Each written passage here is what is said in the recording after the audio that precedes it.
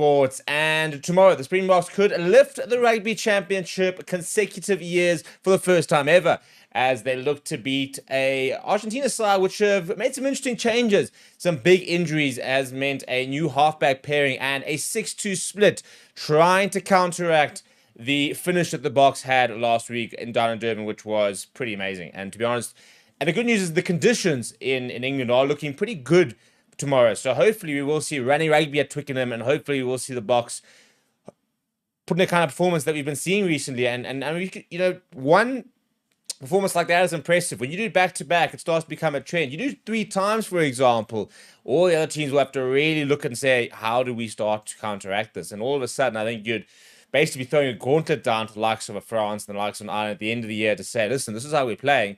Can you stop it? But it's going to be interesting to see how the game goes. And the main thing is, the Boks cannot get ahead of themselves. They cannot sit there and think that they've already won the Rugby Championship and start to take Argentina for granted. Because an Argentina side that still has a lot of world-class players, like a Santiago Chocobares, for example, like a Santiago Carreras, like a Marcus Kremer, like a Pablo Matera, it's still a very good side. And they've very deliberately put on some big players on the bench to try and make sure that they don't fade off and that they manage to put in a bit of an 80-minute performance. Because the reality is they were in the game at halftime. The game was in the balance, especially if the Boks hadn't scored that try to counteract the try that Argentina had just scored. We also did give them a try, but that's not the point. The point is they were in the game, and then the game just completely ran away with them, or ran away with the Boks, rather, in the second half. So that is what they need to try and focus on counteracting. And in terms of the team they've selected, we'll start with the Springbok side and then have a look at the Argentina side. So not many changes for the Boks, to be honest. Oxenchair, Malcolm Marx, Thomas Toy, Evan Etzebeth, Ruan Nokia, Sir Khaleesi, Piers Jeff Toy, Jasper Wiese. The only change in that entire pack is Oxenchair, who was supposed to start last weekend and then had that late niggle, which they said they probably could have played him, but they didn't want to risk him. But he is back and fully fit, which is really positive. So that pack has only gotten better from last week. Bowenfeder dropping out, Oxenchair coming back in. It is a strengthen of the pack there. And we then look at the back line, and no changes. So we're expecting more of the same, really, when it comes to the back line. Damon Delindi, Kane Moody, that centre pairing will start to grow, hopefully. Sasha, the big question is now, when you put a performance like last weekend and you go and score, 37 points by himself, what can you follow it up with? Can you go and repeat that kind of performance? Can you start to bring the consistency to start getting into conversations of being one of the best fly halves in the world at the moment? And I think that performance last week was an all-timer. And so you suddenly put yourself in the hat next to the likes of a Finn Russell, for example, next to a Bowden Barrett, a Romain Intermac, a Marcus Smith, the likes of those sort of players in and around the world. And if he backs up tomorrow, then all of a sudden you have to continue sort of keeping him in those conversations. So it's a very important game for Sasha to be able to back up. Because the problem is at young players is consistency. That's always where they struggle, to be able to produce those sort of performances week in, week out. And that is going to be his sort of goal, really, is to try and bring that kind of consistency. But nobody's asking to play that kind of a game every week, but be able to bring a high-level performance every week is the big thing. Then on the bench, a couple of tweaks. Bongi Mbonambi, big opportunity for him to stake a bit of a claim back on that number 16 jersey, the number 2 jersey, a place in the squad, and remind people what he's about. I mean, we're talking about a double World Cup winner here. He's a world-class player. He hasn't been at his best recently, though. He hasn't had as many opportunities to play for the Boks this year as he would have liked. And he will know and be very serious about the fact that he needs to remind people, especially the coaching staff more than anybody else, that he's not going anywhere and that he still has the goods to be able to produce that kind of level of performance. So it's a big opportunity for him. Jannik Vessels in the number 17 jersey, Vilkolo in the 18 jersey. The only other 2 changes in the entire 23 is Grant Williams is fit and comes in at the expense of Morne Vandenberg, and Jesse Creel will get an opportunity off the bench. Maliwa being backed again as well is a huge reward for the form he showed. And once again, we talk about Sasha having to repeat that. Similarly to Mani, he's now gone 2 good back-to-back games. If he comes on tomorrow and has another good game, then all of a sudden he really starts to elevate his profile. I mean, a month ago, people were talking about the fact it might be a bit of a last gun saloon, which I don't think was ever the case. But that's kind of what some people felt is with regards to looking at Abdullah Liebach. But now all of a sudden people are saying, well, maybe he's actually an integral part of this, the way we want to play, and he's a big part of the future of this box side. And a big performance tomorrow at Twickenham will go a long way towards adding to that narrative as well. Then in terms of the Argentina side, this is what has happened. So some big players out, and as mentioned, a brand new halfback pairing. So in the front row, it is Michael Vivas, Julian Montoya, and Joel Slavi who will try to contain that Springbok front row. My prediction is that they're not going to be able to. I think Oxenchair coming in just makes it so much harder to try and contain. But that is that is their job, is to try and make something happen. You then got Guido Petty and Pedro Rubiolo in that second row. It's a good lock pairing. I just don't think they've got the tight five to really match the box at the moment. I think that's a massive issue for Argentina. When that tight five starts to really up the ante and play, I think they're world-class players across the rest of the team. I think that's where sometimes they do fall down a little bit. You look at the back row there, Pablo Matera, Max Kramer, and Santiago Grandona gets an opportunity. And that in itself is quite interesting, given the fact that, Jean-Marc Gonzalez and Jacques Oviedo are in the 23, but they've been left on the bench. And once again, I think they're looking for that impact off the bench. A brand new halfback pairing, we'll see Simon Benitez Cruz and Geronimo Priscantelli starting. And Priscantelli is a nice player. Obviously watched a lot of him in the URC. They are going to miss Thomas Albanose, I think. Santo Carreras has done a really good job in his absence, but he's not had to shift to fullback. Priscantelli coming in at 10, big opportunity for him, but a bit of a pressure game, really, I think, to try and come in the back of that performance last week from the Springboks, and to then try and overturn that kind of performance, and then try and get Argentina back to where they were against the All Blacks and against Australia and the likes of that, and that has been competitive. So Jean-Cruz Malia has gone to the wing in quite an interesting change, and Bautista Dalgi on the other wing. So those sort of selections are quite interesting, because they've obviously done this very deliberately, and I think the big thing that they want is they need a bit more aerial dominance. They need somebody like a Jean-Cruz Malia who can play competitive in the air and can get up and can take it, being a full-back. That, I think, is the big thing. They're trying to diffuse those up and unders. They're trying to make sure they can cope with the kicking game. And they've maybe sacrificed a bit of raw pace to bring in players with maybe better skill sets and definitely better aerial threat as well. Second pairing of Chantel Chocobaras and Justo Picardo. I mean, I'm a massive Lucio Cinti fan, so I think they'll miss him. But interesting to see sort of how those two go. Chocobaras is a phenomenal player, wonderful player. And when he's having a good game, he's very difficult to contain.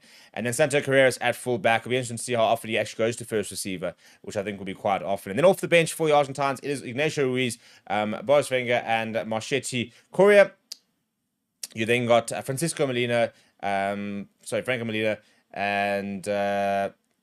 Jean-Martin Gonzalez, Jacques Oviedo, Augusto Moyano, and Rodrigo Isgro coming in that impact start. So I think a big thing for them is to be able to bring on a Jean-Martin Gonzalez, bring on a Jacques Oviedo, probably in about the 45-minute will be my guess, and to let them just have a go and try and really bring up the energy.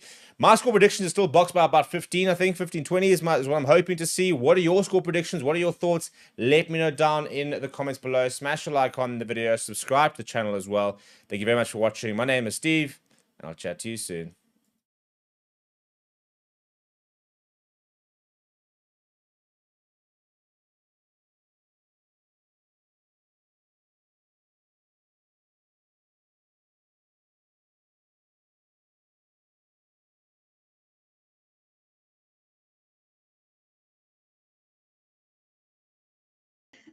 Damon, can I kindly ask you, this morning, World Rugby informed us that it's exactly 2 years to the day when the showpiece starts in Australia. So can I ask you, for you individually as a player, do you guys anyhow speak about what's going to happen in 2 years' time, or are you guys solely focused on the assignment that awaits this weekend at Twickenham? And Thomas, kan ek vir jou dan vra, in Afrikaans asseblief, Thomas, is die taak wat die naweek voor lê, is dit belangrik as 'n deel van julle stappe wat julle neem op pad na Australië in 2027?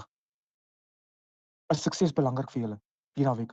Ja, ek sal sommer eers gaan sê ja, sukses is natuurlik baie belangrik. Ek dink om te wen sal die belangrikste ding bly vir die Springbokke en ja, ek kan nie vir sê ons het regtige oog daarop nie. Is definitief iets wat ons in die agterkant van ons koppe bly. Maar 2 jaar vooruit dink ek nie is ons 'n groot fokus daarop nie. ons weet hoe belangrik dit is in die world rankings om daarso te wees waar ons wil wees.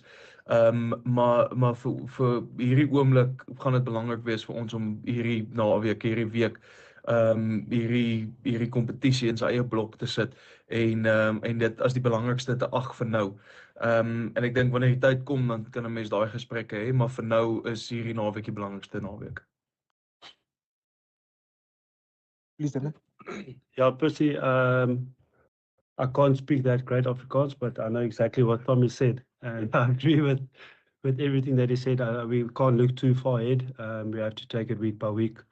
This game that we're playing this weekend is the most important game of the year so far. It will be a final for us. So we'll make sure we put 100% focus into that, and then a few of us have a couple of weeks off before end of year tour. But yeah, I agree with what Tommy said. We can't look 2 years ahead into the future without focusing on now, which is more important, and yeah, just keeping our heads on the ground here now and making sure that we're ready for Saturday. Ken? Thanks, Gina. Hi, Thomas. Hi, Damien. Hello. A question for you, Thomas. You've been obviously a very key man for your club, someone Bath really rely on. You've led the way for them. How much have you enjoyed being at the Springboks and playing for, say, 50 minutes, knowing that you can give your absolute all in that time, and then you've got a Wilco Low to come onto the field and replace you? Has it been a bit different for you? Yeah, absolutely. I think I've always understood my role in the team, having it be off the field, on the field, from the bench or starting.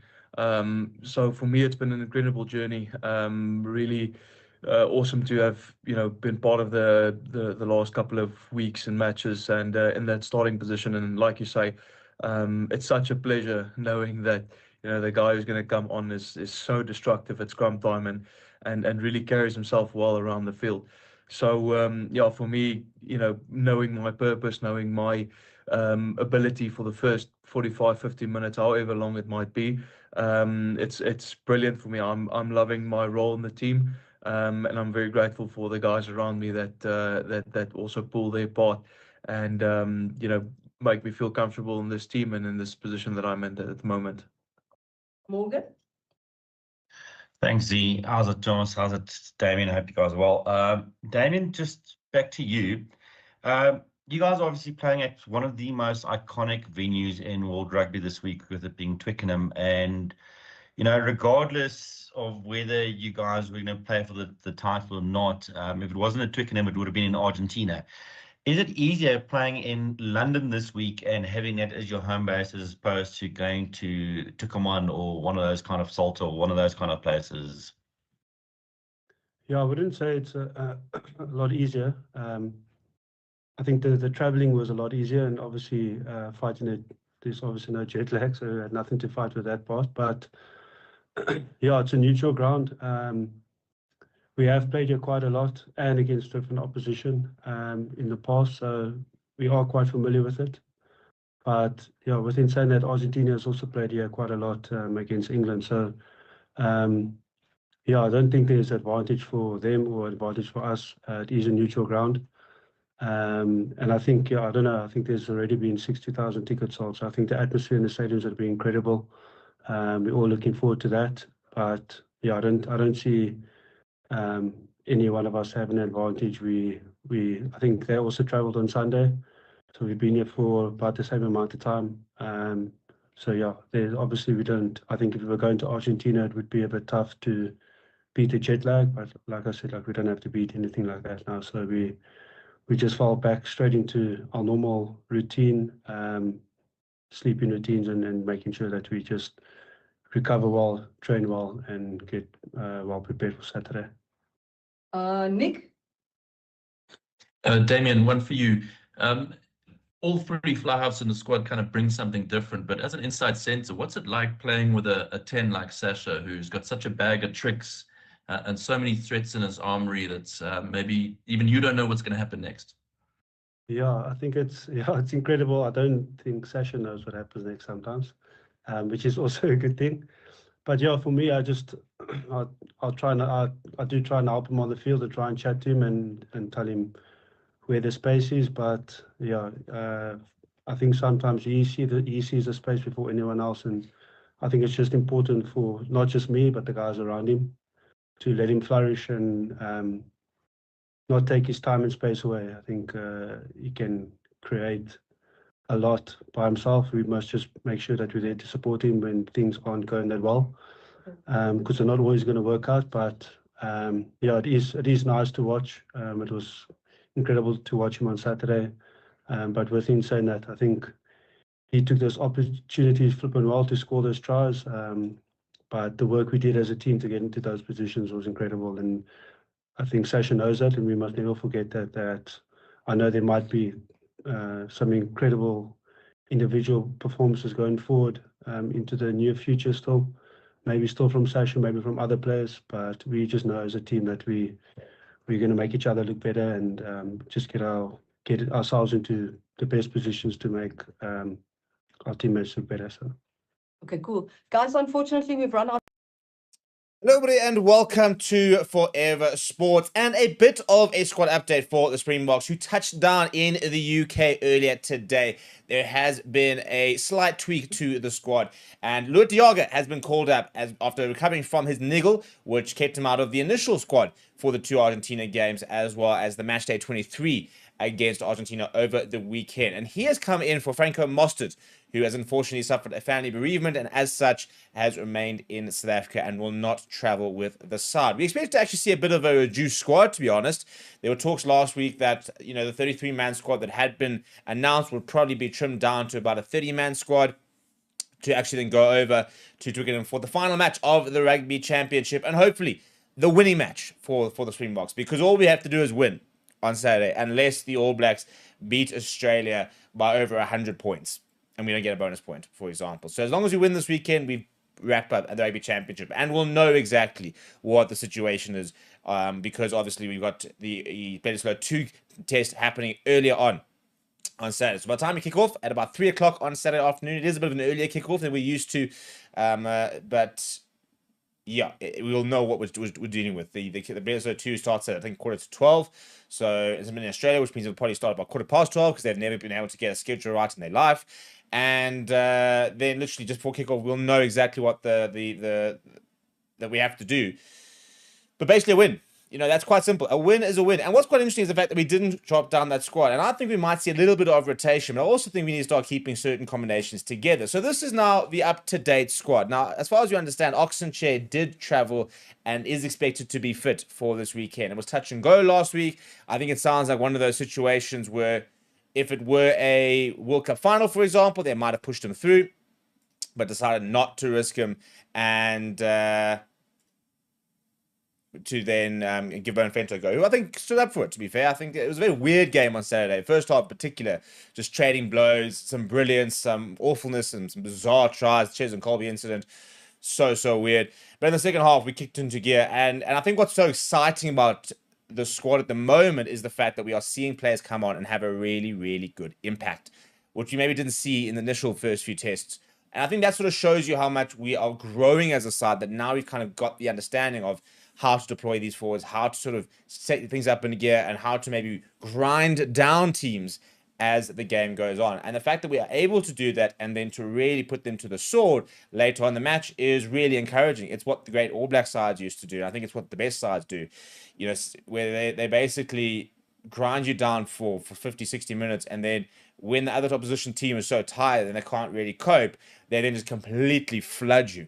And and all of a sudden you can end up fetching many points, and we saw that over the weekend. I mean, we've hit over 40 points in the last 2 games, which is really, really exciting. But I think this weekend will be interesting to see what the total squad will look like. I did think that we saw some big performances over the weekend. I mean, how do you not start Sasha, for example, with the confidence he's gained? But Maliba came on and played really, really well once again. You've got players like a Jasper Wiese, who's been absolutely tremendous since coming back. But also, you've got players like a Bongi Benambi. He's not featured in the Rugby Championship so far. Vincent Cock is not featured in the Rugby Championship so far. Monson Merva hasn't really got that many opportunities so far. So I think it's going to be quite an interesting team selection. I do think we've got a little bit more leeway with regards to the fact that we don't need a bonus point win, for example. We just need a victory. You don't want to consider that as complacence, and you don't want to maybe sort of sit there and say, okay, well, because we only need just a win, we don't have to necessarily play our best side, because that's a dangerous road to go by. But it's an important thing to factor in. We're not having to go and beat them by 20, 30, 40 points like we've had to previously when it comes to Rugby Championship final days. We just have to get the win, whether it's 5 points, 10 points. We should retain the Rugby Championship for the first time ever, actually. Fun fact. But I also think that at the same time, you've got players who are playing so well, a team playing so well, that there must be a sort of a temptation to just release that similar sort of team again. Because really, this is probably the last time you're going to see that kind of our best inverted commas or our current form team before we go against France. And I also think that at the moment what's going to be quite interesting is we talked about the fact that we kind of now starting to take a horses for courses route. And this whole idea there isn't a best team inverted commas. I always maintain that there's still going to be kind of if it's a World Cup final tomorrow, who you're selecting. And I do think that there are certain selections at the moment which do depend on the opposition and always going to. But I also think that there are players who are just the number one choice at the moment in their position. And I think that that's becoming quite interesting with regards to Kane Moody versus JC Creel, because Kane Moody is playing so well at 13. For example, Sasha the man of the match performance. I mean, we've had Sasha the man of the match performance so far in the Rugby Championship. We've had Andre Pollard with the man of the match performance in the Rugby Championship, and we've had 2 really good back-to-back games from Marliebach as well. So it's really encouraging to see that, and I'm very excited for what's to come. In terms of where I potentially would change, is I think that I'd like to see Martin Merva get an opportunity, for example, and I think that somebody like a Vincent Koch or Bongi Manambi, if they're going to be in around the squad, we kind of need to see what their role is, and are they going to continue playing? Because I just don't really see the point if they're going to be around and never ever get any game time. Is there an opportunity to bring different players in, for example? I think at the moment, loose tight head's a very interesting position. But yeah, in terms of the team prediction, we're going to obviously do our team prediction tomorrow, and we'll really kind of get into grips as to exactly what's cooking with regards to that. But I think that I predict a 5-3 split, for example. I'm predicting quite a similar team to a certain degree. But also the one thing we know about Rassi is you can't predict much. But I do think we are seeing a bit of a changing of the guard. And the fact is that, a lot of the younger players, your Kane Moody, Sashas, Damien Willemses, for example, the way Andre Esterhuizen is playing, and Jesper Wiese, a lot of these players are playing so well, Ruan Nokia in particular, that they're becoming undroppable. So yes, we want to rotate and we want to try different combinations and we want to try to make sure everyone's getting a run out. But at the same time, the people are playing so well that you kind of also just sitting there saying, we've got to give as many games to them as possible. You want to make sure that Sasha's got 20, 30 games going into the next World Cup. Same as the Kane Moody, who is a World Cup winner, but you want to give him as many opportunities as possible. So it's that continued balance. And I'm not entirely sure what we're going to see tomorrow. And that's the biggest thing when it comes to Rassi Erasmus. We never really know where he's going to go with his team selections. Could we see Andrew Vessel start at Lucid, start at hooker, cover Lucid on the bench, cover hooker? We're going to see Markov start and covering hooker once again. How are we going to sort of really change things up? Maybe 6-2 split for shits and gigs. So what do you think? Let me know your predictions for the team down in the comments below. We will be doing a team predicting video tomorrow morning, a live stream in the morning, and we'll basically build our side, and obviously then we get to compare it in the afternoon. So yeah, make sure you go onto mypicks.app and go and predict your team. We are going to put it in the pinned comment as well as on the community tab. I want you guys all go and predicting your starting 15s and letting me know what you think Rassi is going to do. I'm going to put on my team a bit later, and then we'll be able to maybe compare us and see where everybody's at. Please do smash like on the video. Please do subscribe to the channel as well. Thank you very much for watching. My name is Steve. I'll chat to you soon.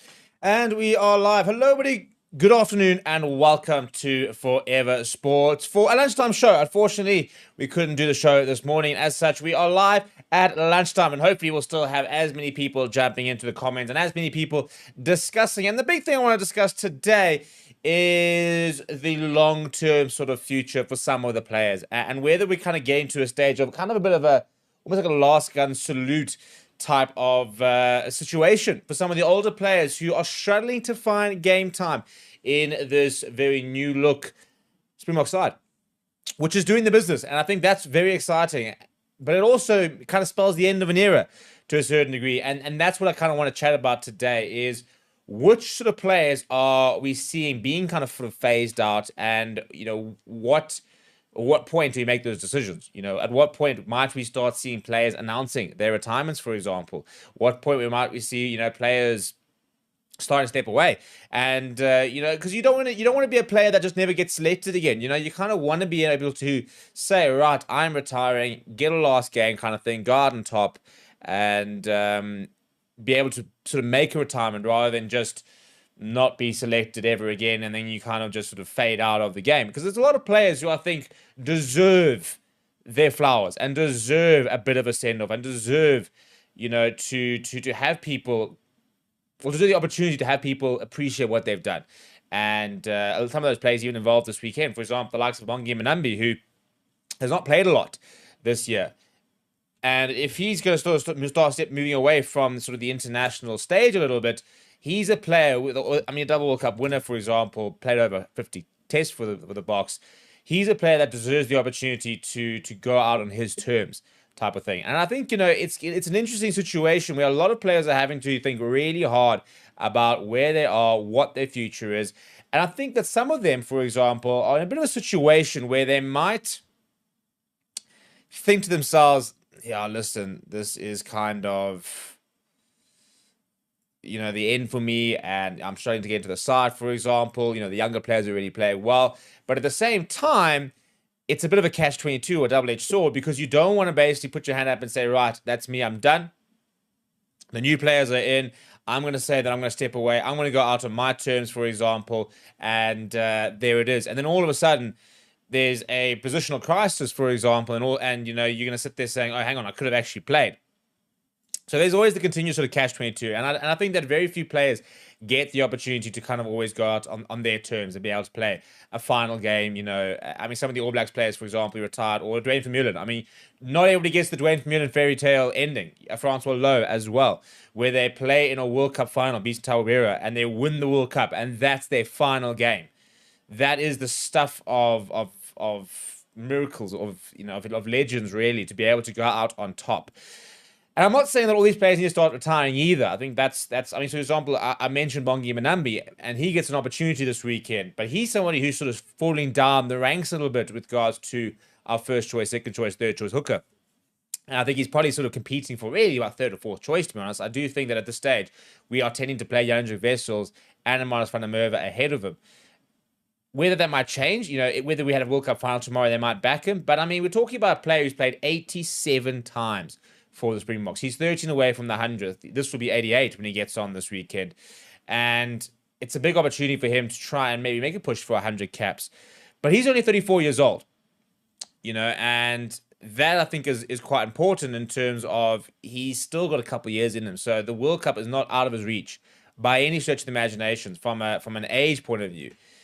So I don't think we're going to see him, for example, step away. You know, at the end of the day, he's going to keep fighting for his opportunity. He turns 35 come January. He will be 36 going to the next World Cup. He's still kind of in the selection frame. So we're not going to, for example, see him put his hand up and say, right, I'm done.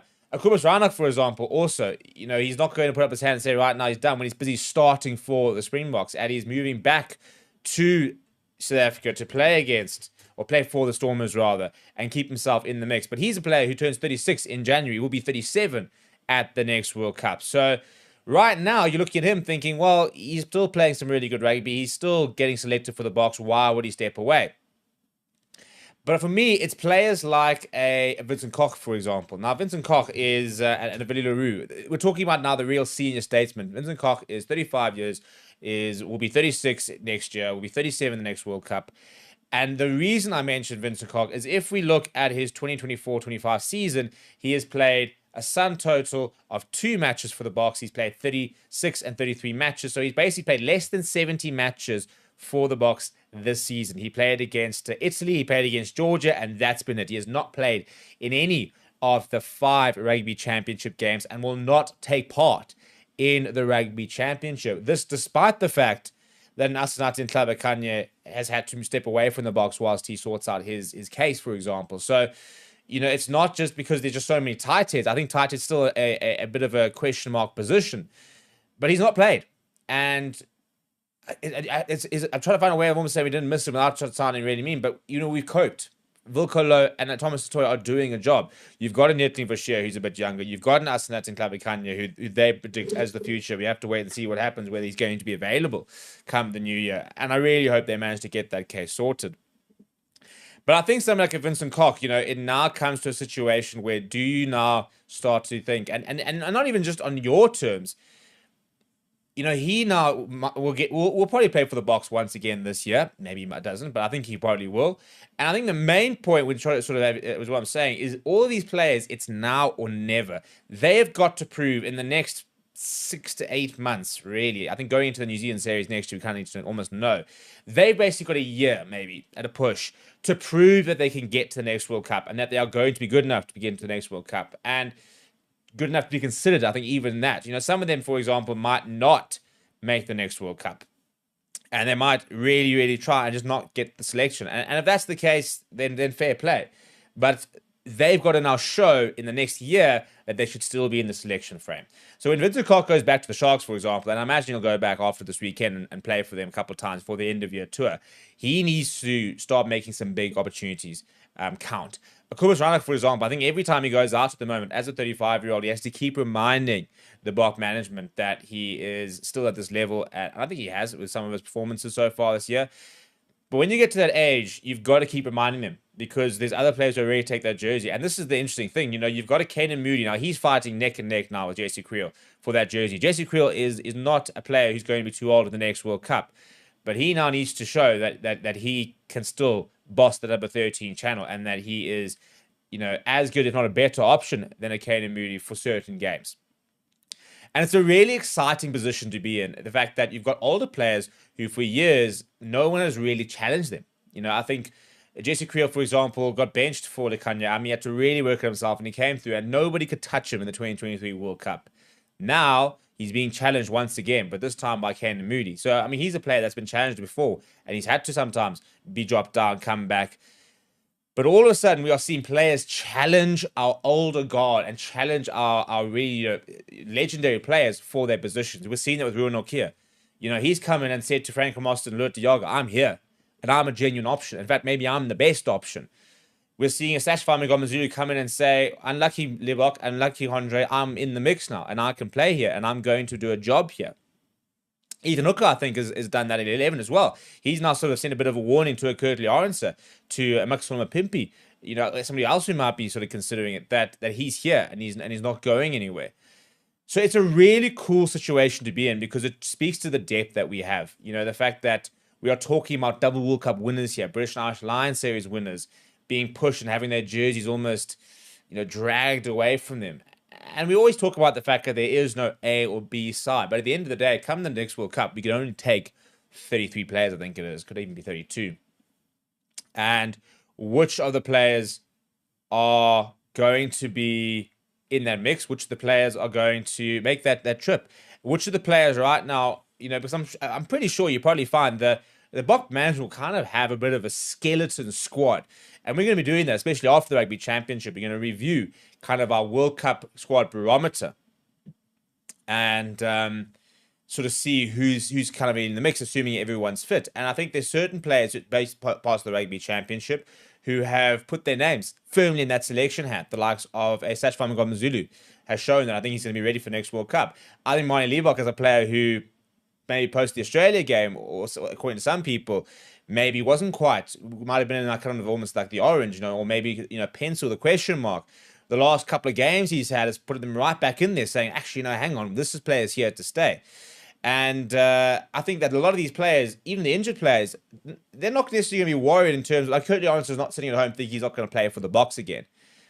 But he's now watching Ethan Hooker take that opportunity and put in those performances. And that means that it's a warning that if he comes back, he has to hit his best straps. Because if he's not performing and if he has a lull, this player is ready to take the jersey. And I think it's that competition for jerseys, that pride in trying to keep your jersey and get and fight for every single test appearance you get. That's going to bring out the best in players. Going into some of the comments, K3A, one of our loyal members says, how's it something I've been thinking about recently? Do we have the depth in SA Rugby to have two completely separate squads? One for the Rugby Championship and one for hypothetical Seven Nations? If not, where are we lacking? Well, the problem is, from a Six Nations point of view, is will we play availability, I suppose, to a certain degree?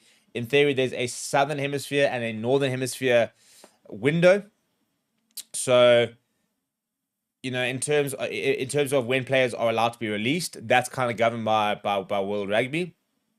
And in theory, if you're South African qualified, you fall into the Southern Hemisphere test windows, which means you wouldn't actually get released if you're playing for a Premiership club, for example. If you're playing for a top 14 club, if you're playing for any club, really, they wouldn't be forced to release you during the Seven Nations if you were to play as Seven Nations. So that's a logistical issue you'd have. Same thing with Japan, for example.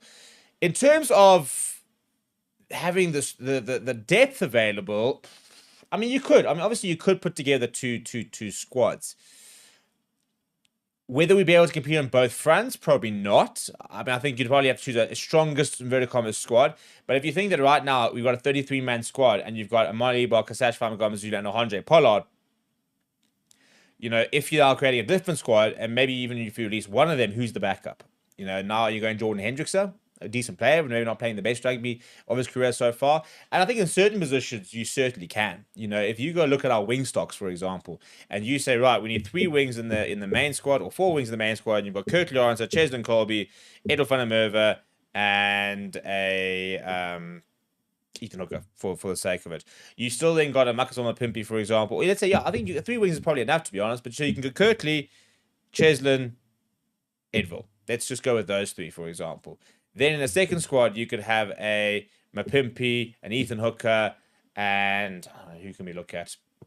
Who are some of the wings that are already on form? You could take Caden, for example. You don't look at outside center. You know, so I think that we could formulate a reasonable squad. Maybe I don't think it would necessarily come last in the Six Nations. I don't think we necessarily compete. I think, for example, positions like outside centre would be a problem for us. You know, we've kind of got Jesse Creel and Kane Moody, but if Lekanyam gets back to fit, as Henk and Veek stays fit, then you might have those sort of options. So I think at certain positions you're right, other positions you might struggle. If we had everybody fit, if you waved a magic wand and everybody was fit, which is almost impossible to do, it's then you're probably okay. I mean, you look at lock stocks, for example, Jean-Claude, Archer, Eben, Franco, Ruan Okia, Sal Murad, Kurbis Visa. I'm missing somebody as well. But I mean, that's 7 locks, you know, and that's not even looking at a Ruben van Heerden or, you know, the likes of that. So you could probably find enough locks in a squad. If you look at scrum halves, we've got scrum halves. I mean, Jaden Hendrick's not even part of the squad, for example. He's a World Cup winner. Grant Herschel Yankees went to France. He's a World Cup winner, not even involved in the squad for the last how many years. You still got Nico Stain, for example, who's on the fringes. You got a Harsh and P coming through. So scrum halves, happy days. But I think there's certain positions where you might struggle with that regard. Other thing is, Harold Foss is still there for the Bulls. Now Jan Surfertain is back, as far as I understand he is. Carlos says, I was hoping Fife would replace Kurbis for this game to give him some time to prove himself too. Albert says, I predict Jan Hendricks Essels will become our most valuable forward by 2027. As Double Up says, Vitsukak last played a game on the 19th of July versus Georgia and will not play again until November at this stage, despite having been fit for pretty much all those games. Albert says, as much as I like Jesse, it doesn't seem like he has the X factor that Moody does. And he says, unfair on Creel, unlike some of the older players, he still played really good until recently. And I think that's the really good part, you know, is the fact that we've got players who haven't played badly, but there's other players who are playing better. And you look at, for example, a Stuart McCloskey for Ireland. Really, really good centre, would make most international squads. But he's now competing with Bandiaki, Gary Ringrose, Robbie Henshaw, and the embarrassment of riches at centre for Ireland. Whereas I think if you look at Ireland post Johnny Sexton, their number 10s are a problem. I think Sam Prendergast's talented, but I don't think he's quite the finished product. Jack Crowley had a really nice first season, but there's just, not quite something there. You look at the Byrne brothers. So some positions are really hotly contested. In other positions, I think there's just not as much depth. AJS says Kirtley Arendse has the 11 jersey locked in. Albert says Kirtley is in trouble because Hooker gives Rusty something different, especially in wet weather. Campo says, will we see Ed van der Merwe in the team again, or will he only be called up because of injuries? I'm really hoping he'll travel at the end of the year. He's such a good player. I mean, he played that first game for the Sharks and just continued to show. So it's an embarrassment of riches, really, from a wing point of view. I would have him in London right now ahead of Maxwell Mapimpi. Personally, I think it would make more sense. I think he's in better form. I think he's a better age profile, and that's what I would have. And I think we'll see that at the end of the year. I hope we'll see that at the end of the year because he's a phenomenal player. AJS said, I would never take Kirtley out of a match day 15, even if Hooker wins man of the match against Argentina. Arendse can always break open a game, very solid to the high ball and on defense. And then saying, are you relieved we don't have to play against DuPont in November? No, I'm disappointed, actually. I'm quite bleak we're not playing against him. Because, we talk about all the tribalism and all these big conversations and the big debates, and we're talking about best player in the world and the likes of that. I want to play against DuPont, and I want to beat them. That's what you want to do, when you have these big debates, because, that whole French game, lots of people sit there saying, oh, but the referee was this, and he was coming back injured. You want to be able to play against the best in the world and see where they can do it against you. Anton DuPont's barely played against the Springboks. If he's played 3 games, I'd be surprised. Against the Boks, and I want to see him do what he does against other teams to the Boks, and I'm not going to sit there and say he's not the best player in the world. I think he's incredibly talented. I think he's probably one of the most complete players that's ever played the game. But at the same time, I want to see him play against the Boks and do those things. I always say the best players do it against the best teams, and he's done it time and time again against some of the best teams in the world. But I want to see him do it against the Boks. I really want to see him do it against a team right now who's playing really, really good rugby, and that we're not going to get to see that is sad. It's sad, So the last time, he played them in 2023, I think it was 2022, when we lost to France 12-11. In the Autumn Nation series. That was obviously was that 2022, ahead of the World Cup, the year before the World Cup, and then obviously lost against South Africa before that. Has he played? I don't think when was the last time he played France? Back in 2018-19, and I don't think he was playing. So he's played us twice. There we go. South Africa lost. He came on as a sub for 13 minutes back in 2018. And I think that should probably be it. I feel like we haven't played France a lot in ages. So he's played 2 matches against. There we go. South Africa lost 24 minutes back in 2017. So he's played against South Africa and he's only beaten the Boks once. Four out of. So he's got 25% win rate. So again, I'd love to see him play against us and change that and go and put in a man of the match performance against currently the best team in the world. So I'm sad we're not playing against them. I always don't play against the best teams. If it's a World Cup, you sit there going, oh, I'm sad, but you're thinking this is a big opportunity for us. In November, I think it's a big grudge match. We're going over there to prove that we are better than France. That it wasn't a fluke World Cup victory. And if you go and beat France in France at the same place where you knocked them out, it's a massive statement. So I'd really, really like us to go and do that. And I'm very sad he's not playing. Tokolosh asking, why was Morne van den Berg not selected? It's a very good question. I would have liked to have seen him. I can't give you an answer. Obviously, Kubas Ryan with the Sash comments is what they're going with. But before we go to more comments, people, we are doing a 1 member per day push. And if we do that, we get to over 300 members by the end of the year. We got our member yesterday. So there must be someone currently watching. And the 100 people watching, there's a lot of you guys that aren't members. There must be our 1 new member for the day. And if you would like to become a member, please go and click the link in the pinned comment. It's a very small nominal amount. It's less than a can of Coke at a restaurant. It is that small, but it makes a huge difference for us. So if you are Because I'd like to become a member, you get a very cool little animation that goes on the screen with your name on and the whole thing. Please do go and get a link and join the members club. And if you'd like to feature in the Master's Coach's Corner over here, go and drop our hot take and with a super chat, and you can go into that box over there. Mike says Edward 13. I think that's a good idea. So Albert saying I want to see what Sasha FM can do against France end of year tour. Yeah, I think that's going to be quite a cool thing. Double Up says, can you think on a squad versus Japan? Off the top of my head, who I'd like to see against Japan. Well, let's say we want to try and rest the bulk of our players for that France game. So, number 1, Jan-Hendrik Wessels. Number 2, or Bowen Fenton. Let's go Bowen Fenton, number 1. Number 2, Marius van der Merwe. Number 3, let's go... Let's go Volkolo, number 3. And he can be on the bench the week after. Number 4, 5, I would go with Arjes Neyman and Ruan Nokia or Leo Diaga, either way, depending on their fit. 6, 7, 8, I would go Marco Verstappen. I would go probably PSDF the toy because I think he's a player that enjoys playing rugby and he won't play anything from now until the end. He actually hasn't played that much rugby this year, as much as people keep saying he needs a rest.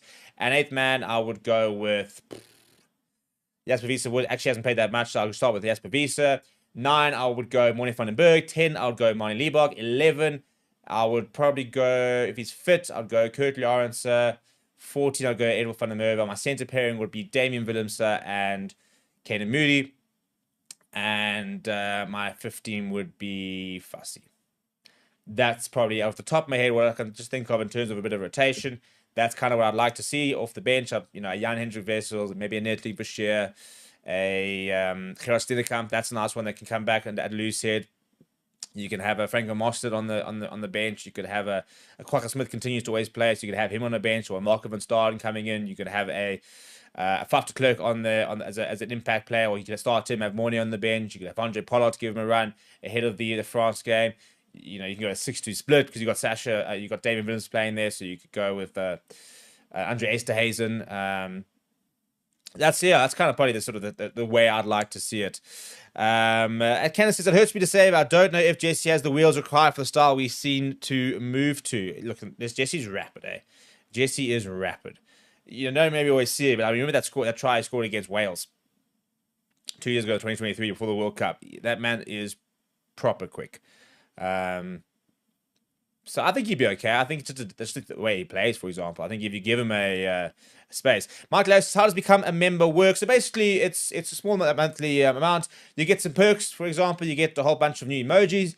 You get a little badge next to your name, which changes depending on how long you've been a member. Some of the training stuff that we do a bit of exclusive content. Some of the content we do is members first, for example, so you get to see it, and then 2 weeks later, for example, we then open up for public, so you get access to a whole bunch of different perks within the members club as well. We are also looking at doing a members club only prediction leagues, for example, with exclusive prizes. We also get box tickets away to members as well, and we're going to be doing that next year as well. So box tickets, potential giveaways, exclusive to our members club. So those are some of the perks, to name a few. Anthony says, Ulrich Low, next 8. AJ says, France is the only team as a Bok fan, and I'm nervous to play. Kid Senegal says, I doubt any player will retire from international rugby only while they're still playing club rugby, like we see cricket, for example. We do see it. It's not maybe as common, but we do see it sometimes. We often see it. Obviously, a lot of the All Black players do that because as soon as they leave, they kind of then become ineligible, and a lot of players do that. They kind of make the decision to go abroad and hang their boots up. Sometimes we do then see them come back, for example. So I get your point. It's not like cricket, for example, which is so franchise driven. Even football, in fairness, a lot of players do hang up their international career boots and just sort of focus on club. Not quite the same in rugby. I do think we might see it more in rugby, to be honest.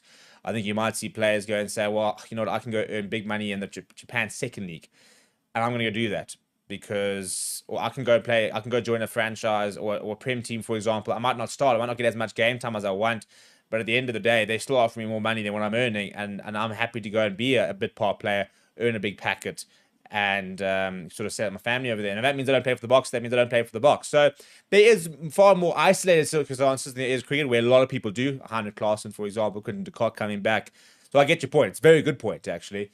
But I do think there are still some people who might do that. Also, I think it's a certain amount of even the idea of sort of putting family first, you know. So if you play for Alliance, for example, you're going to go away for more than a week, 6 or 7 weeks in a calendar year, for example, you know.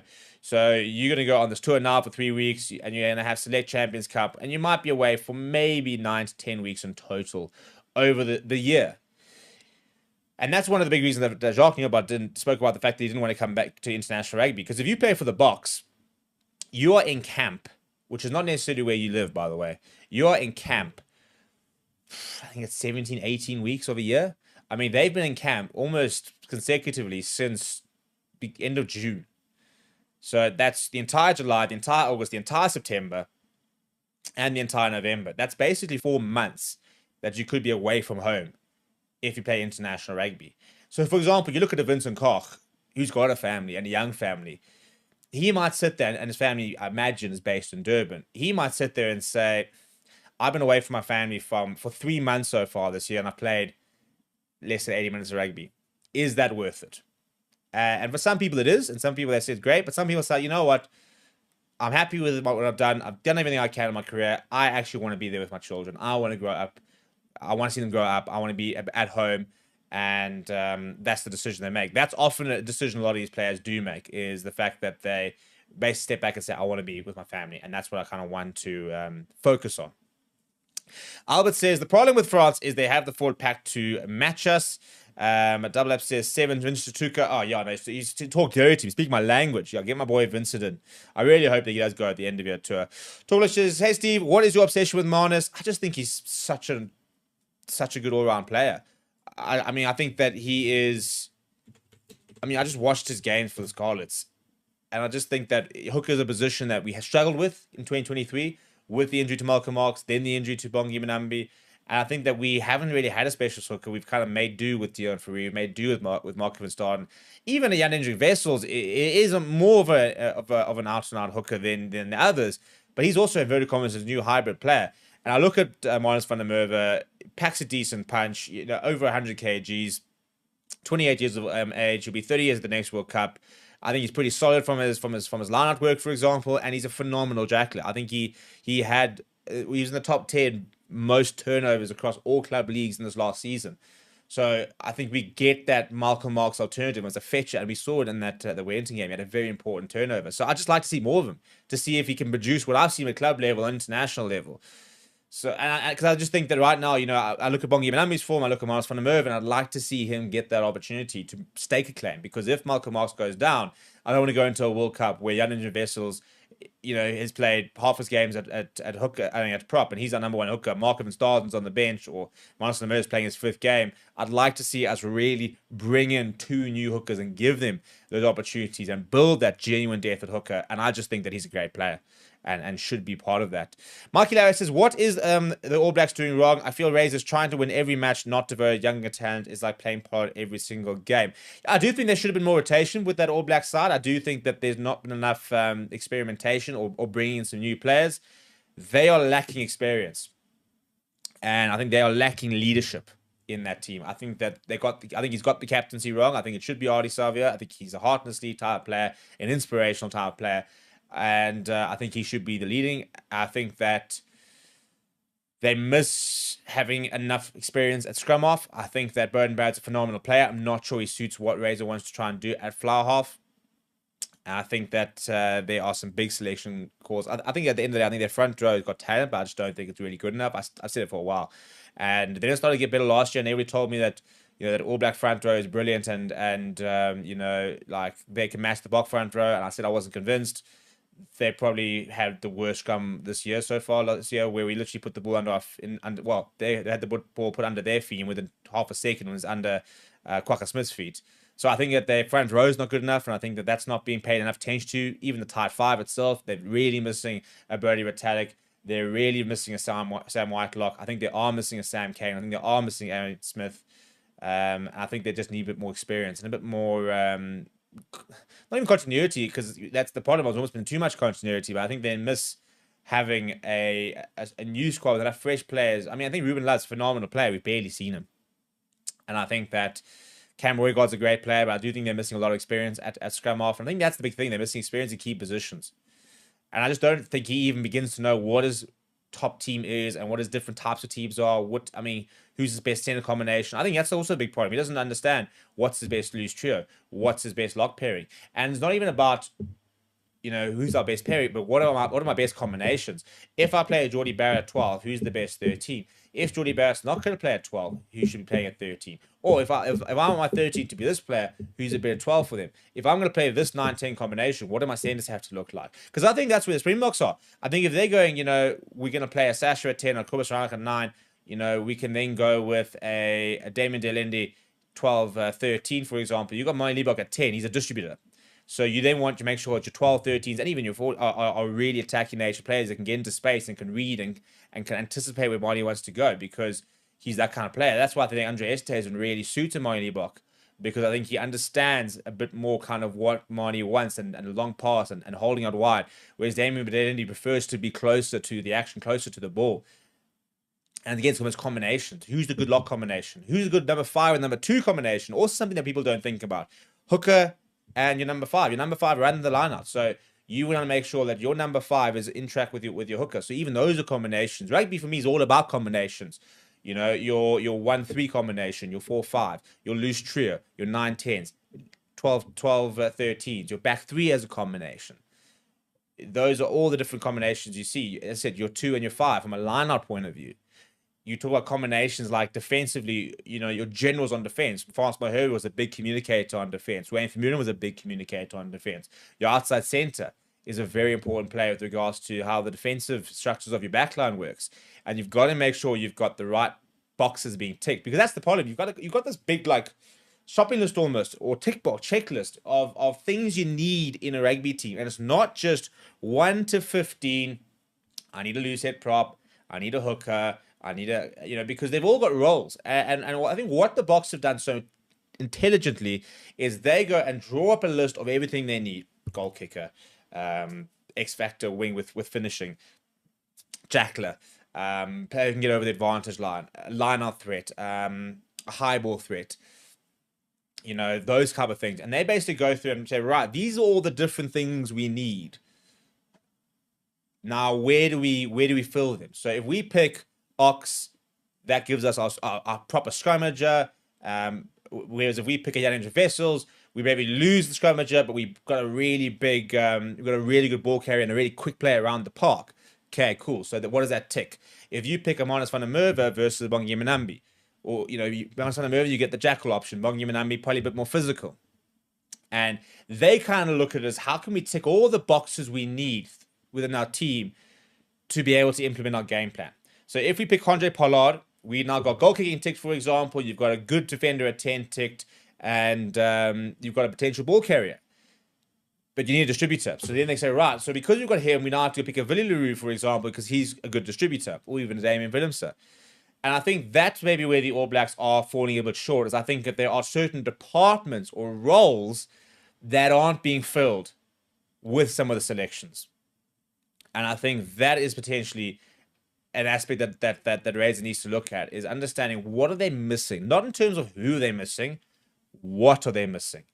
Are they missing a brute force number 4 enforcer like Brody Retallick was when he won the World Player of the Year? Okay, so we're missing an enforcer. Are there any number 4 locks, for example, that can do that role? Or else do we need to find a number 8 that can do that role? I think Wallace Titi is a phenomenal player, but I think they've gone too Vai in the number 6 series to try and add physicality. Is he the right player? Or other players out there. Simon Parker's come through, and I think he looks pretty promising. But I do think that that's something that I think the All Blacks are sometimes are missing a little bit, is they don't tick all the different departments all the time. And unfortunately, then you can find chinks in the armor, because you're only as strong as your weakest point. And if your weakest point is exploitable, then teams will exploit that. K3A says the Bulls players with the Boks are joining the Bulls in Europe and then staying in Europe until November test. That's a long shift. I think some of them will come back. Ruan Nokia, I don't expect to see him play for the Bulls. I think he'll come back. Stephen Ford says, agree long-term, Albert, he should be the next number 7, but until PSF the toy retires, where does he slot into a full-strength team? 5-3 split, only leave space for Archie and Kwaka. 6-2 box, usually take and lock.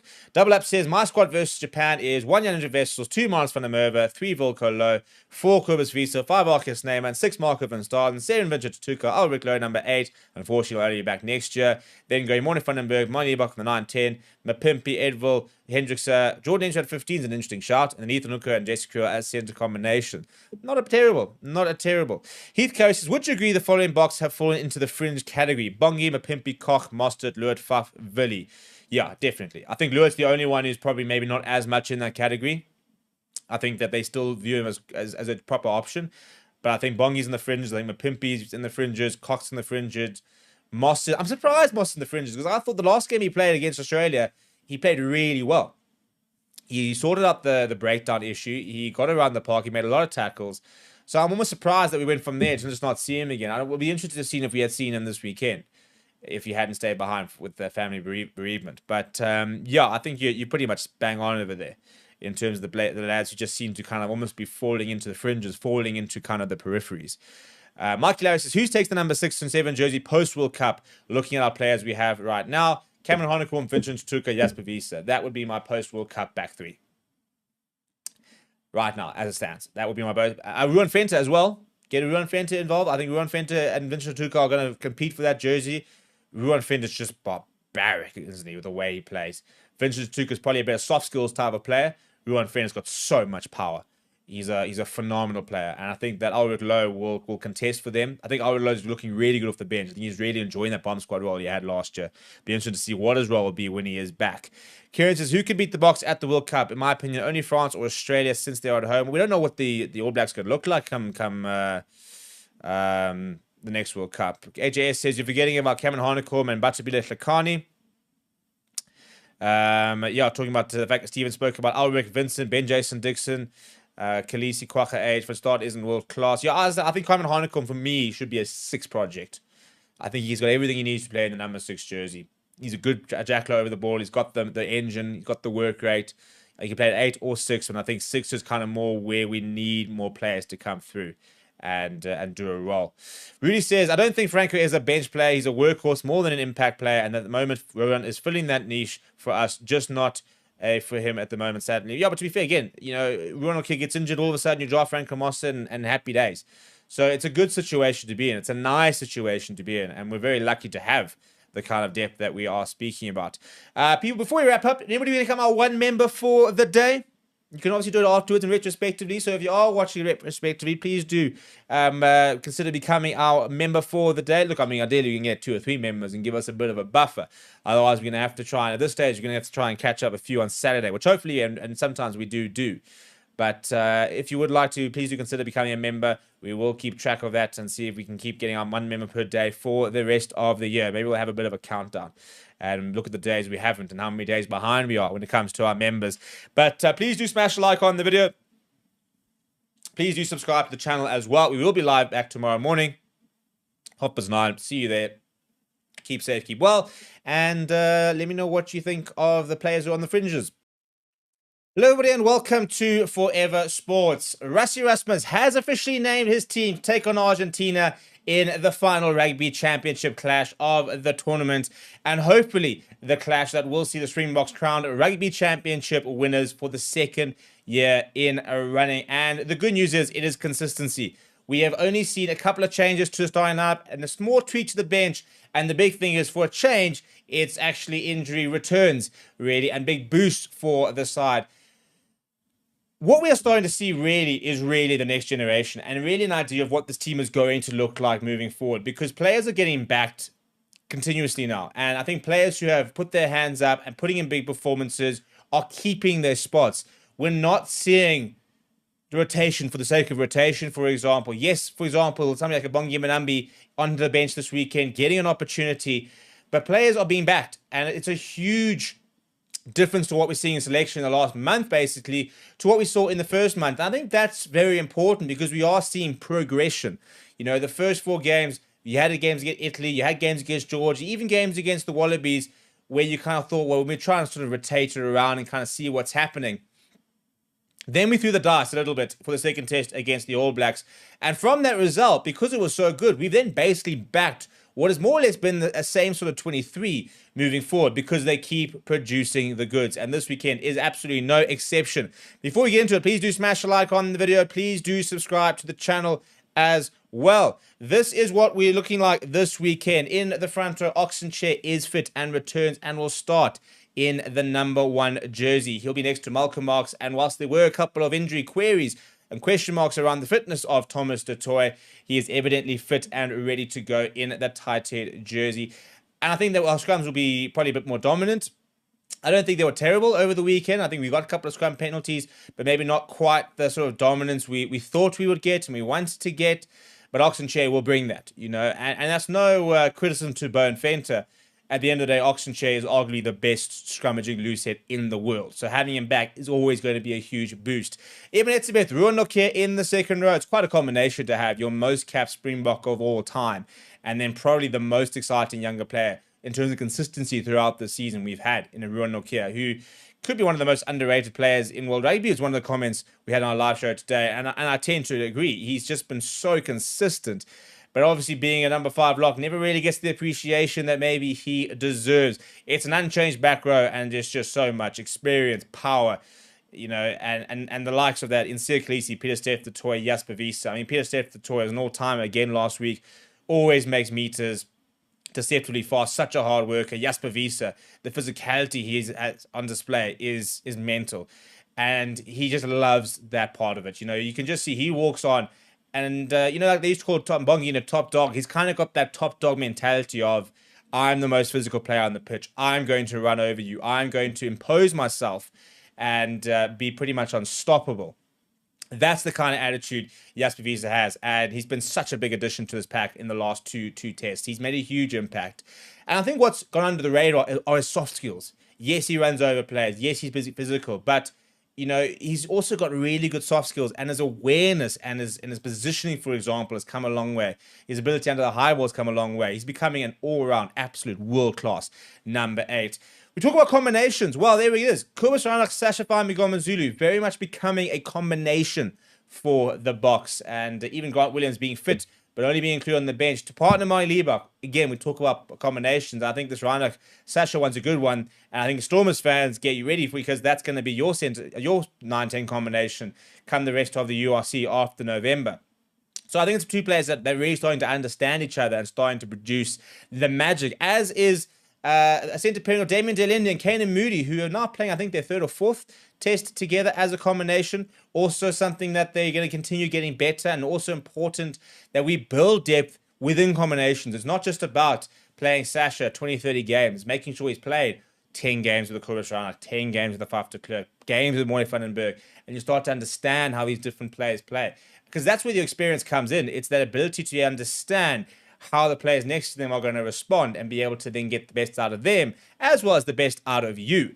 In terms of the back 3, Ethan Hooker, Cheslin Colby, and Damian Willemse are all fit and ready to go after a couple of injury scares amongst them. Damian Willemse, you know, we assumed he was all right when they didn't call in a fullback, given the fact that he's the only real out-and-out fullback in the squad. Yes, Sasha can go there like we saw last week, but that's not his preferred position, and very much is Damian Willemse's jersey at the moment while Fussy is injured. And when he comes back, that's going to be a bit of a dogfight really for that number 15 jersey. So the only change to the entire 23 is Oxenchair into it. So that in itself, again, it's an injury boost. So we've only gotten better. Then off the bench, Bongi Manami gets an opportunity. Again, I feel for Marcus van der Merwe. I find it weird he hasn't got those chances. But obviously the coaching staff knows something that we don't. Big opportunities for Bongi. It's I wouldn't say it's now or never, but we're seeing with somebody like a Sasha being backed and Andre not getting many games, even a Jesse Creel not getting games and Kanan being backed. If Bongi Manambi does not pitch up this weekend, if he does not put in a really big showing, I think he does start to slip down in the order. And the likes of Jan Hendrik Wessels as an option, and Marcus van der Merwe as an option, become far more of a real thing. Whereas if Bongi Manambi comes off the bench and puts in a really big impact, then he can say, no, actually, we still got him. And that's what he needs to do. He needs to remind everybody what he's all about. And I think he's the type of character that will try and do exactly that. Jan-Andrew Wessels in at the reserve, Lou said. It's amazing how come rain, snow, sunshine, wet, Jan-Andrew Wessels has become one of the actual most constant players in the match day 23. Whether that's hooker, prop, starting, bench, he's become indispensable. And I think especially off the bench, he's becoming such an important impact player for the Boks, as is Wilco Louw in terms of coming off the bench and being able to absolutely decimate scrums towards the end of the game. And then the OG bomb squad impact players of Arcus Name and Kwaka Smith continue to make their impact off the bench. It might not be a 6-2, it might not be a 7-1, but I tell you what, the bomb squad mentality is still very much in there. And I think we're starting to find a 5-3 split that can have similar sorts of impact. And the way we finished games in the last 2 tests very much are testament to that. Grant Williams back from injury starts starts on the bench, but gets an opportunity back in the side. Maniba continuing to be back because he has been so good off the bench. Jesse Creel comes in. I'll be interested to see if that's maybe because he can also potentially cover a wing as an option, given the fact that, or at least he can cover an outside centre, for example, given that we've got inside centre options at a Sasha, for example, or a Damien Willemse. But Andre Esterhuizen covers most positions but doesn't really cover wing, and maybe that might be a thinking there, given the fact that there were potential niggles to Cheslin Colby, Ethan Hooker, Damien Willemse, and the likes of that. It's a very good 23 at the end of the day. It is arguably a stronger 23 to last week. Some people might flip a coin on Andre Esterhuizen or Jesse Creel. Andre Esterhuizen in really good form, but Jesse Creel, we know what he can bring. And then you bring Grant Williams into the side, you bring an Oxenchair into the side, and it's a really scary prospect if you're Argentina, who have lost some key players like Thomas Albanose, like Gonzalo Garcia, and that'll be big impact for them. What do you think of the side? Let me know down in the comments below. Smash a like on the video, subscribe to the channel as well. Thank you very much for watching. My name is Steve. I'll chat to you soon.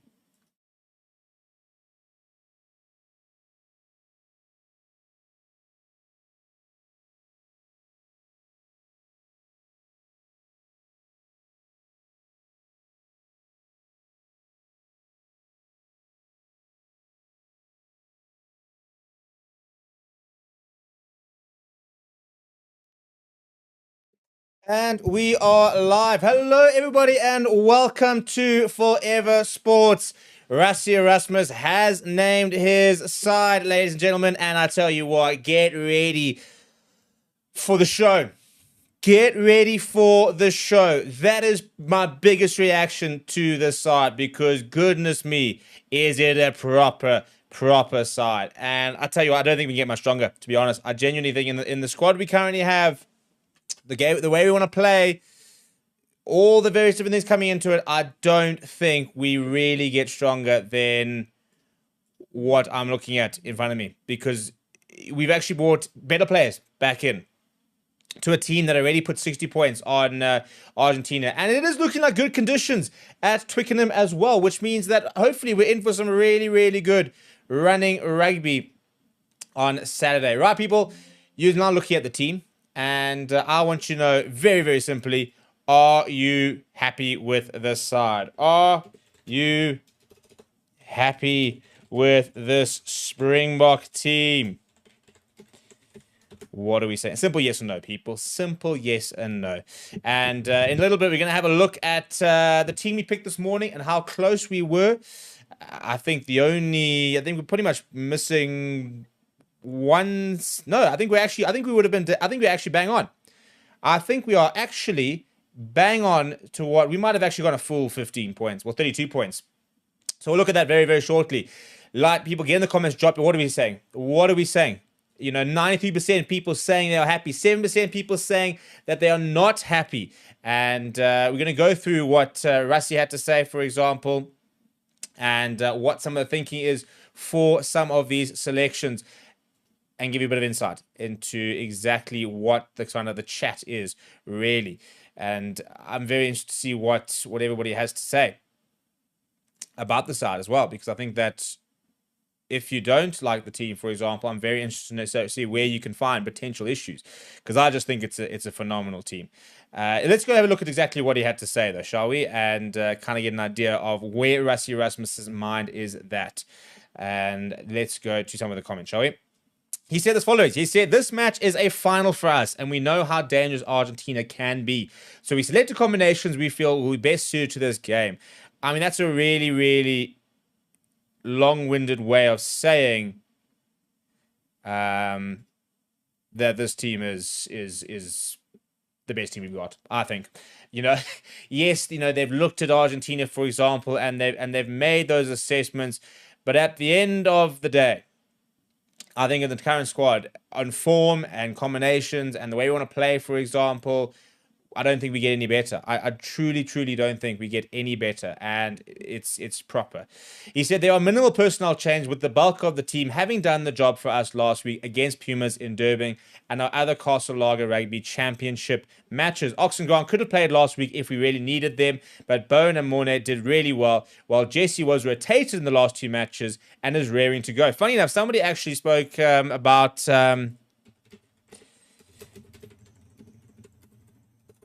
the fact that Jesse looked really upset in the stands, for example, like he really wanted to be on the side, and they're saying basically he was itching to go into it, and I think you're probably quite right, to be honest. I think every player who is not involved at the moment, especially in those kind of games, you want to be involved in these record.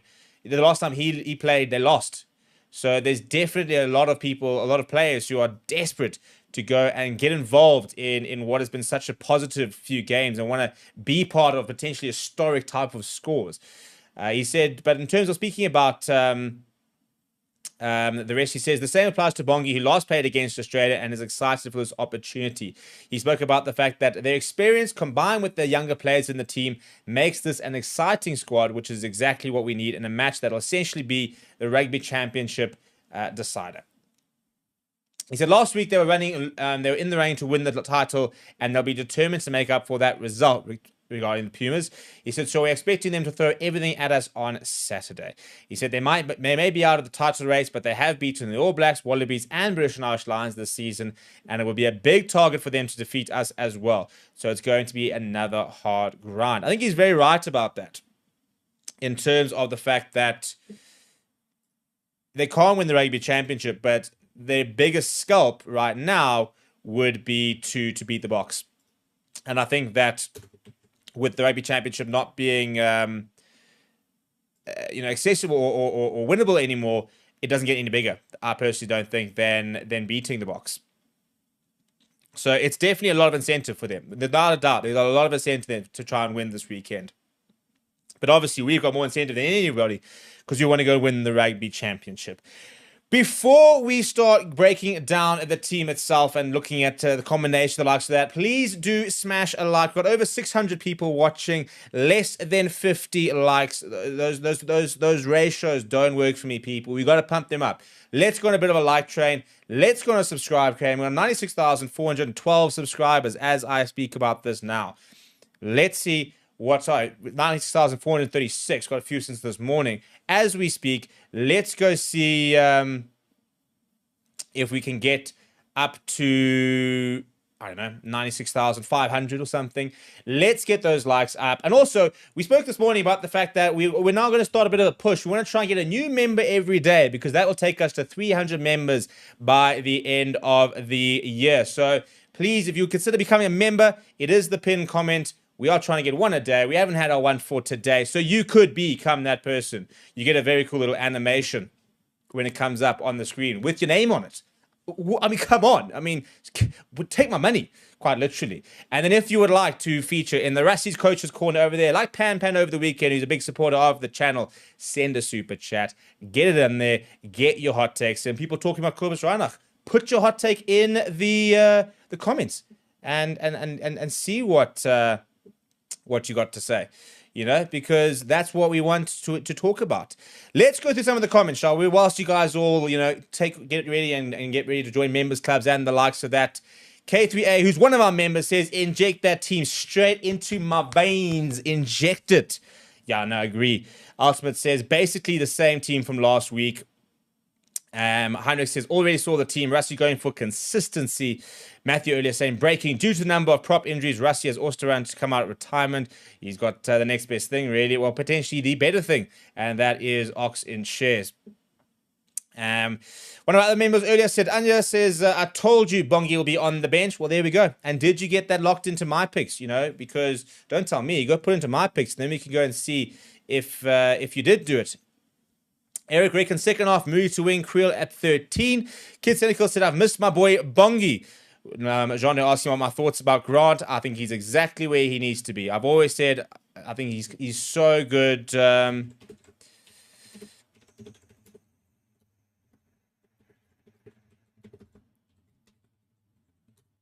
He's so good at bringing impact off the bench that I think that this is... I think that's where he is. I really do. I think that is the best place for him. Josh says, I low-key think with Vilko coming from the bench, there's still a future for Mal Herbert to come back. Tommy says has to be the best time. Contender says Bongi is back, but no Pollard. Correct. Short says, I think we need Andre in the 23 jersey. Then we'll be the strongest team. Mike says Kubas Ranak was a little chatty with the ref last week. David said this team is tops. Very happy with this team. And Heinrich then saying maybe just Andre Estesen for Jesse. Rugby championship winning team, says Lydia B. Christian says would have liked to see him Faf or Mornay. Yeah, I also wouldn't mind seeing him interviewing.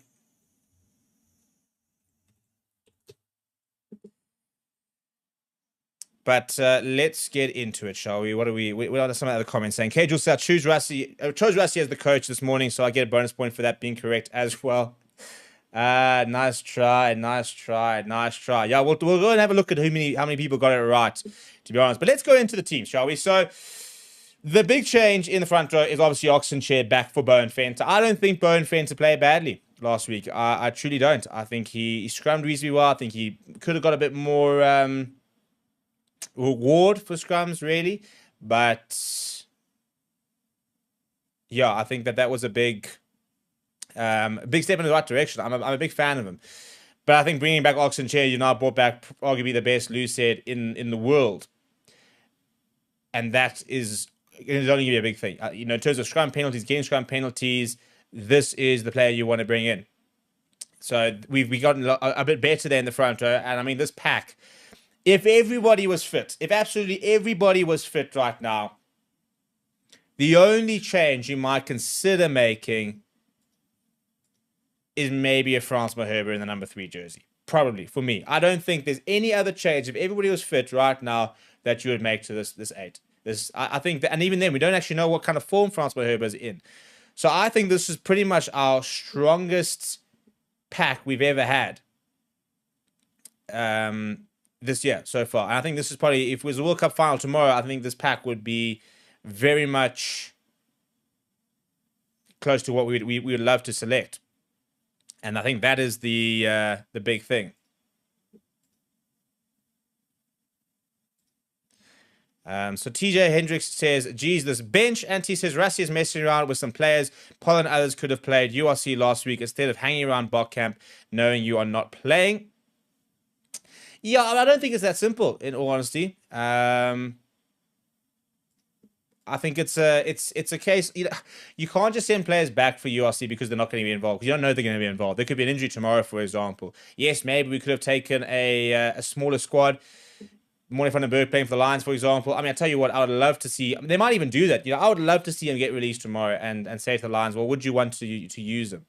Would he be an option? And if so, then send him across to Italy and get him involved over there. But, I mean, I think Andre Pollard I'd be surprised if he plays much for the Bulls even after this, to be honest. TJ Hendricks says, 100k subs loading. We're getting there, people. We're getting there. But I can't get there by myself. I can't go and create 3,000 profiles.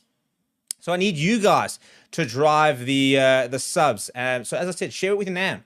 Share it with your grandfather. Share it with your neighbor. Share it with your dog. Share it with your enemies. I mean, come on, people. There's people out there with thousands of friends. Get them all to subscribe. Let's become the first South African rugby community to get to 100,000 subscribers. That is the chat. Eric says, just glad for Bull's sake, Rassi did not call up Stennekamp and Kurt Leon said they need game time in the URC. Vernon now saying, the only thing I would change is starting with Grant at 9, put Mornay on the bench, basically drop Kubas at 9. James Parker says, top team, let's hope we get the job done. Yeah, let's talk about the 9-10 combination. Now, I think that we're talking about the 9-10 as a combination very deliberately, or I am at least, because I think that we're seeing a very good relationship between Kubas Ranak and Sasha, and it makes me very depressed to think that that is the Stormers combination. because they get to go from here to go and play for the Stormers in the same combination, which is mental for John Dobson and the likes. It's huge. So in terms of that, it's going to be really cool to see what they're going to do when they go back to the Stormers. I think that's probably why they're gone with in terms of a combination. Look, I think Kobus Ryan's been playing well. You know, I think that he's really. I mean, and I've been critiquing him the last couple of years, but I think that he's actually been really, really good. So I don't have an issue with him playing at all. And I'm a big Morne van den Berg fan, for example, and I think he is potentially the future. But right now, I think Kobus is playing some great rugby, and I think he's really partnering well with Sash, and I think they've got a combination there. And I really also don't mind Grant Williams on the bench. I think that's where he's best, in all honesty. I genuinely think that Grant Williams is best off the bench. I think he brings so much impact. I think he really ups the ante in the second half, and he really helps us put teams to the sword, much like Amari Leibach's been doing at the moment. So I don't mind that at all as well.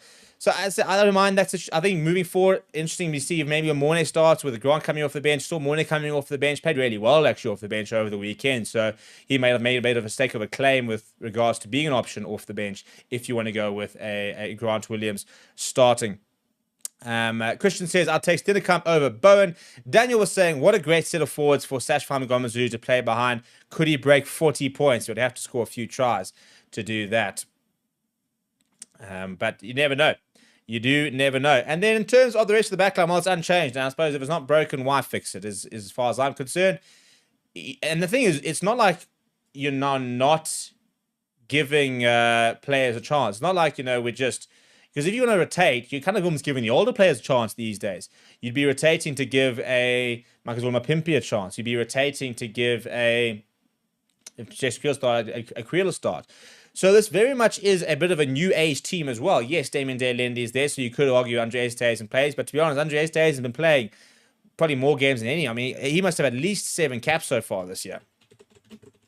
Because he's been such a constant in the number 23 jersey, in the number 12, moving around.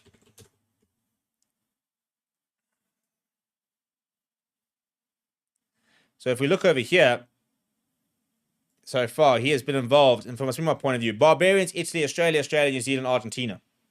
So 6 games so far. So what's he missed? He's missed 1 Italy test, missed the Georgia test, and he missed the other Argentina games. Yes, he's only had 2 starts, but I think that's quite significant in the fact that he has been playing a lot off the bench to really good effect.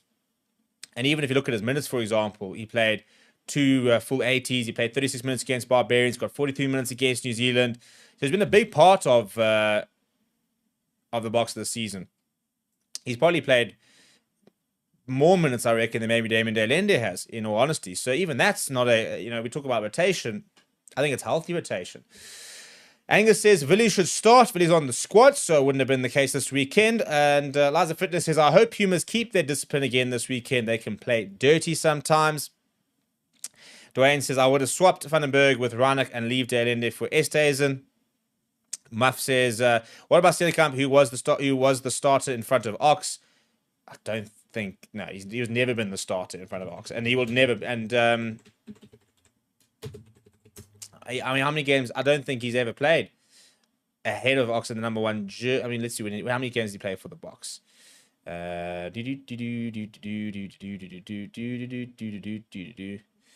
Okay, played Autumn Nations. He was off the bench. He played. If we go back before then, Argentina off the bench. Yeah, I mean, Stennekamp never started a game for South Africa. So, I mean, I think that probably shows you that that's not the case. He's always been he's been, since he started playing, he's been the backup, but 11 games and he's never started. So he's never been the number 1 ahead of Oxen Chair. Just not the case. But I do think that, we talk about our strongest 23. Yeah, tell you what, Jan Andrew Wessels is making a strong case. I must say, I'm a big Gerard Stennekamp fan, but I think he's making a strong case. I really do. Look at the back 3. I think obviously Curtly Aronson can come back into the mix. You've got Napoli Fassi to potentially come back into the mix. But right now, Ethan Hooker's sitting there saying, well, look what I offer. So I think we are maybe 2-3 players away from being as strong as we possibly can be, in all honesty. And I think that is very, very important. Contender says, if we see Willemse go off like what we saw on Saturday, Sasha will move to 15. Creel come on for Dukes, Hooker to 12, Creel 13, Moody to wing, or we have Creel 14, Colby 11. Dwayne van der Merwe says, would have left Bongi for Manus van der Merwe, the namesake. In terms of the vice captain, it's a good question. They don't really tell us usually in the press release itself. But let's go to some of the stats, by the way, before we go to some of the other comments. Springboks have won now 11 of their last 30 matches against the Pumas, going back to 2018. They've only played in London once, and that was the bronze final of the 2015 Rugby World Cup, where we beat them 24 points to 13 at the Olympic Stadium. Siya Kolisi will play his 98th test, leaving him only 2 games short of becoming the 9th Springbok Centurion in the history of the game. And I think that he'll probably reach that. My guess is potentially Dublin. That will be my guess in terms of what they're looking to do. I think he'll start against France. I don't think he'll start against Japan. Probably won't start against Italy, and then he'll start against Ireland and Dublin. That, for me, will be my guess.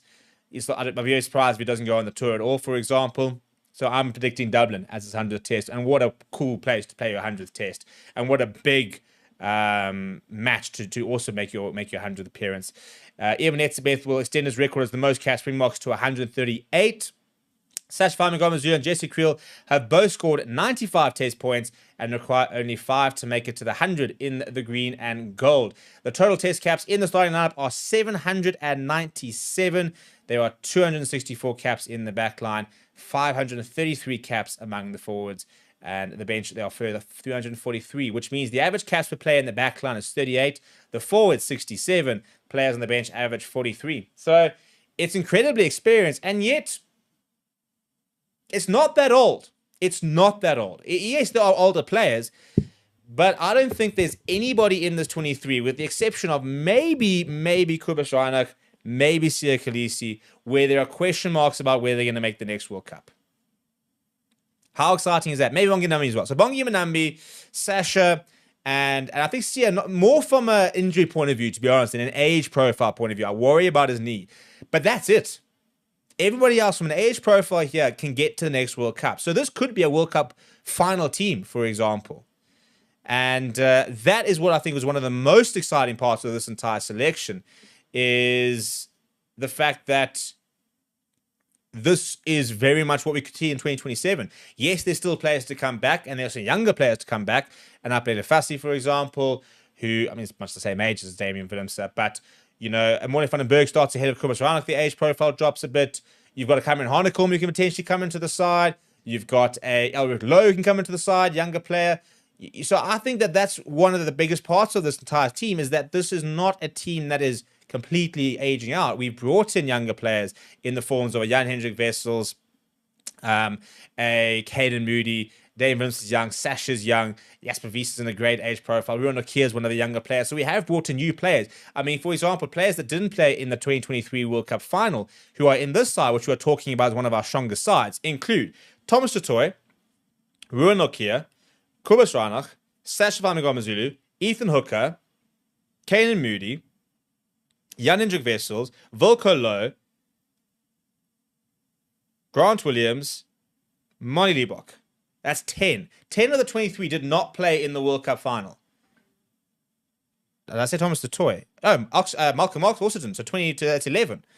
So it's about 11, around 11. I might have to recount a bit. About 11, almost half of this team did not play in the World Cup final,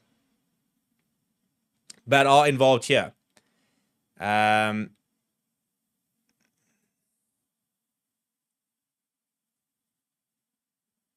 So I think that is really, really cool to see, because we are seeing a new generation coming through. And that's what the worry is, that it's an aging team. But even in the players who are aged that we've mentioned is are players who are really, really there's a lot of competition for their position. So Anti's saying Delende and Creel also a bit old.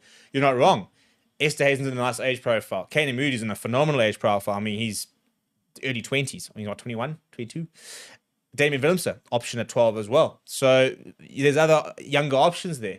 Kobus Reinach, for example, one of the older players, but you've got Morne van den Berg, who's there, came on last week. You talk about Sia Khaleesi, but you got Marco Vastard who's in a really good age profile. So I think Eric might have said it.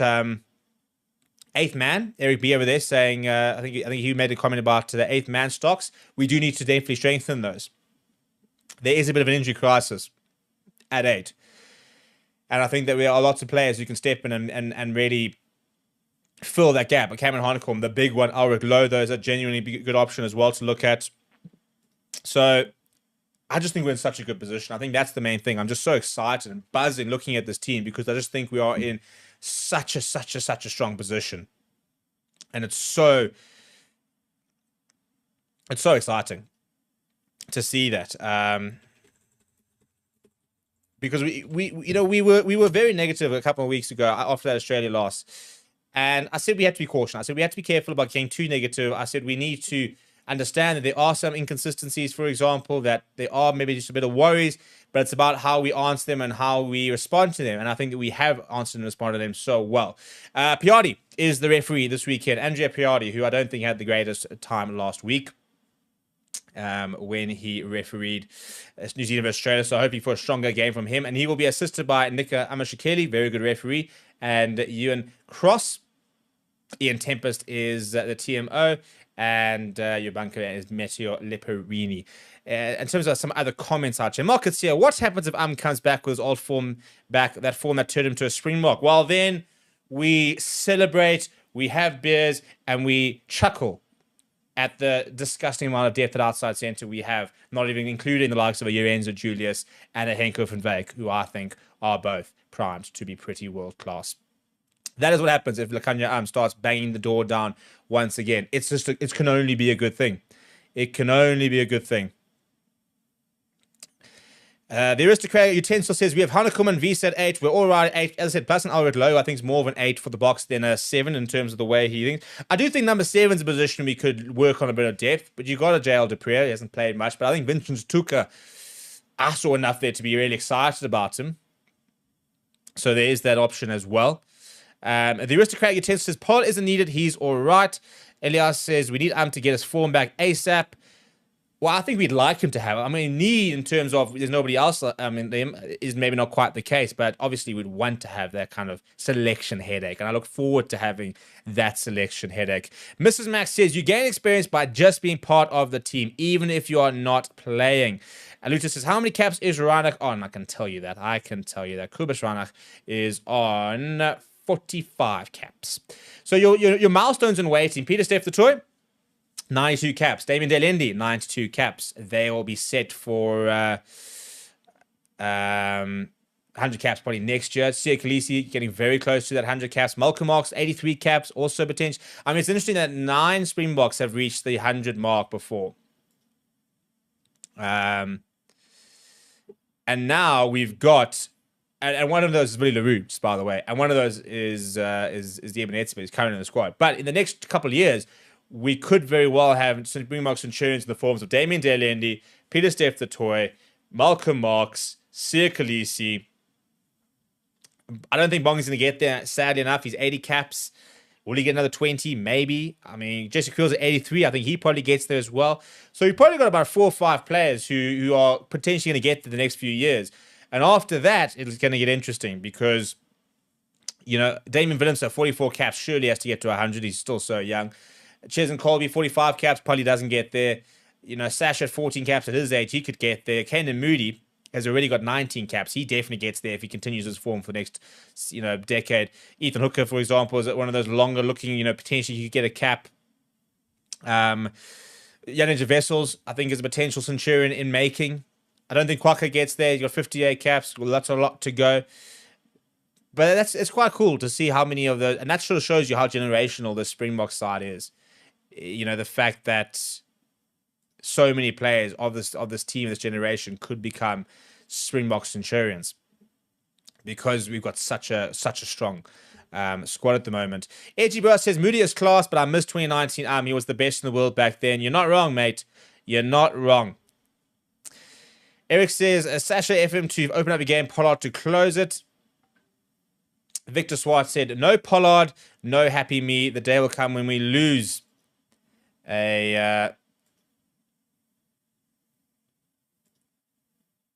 So we lose by a kick. But, I mean, Sasha wasn't 8 from 9 last weekend. Marnie, actually, ironically, has been kicking very well in the last few games. The risky utensils, my biggest worry, honestly, is at 5 and 2. So, I mean, I think at 5, obviously, Lua Diaga still remains an option. I think Ruan Nokia has really put his hand up. Long term, obviously, in terms of Arke Statement's obviously also an option at 5.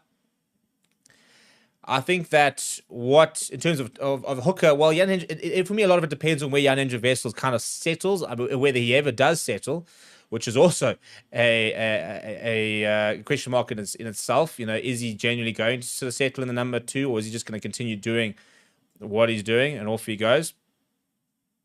But I really do rate Marius van der Merwe. I think he's a class player. I do think that we need to see a bit more from our younger hookers, the likes of Andre Hugo Venter, a JJ Kotzer, Johan Kobbelaar, for example. You know, the likes of Pheasant Barter, players who have all kind of been in the box here before. I think we need to see a bit more from them in terms of banging that door down. I think Marius van der Merwe was banging the door down, but over for Scarlets, and I'd love to see him doing that down in South Africa. Joander says, do you also feel the new guys force the flashy style, big passes, risky plays, low percentage chances? Feels like they chase the wow factor, but that's when knock-ons and silly mistakes creep in risky. No, look, I don't think it's necessarily even a South African problem, to be honest. I do think younger players have got more developed skill sets because the game is progressing like that. We look at how mobile forwards have become. You look at Jan Ninja Vessels is a loose head prop in theory, and he plays the game like a loose forward, which we've seen in like the form. I mean, we see evolutionary players. If you think of what not Dan Cole's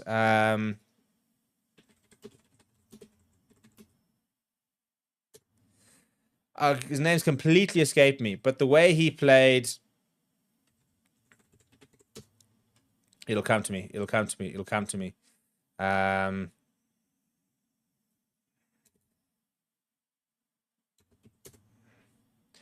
But there's certain players, for example, that really change the way that you look at it. I think Andre Estes is kind of becoming a bit like that. The fact that he covers now 7 at center and, really does genuinely cover center and 7. So I think that younger players are really becoming versatile and love the skill sets the likes of that. So I think in terms of, are they forcing a flashy style? I think we're having to adapt to a new style because that's kind of how things are starting to go that way. How rugby's starting to go that way. You look at the kind of rugby that Ireland's playing, for example, ball in hand. The All Blacks kind of played that rugby for a long time. But I don't think that it's a case of necessarily low risk or for example, us having to adapt to the players. I think it's just we've kind of decided this is how we want to play. We want to play this the next World Cup, and these are the players that suit the game. And I also think they've been given a bit more license. I don't think, and I think that several things can be true at the same time. I think that Damon De Allende has the capacity to. I mean, Tony Brown described him as the best passer in the Springbok backline, which is a wild shot because Monty Debok for me is the best passer in that side by a long way. But for many years, his role was auxiliary flank and run over players and the likes of that. And I think all of a sudden we're starting to see a game plan which allows more license from these players to express themselves, which is good. And so I think it's a bit of a both. I think you've got the younger players who like to be a bit more ball playing. You look at like a Jan Henry Vessels, he's a baller. Man's a baller. You know, you look at a Ruan Nokia, man's a baller. And these guys have all got a Arke Statement. I mean, the type of skill set he's got.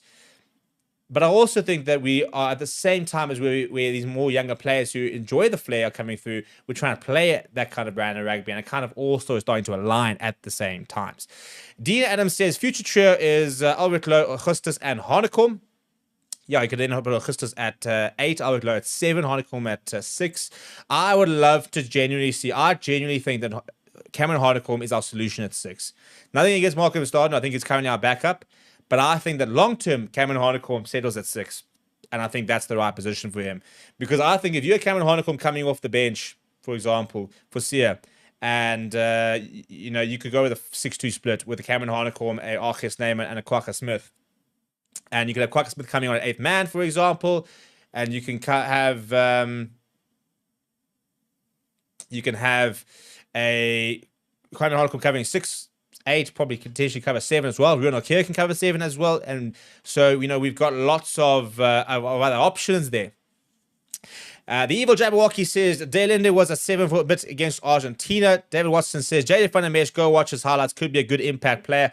Made his debut for Northampton this past weekend with the long hair. Huge, absolute unit. I think there was a video that I'm sure it's Northampton, and they did a video basically of him holding a ball, and the whole point was to try and get the ball off him, and nobody could. And he's just so strong, and I think his biggest issue has always been his fitness, and he's had to really embrace that. And I think that he'll get a lot fitter being in the Prem. Top 14 there, you can get away with that sort of really big, bulky. I mean, you look at some of the massive locks that they've got, the Samoans, the Tongans, the Georgians. You can get away with being that side. I think in the Prem, he'll might slim down a little bit. I'd love to see him go to Japan for a bit, actually. But I think he's a very, very talented player. He's kind of been lost a little bit over the years. Dahir Rahim says, think of who isn't playing too. Asanati, Manus, Lurt, Harnicorn, Chatuka, Ruiz, Pollard, Morney van den Berg, Kurt Lawrence, Edel van der Merwe. The list goes on and on. And Just Me says, Ruan Okea is a well-deserved block. Used to watch him play at the Bulls, and he had an incredible work rate, accompanied by sheer discipline. Good for him. Well, I mean, we always said that he was the next Franco Mostert, isn't it? And he's really, I think he's turned into exactly that. And I mean, I think Franco Mostert will go down as arguably the most underrated Springbok of all time. You talk about somebody who I would love to see get to 100 caps, and that's Franco Mostert. And he should have gotten to 100 caps. It's actually going to be an injustice that he won't, because he wasn't picked for years where he deserved to be picked. And he's sitting on 81 caps, and he's somebody who I would love to get to 100 caps. Sos is, I still think he's probably our most underrated player of all time. He's just never... He never complains. He doesn't look for the limelight, for example. But his work rate is second to none. I mean, he didn't miss a tackle the entire World Cup playoffs. You know, quarterfinal, semi-final, final. Did not miss a single tackle. And yet we'd never really gave him his flowers, to be honest. So the fact that Ruan Okea is now being called the next Franco Mostert is an incredible compliment for Ruan Okea. And I love the fact that we're now starting to call him the next Franco Mostert, because you don't tell people, really, when you name somebody after a player, it's because that player is so good. And you're thinking, goodness me, we've got this next version of a really cool player. And I love the fact that we're now comparing Ruan Okea to Franco Mostert, because we're giving Franco Mostert the appreciation he deserves, and we're giving Ruan Okea the credit for being that exciting of a talent. Mike says, I wonder if Reinach's cut kicks actually worked, or if Sasha only kicked into gear once Reinach was removed. It's a bit harsh.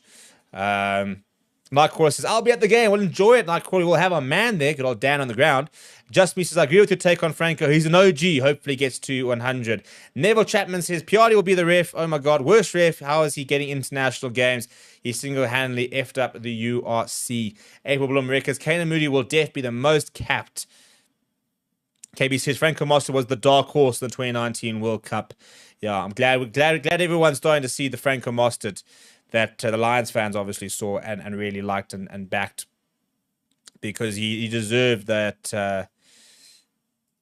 He deserved all the plaudits he was getting. And right, people, I want to look at our My Picks ratings, by the way. Hey, there's our member for the day. And just like that, he's also gifted Fair Sports membership. So thanks, shout out to Tahirim, who has been gifted a membership to Timberlani. And that is what happens when you gift a membership, or you get a membership. Your name comes up on the screen with a number, 1 to 15. Maybe we should include 223. You don't get to pick your number, unfortunately. It is automatically generated. But there we go. We've got our member for the day. 1 down, 90-odd, 95, I think, to go. Unless somebody else wants to become a member, in which case then we've got 2 down for the week. But let's go have a look at our team prediction, shall we? And see what we got, because we missed 2 players apparently from the looks of it. So I'm going to bring that up on the screen very, very shortly.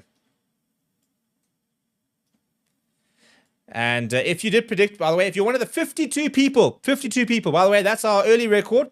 52 people predicted the Springbok team on my picks, which is really, really cool to see. End of year tour, we're going to push. I want to get to a team that's been predicted over 100 times. That's where I'd like to get to. But this is what we predicted this morning in terms of our... so the team, as you can see, the team has been announced over there, lineup announced.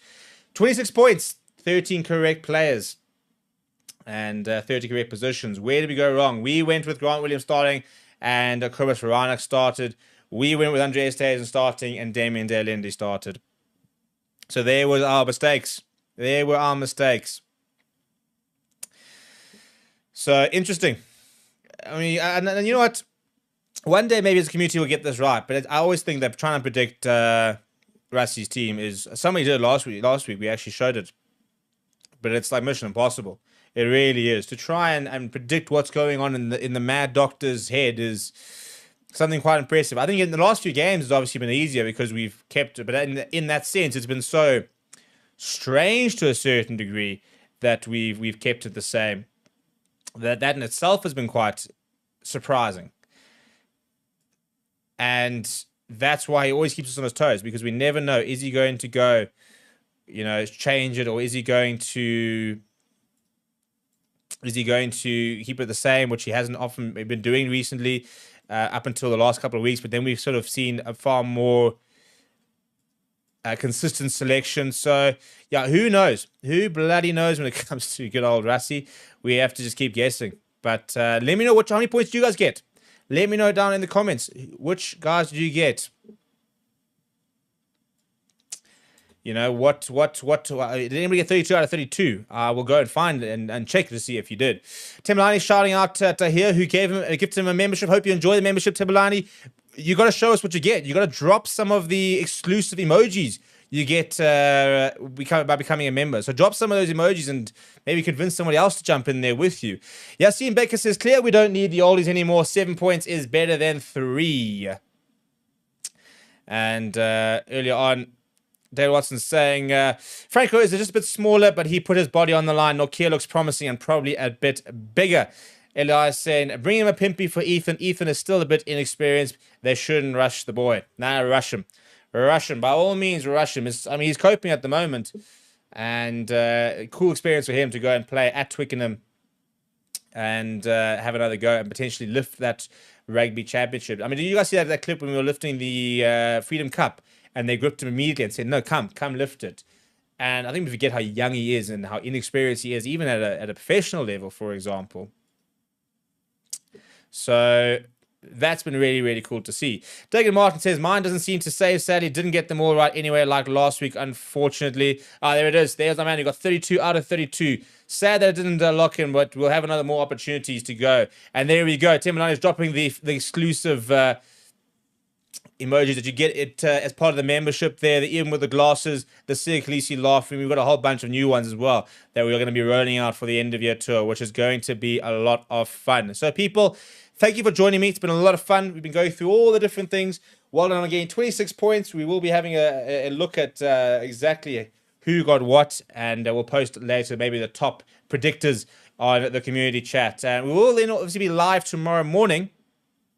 Once again, or tomorrow afternoon, actually, might do a lunchtime show for you guys tomorrow to have another look at the side that we've got. But until then, going to drop a few World Cup trophies in the comments. If you'd like to get some of those emojis, stuff like that, and really contribute some of those emojis to the chat, then please do become a member. Shout out to Timbalani, who is gifted a membership and is now part of the members club. Remember, we said 1 per day until the end of the year gets us to 300. So please feel free to become a big part of that. Become a member or gift a few memberships.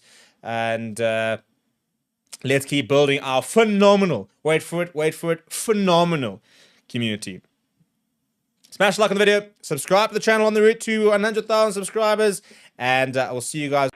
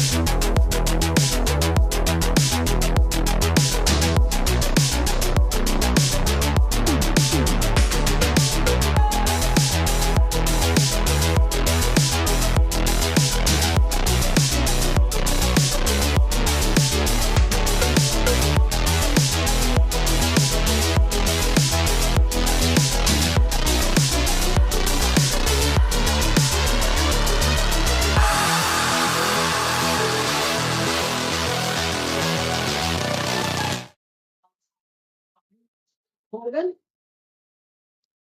Thanks, Z. How's it here? How's it, Stocker? I hope you guys are doing well. Sia, there's a lot has been spoken about the magnitude of this test this weekend. It's Argentina again, and it's always a thrilling encounter. But this one's got quite big significance where history is in the cards. You guys are going for back-to-back rugby championship titles. How much of a motivating factor is this for you guys? Yeah, of course, it's a big thing, but we still got to play the test match. I think that's where our focus is. We know Where's the sound? Where's the proud. Jeez, yo. The answers here at school, I think that go. Yeah, as we know, last week was tough. We only were able to pull through on the 60th minute. So yeah, our focus is just making sure that we stay focused in the moment and exactly what's in front of us. Yeah, we can't control the result, so we're just gonna make sure that we play as hard as we can, and the magnitude of the game doesn't change the way we play, doesn't change the way we approach the game. We know exactly what we want to do, so we're just looking forward to the battle, and what comes after, we'll see after that. Anami? Thanks, Zina.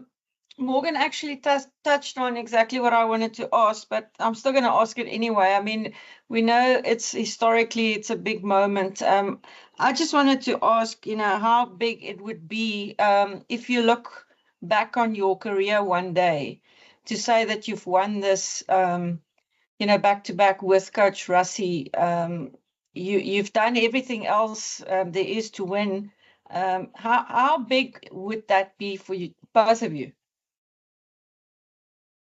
I think from my side, personally, like Sia said, the main focus for us now is to make sure that we focus on Argentina and make sure we go for good performance. I'm talking about 80 minutes, and what happened also last week, I think it's all in the past at the moment. There are a couple of things that we have to learn from last week, because if you remember again, halftime score against Argentina last week, we were leading probably by 1 or 2 points, and so they are a good side, but regarding the breaking the records, and then we'll probably focus on that. Hopefully after the game, if we win, then we can celebrate those records. But once again, I think the key thing for us is to make sure that we keep on improving. That was our main goal for the season. We started slow, and you could see now. Mute up. So, Julian. So what do I do now? Mute it again? Julian, mute. I see. Thanks, boss. You see, so Mrs. Besta, and so that's the thing. Yeah, I think for us is as long as we keep improving, we still got a tough end of the tour, So yes, it's nice to break records. It's nice to have silverware. It's nice to win competitions. But I think the key thing for this week for us is to make sure that we get a good performance tomorrow against Argentina. So yeah. Yeah, I think we're playing, of course, like for the guys, there's a couple of guys that are playing that haven't been able to win a rugby championship, so that's also in the back of our mind. So but there's a lot of things that we were excited about, but like putting on the Springbok jersey, and we just want to make sure that we honor that in every single way that we do. And to think about all these records now is not the time. I think we just want to focus on the performance, but I think. Yeah, we'll take time to think when the job is done, but I can't be thinking that far yet. But it's obviously something that we think about as a group. But the more important thing is to make sure we do the job tomorrow. Okay. Thanks, Sina. Hasia, Zondile. For you, Coach, you mentioned an 80-minute performance. How do you go about getting that out of the players? What have you been doing this week? Ken, we understand how we want to play the game. We understand our pressure points when we want to put Argentina under pressure, And even if you look last week, the first half we had against them in Durban, it was a lot of turning points that were happening in the first half, where we score, they score straight after, and then also a few things disciplinary-wise when it comes to allowing them to stay in the game. The penalties that we gave them in the first half last thing, it was a soft penalties, talking about offside, So we want to clean up those things and make sure that we control them, And once again, like I always say, is that if you look at how Argentina have been going throughout the season, they've lost against the All Blacks. A week later on, they came back as a better team. They beat the All Blacks. Same thing against Australia. So if we don't learn from those games, if we don't learn from the other teams, I think we'll be mistaken also, not to, and stupid not to learn from those situations. So the key thing for us is to make sure that we pitch up mentally in the good space. And I think the key thing, I know Argentina, that they'll be desperate, and they've got a lot of pride on how they do things as a nation. So they're going to come back hard.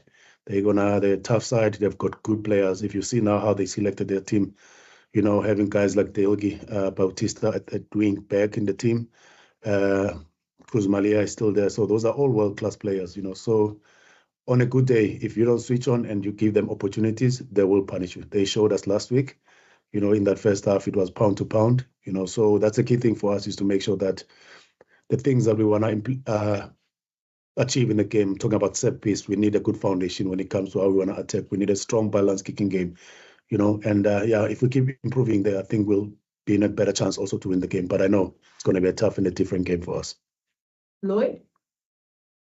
Afternoon, gentlemen. Trust you are both well. Sia, my question is for you. How much of an advantage is it that this game is in London and not at, Santiago or Mendoza or somewhere, It's obviously the fond memories of Twickenham as well recently for you guys, 2023, and then also, the fact that the crowd will be largely, you would expect, South African.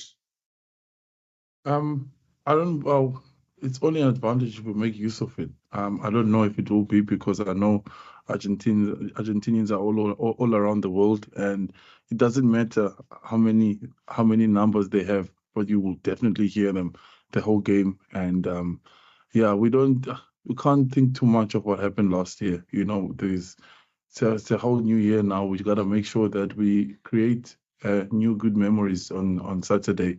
But we're looking forward to seeing South Africans. Hopefully they do come out in numbers. And we've been blessed. Wherever we've been, all around the world, South African have come out and supported us. So I'm looking, hopefully this weekend, it will be the same. And for us as a team to do the job on the field. Sim?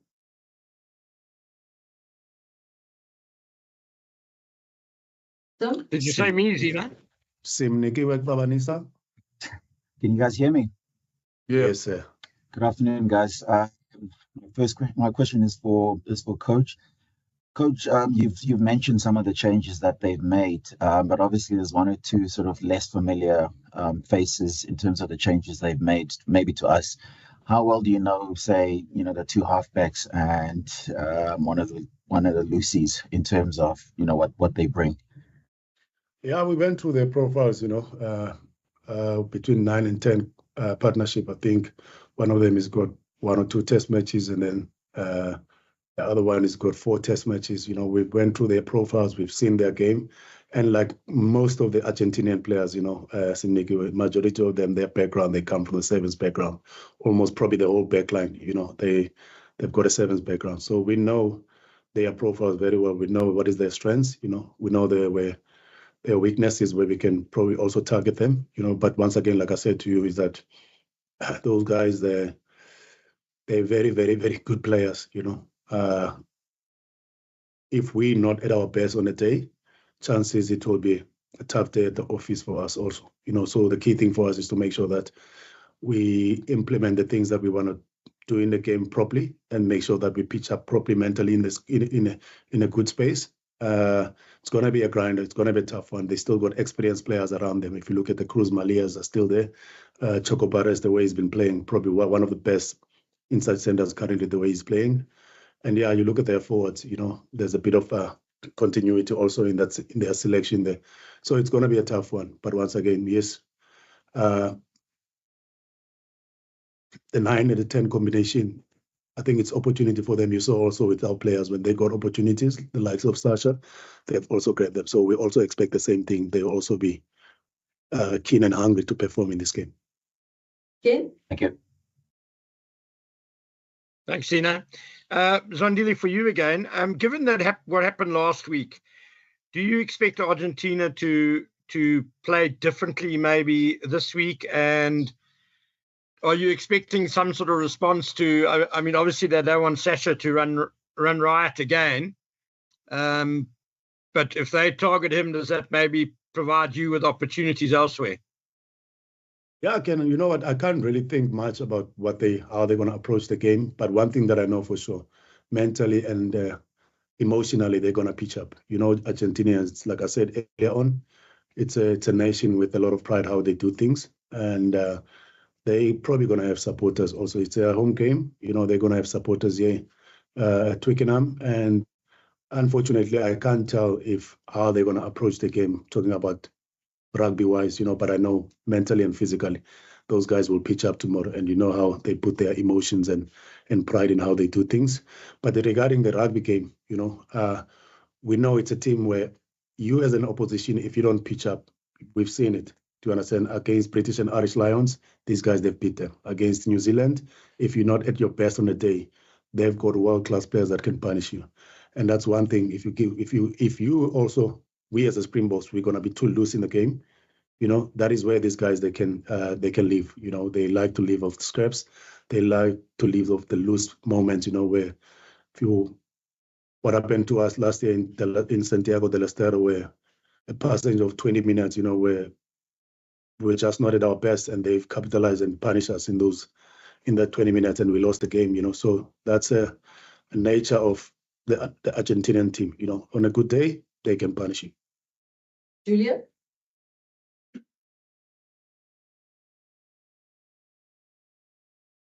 Julia? Okay, Lloyd? Coach Stocker, my questions for you this time. It is effectively a...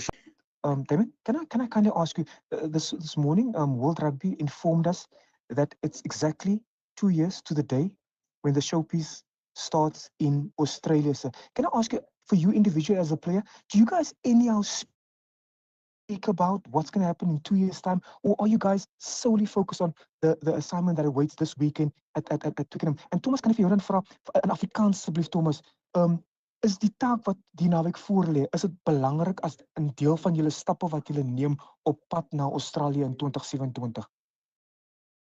Is sukses belangrik vir julle die naweek? Ja, ek sal sommer eers gaan sê sukses is natuurlik baie belangrik. Ek dink om te wen sal die belangrikste ding bly vir die Springbokke en ek kan nie vir sê ons het regtige oog daarop nie. Is definitief iets wat ons in die agterkant van ons koppe bly. Maar 2 jaar vooruit dink ek nie is ons 'n groot fokus daarop nie. Ons weet hoe belangrik dit is in die world rankings om daarso te wees waar ons wil wees. Maar vir hierdie oomblik gaan dit belangrik wees vir ons om hierdie naweek, hierdie week hierdie kompetisie in sy eie blok te sit en dit as die belangrikste te ag vir nou. En ek dink wanneer die tyd kom dan kan 'n mens daai gesprekke hê, maar vir nou is hierdie naweek die belangrikste naweek. Please, Damon. Yeah, Percy, I can't speak that great Afrikaans, but I know exactly what Tommy said, and I agree with everything that he said. We can't look too far ahead. We have to take it week by week. This game that we're playing this weekend is the most important game of the year so far. It will be a final for us, so we'll make sure we put 100% focus into that, and then a few of us have a couple of weeks off before end of year tour. But yeah, I agree with what Tommy said. We can't look 2 years ahead into the future without focusing on now, which is more important, and just keeping our heads on the ground here now and making sure that we're ready for Saturday. Okay. Thanks, Sina. Hi, Thomas. Hi, Damien. Hello. A question for you, Thomas. You've been obviously a very key man for your club, someone Bath really rely on. You've led the way for them. How much have you enjoyed being at the Springboks and playing for, say, 50 minutes, knowing that you can give your absolute all in that time, and then you've got a Wilco Low to come onto the field and replace you? Has it been a bit different for you? Yeah, absolutely. I think I've always understood my role in the team, you know, having it be off the field, on the field, from the bench or starting. So for me, it's been an incredible journey. Really awesome to have been part of the last couple of weeks and matches and in that starting position. And like you say, it's such a pleasure knowing that the guy who's going to come on is so destructive at scrum time and really carries himself well around the field. So yeah, for me, knowing my purpose, knowing my ability for the first 45, 50 minutes, however long it might be, it's brilliant for me. I'm loving my role in the team, and I'm very grateful for the guys around me that also pull their part and make me feel comfortable in this team and in this position that I'm in at the moment. Morgan? Thanks, Z. How's it, Thomas? How's it, Damien? I hope you guys are well. Damien, just back to you. You guys are obviously playing at one of the most iconic venues in World Rugby this week, with it being Twickenham. And, regardless of whether you guys were going to play for the title or not, if it wasn't at Twickenham, it would have been in Argentina. Is it easier playing in London this week and having that as your home base as opposed to going to Tucumán or one of those kind of Salta or one of those kind of places? Yeah, I wouldn't say it's a lot easier. I think the traveling was a lot easier, and obviously fighting it, there's obviously no jet lag, so we had nothing to fight with that part. But yeah, it's a neutral ground. We have played here quite a lot and against different opposition in the past, so we are quite familiar with it. But yeah, within saying that, Argentina has also played here quite a lot against England. So yeah, I don't think there's advantage for them or advantage for us. It is a neutral ground. And I think, I don't know, I think there's already been 60,000 tickets sold. So I think the atmosphere in the stadiums has been incredible. We're all looking forward to that. But yeah, I don't see any one of us have an advantage. I think they also traveled on Sunday, so we've been here for about the same amount of time. So yeah, obviously we don't. I think if we were going to Argentina, it would be a bit tough to beat the jet lag. But like I said, we don't have to beat anything like that now. So we just fall back straight into our normal routine, sleeping routines, and making sure that we just recover well, train well, and get well prepared for Saturday. Nick? Damien, one for you. All three fly-halves in the squad kind of bring something different, but as an inside centre, what's it like playing with a 10 like Sasha, who's got such a bag of tricks and so many threats in his armory that maybe even you don't know what's going to happen next? Yeah, I think it's incredible. I don't think Sasha knows what happens next sometimes, which is also a good thing. But yeah, for me, I do try and help him on the field and try and chat to him and tell him where the space is. But yeah, I think sometimes he sees the space before anyone else, and I think it's just important for not just me but the guys around him to let him flourish and not take his time and space away. I think he can create a lot by himself. We must just make sure that we're there to support him when things aren't going that well, because they're not always going to work out. But yeah, it is nice to watch. It was incredible to watch him on Saturday. But within saying that, I think he took those opportunities flipping well to score those tries. But the work we did as a team to get into those positions was incredible. And I think Sasha knows that, and we must never forget that I know there might be some incredible individual performances going forward into the near future still. Maybe still from Sasha, maybe from other players, but we just know as a team that we're going to make each other look better and just get ourselves into the best positions to make our teammates look better. So.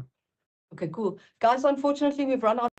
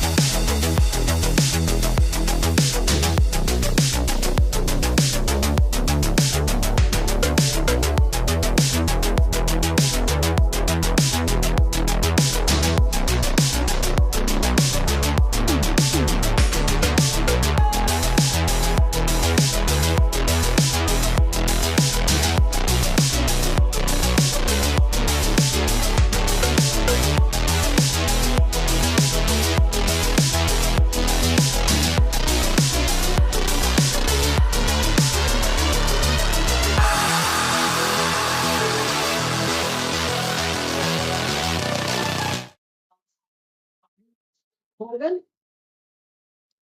Thanks, Z. How's it here? How's it, Stocker? I hope you guys are doing well. So there's a lot has been spoken about the magnitude of this test this weekend. It's Argentina again, and it's always a thrilling encounter. But this one's got quite big significance where history is in the cards. You guys are going for back-to-back rugby championship titles. How much of a motivating factor is this for you guys? Yeah, of course, it's a big thing, but we still got to play the test match. I think that's where our focus is. We know Where's the fucking sound? Where's the fucking sound? Jeez, yo. Eish. The answers here at school, I think that go.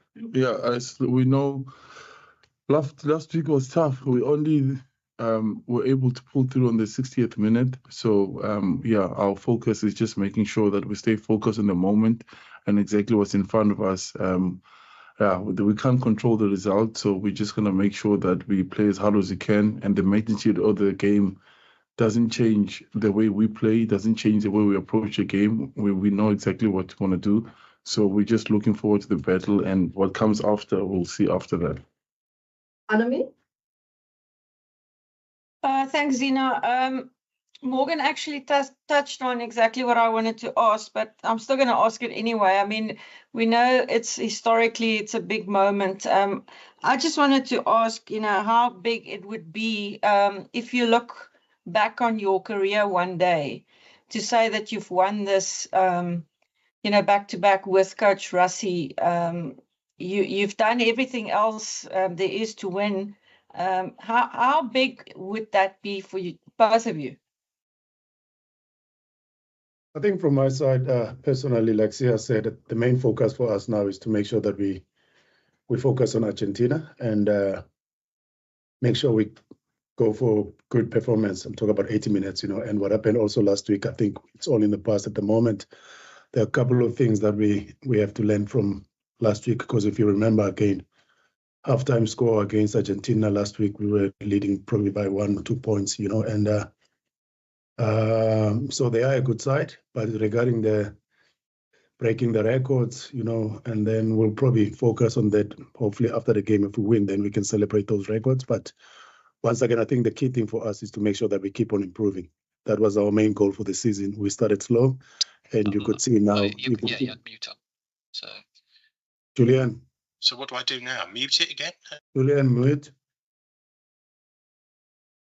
I say, thanks, boss. You see, so Mrs. Besta, and so that's the thing. Yeah, I think for us is as long as we keep improving, we still got a tough end of the tour, So yes, it's nice to break records. It's nice to have silverware. It's nice to win competitions. But I think the key thing for this week for us is to make sure that we get a good performance tomorrow against Argentina. So Yeah, I think we're playing, of course, like for the guys, there's a couple of guys that are playing that haven't been able to win a rugby championship. So that's also in the back of our mind. So there's a lot of things that we were excited about, but like putting on the Springbok jersey, and we just want to make sure that we honor that in every single way that we do. And to think about all these records now is not the time. I think we just want to focus on the performance. But I think, we'll take time to think when the job is done, but I can't be thinking that far yet. But it's obviously something that we think about as a group. But the more important thing is to make sure we do the job tomorrow. Ken? Thanks, Ina. Hasia, hi, Zondile. For you, Coach, you mentioned an 80-minute performance. How do you go about getting that out of the players? What have you been doing this week?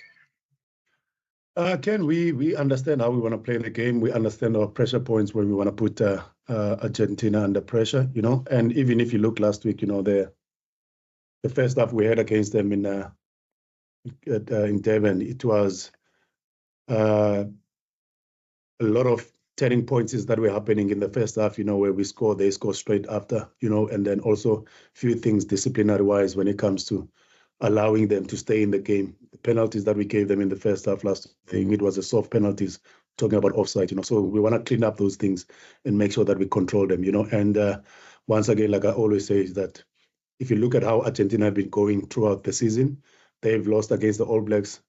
A week later on, they came back as a better team. They beat the All Blacks. Same thing against Australia. So if we don't learn from those games, if we don't learn from the other teams, I think we'll be mistaken also, not to, and stupid not to learn from those situations. So the key thing for us is to make sure that we pitch up mentally in the good space. And I think the key thing, I know Argentina, that they'll be desperate, and they've got a lot of pride on how they do things as a nation. So they're going to come back hard. They're tough side. They've got good players. If you see now how they selected their team, having guys like Delgi, Bautista at wing back in the team, Cruz Malia is still there. So those are all world-class players, So on a good day, if you don't switch on and you give them opportunities, they will punish you. They showed us last week, in that first half, it was pound to pound, So that's a key thing for us, is to make sure that the things that we want to achieve in the game, talking about set piece, we need a good foundation when it comes to how we want to attack. We need a strong, balanced kicking game, and if we keep improving there, I think we'll be in a better chance also to win the game. But I know it's going to be a tough and a different game for us. Lloyd? Afternoon, gentlemen. Trust you are both well. Sia, my question is for you. How much of an advantage is it that this game is in London and not at, Santiago or Mendoza or somewhere, It's obviously the fond memories of Twickenham as well recently for you guys, 2023, and then also, the fact that the crowd will be largely, you would expect, South African.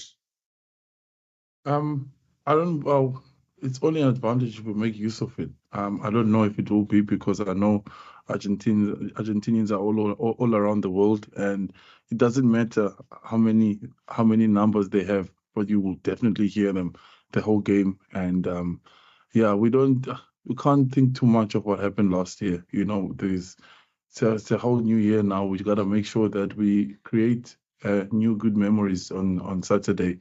But we're looking forward to seeing South Africans. Hopefully they do come out in numbers. And we've been blessed. Wherever we've been, all around the world, South African have come out and supported us. So I'm looking, hopefully this weekend it will be the same, and for us as a team to do the job on the field.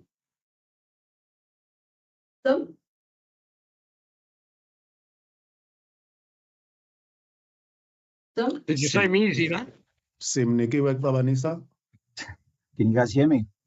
Yeah. Yes, sir. Good afternoon, guys. My question is for Coach. Coach, you've mentioned some of the changes that they've made, but obviously there's one or two sort of less familiar faces in terms of the changes they've made, maybe to us. How well do you know, say, the two halfbacks and one of the Lucies in terms of what they bring?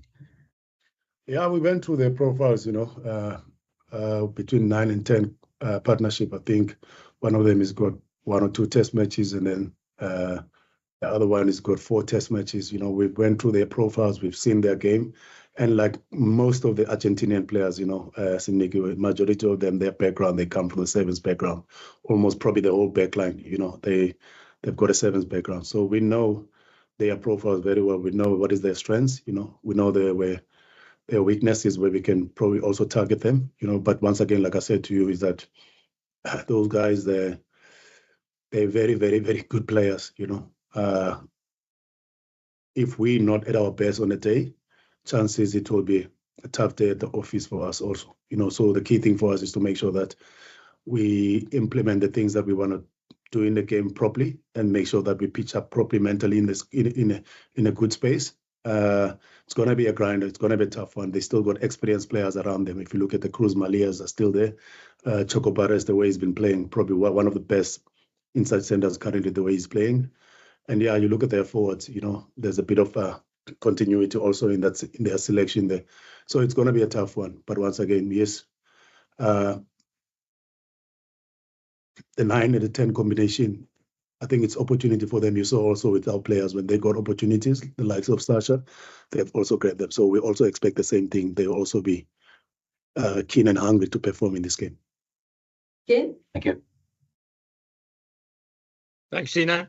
Zandile, for you again. Given that what happened last week, do you expect Argentina to play differently maybe this week? And are you expecting some sort of response to? I mean, obviously they don't want Sasha to run riot again. But if they target him, does that maybe provide you with opportunities elsewhere?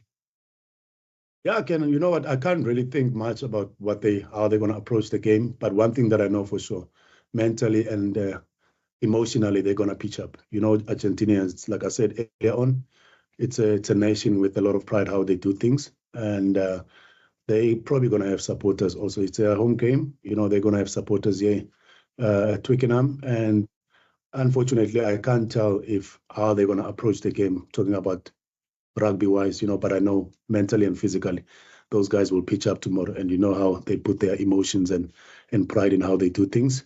But regarding the rugby game, you know, we know it's a team where you as an opposition, if you don't pitch up, we've seen it. Do you understand? Against British and Irish Lions, these guys, they've beat them. Against New Zealand, if you're not at your best on the day, they've got world-class players that can punish you. And that's one thing. If you also, we as a Springboks, we're gonna be too loose in the game. You know, that is where these guys they can live. You know, they like to live off the scraps. They like to live off the loose moments. You know, where what happened to us last year in Santiago del Estero, where a passage of 20 minutes, you know, where we're just not at our best, and they've capitalized and punished us in that 20 minutes, and we lost the game. You know, so that's a nature of the Argentinian team. You know, on a good day, they can punish you. Julia?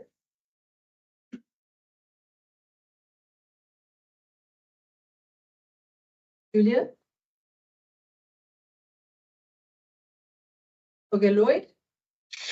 Coach Stocker, my questions for you this time. It is effectively a final, and I'm just wondering, you know, having a Bongi and Bonambi back in the group, who's been there before in situations like this. Last weekend was a bit makeshift, potentially at hooker, and now you've got the kind of two old veterans reunited. How big is it having a guy like Bongi back in the squad in a week like this? Yeah, Lloyd, it's very big, especially also if you look now, we've got also Oaks who missed out on last week, and then he's back in the team now. And then having Bongi, you know, and last week, Marco van Staden as a cover for the hooker, you know, now you're getting Bongi, who's world-class hooker, one of the best. And Jessica also on the bench, you know, with his experience, you know, and his leadership skills. Grant Williams also coming back from the injury. I think those guys will surely add value in the team and bring some good energy. That's one thing that I enjoy about those guys, you know, the energy they bring.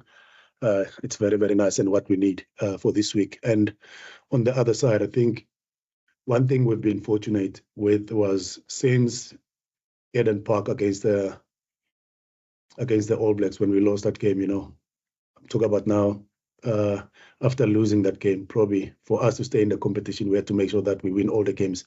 So our mindset since then, it's been in the, how can I put it, more like in that World Cup mindset of playoffs, you know. So we had to make sure in Wellington we perform well. We had to make sure that we win to give ourselves a chance to win the competition. And it was the same thing also last week in Durban. If we didn't get the good results, New Zealand or Australia, they had a potential to pull away from us, you know. But we've managed to stay in the fight and be able to get it done.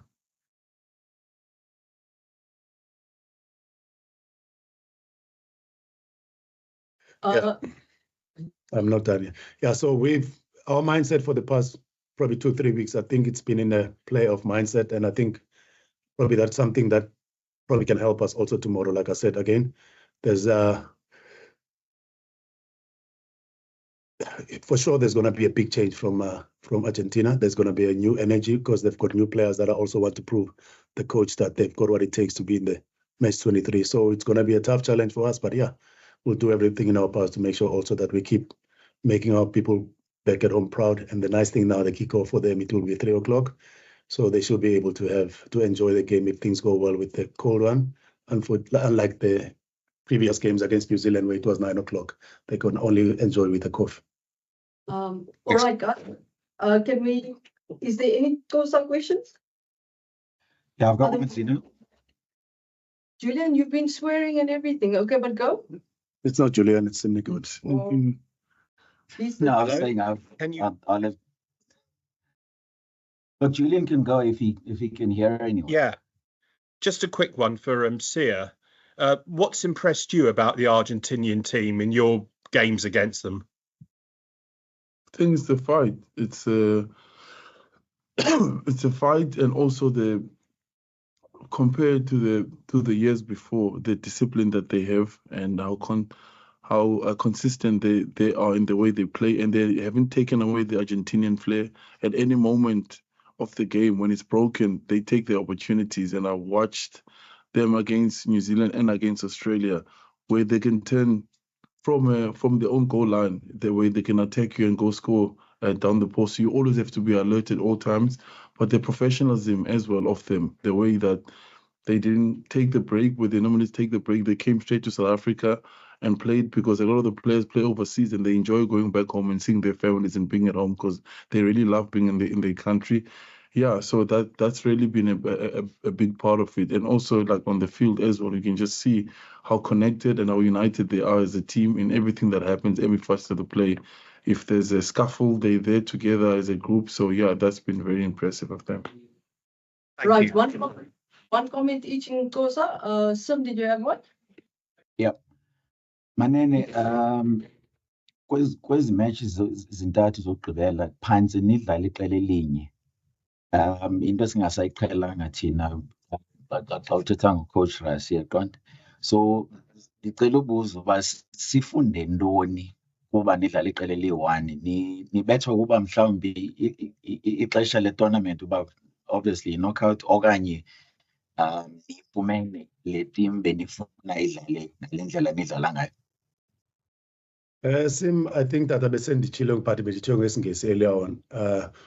After i-match esayiluzayo e-Eden Park, for us ukuze sikwazi ukuhlala kwi-competition sibe ne-chance owina, we had to basically make sure uba si-approach games with the mindset of ingathi indebe yehlabathi ki-playoffs, yabona.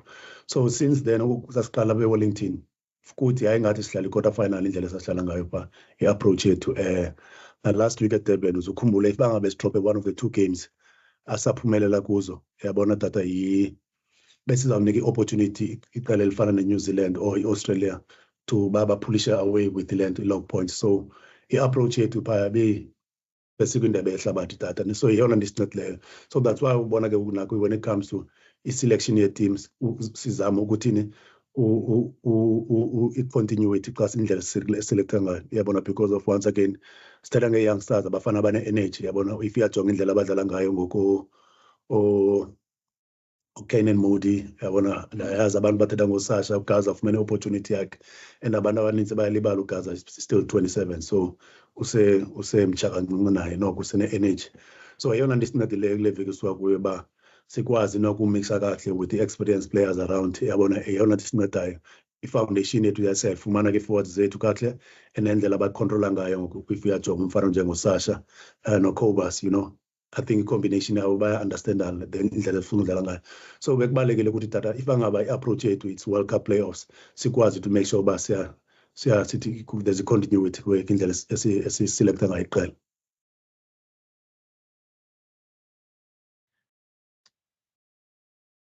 Morgan? Thanks, Z. How's Rossi? How's Evan? Nice shine you've got going there, Evan. Rossi, how easy was it to go with consistency for this week, which you guys are labeling as a final?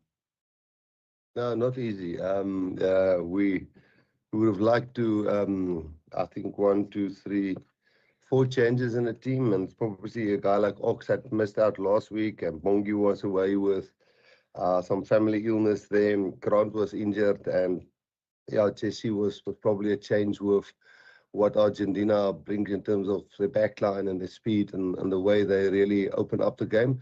So we would love to give Andre a chance, and obviously Franco is not here, and same with Faf, same with Mapimpi. So yeah, we would have loved to do that, but we thought, you know, only 2 days of training, maybe just 2 training sessions, you can't change too much. So I guess that played a big role. But we tend to think we're a squad of 40 players, and we can interchange. But with just 2 days of training, that wasn't too easy to do. Kaniso? Hello, everybody, and welcome to Forever Sports. It is match day, people, and we are 24 minutes away from kickoff. It is the official watch along here on Forever Sports. My name is DVP, and I'm with you guys for this afternoon. And hopefully, we are going to be talking about a Springbok Rugby Championship title in a few hours' time. If you're new to the stream, please make sure you smash like on the video. Over 1,000 people watching, less than 100 likes. Let's get those numbers up, people. Let's get involved. Let's start smashing the like button right now. Let's start subscribing as well on the journey to 100,000 subscribers. As you can see on one of on some of the screens over here, we are already starting to up the subscriber base. And it's all thanks to you guys, the community. Right, people? This is the question I'm asking you. We need to get score predictions in, because we're going to lock our prediction on my picks. So please make sure right now, I'm asking you right now, go onto mypicks.app and get your score prediction in. I'm going to drop it in the comments. Go follow that link. Get your score prediction in, because it's going to aggregate out a score prediction that basically represents you guys, the community. And I want to see what you guys are saying over here. I'm going to lock in my score prediction as well, and we're going to kind of see what everybody has to say with regards to the different scores and kind of how everyone's feeling ahead of the match itself. Coming up, we're going to be listening to a press conference from Bongi Manambi, one of the big players who I think is under a bit of pressure this afternoon. Also going to be having a look at the Bok team itself and kind of where that's how that's sort of shaping up, and what is going to happen with regards to how we're going to deploy the team. For example, a 5-3 split, no Andre Estes, no hybrid players.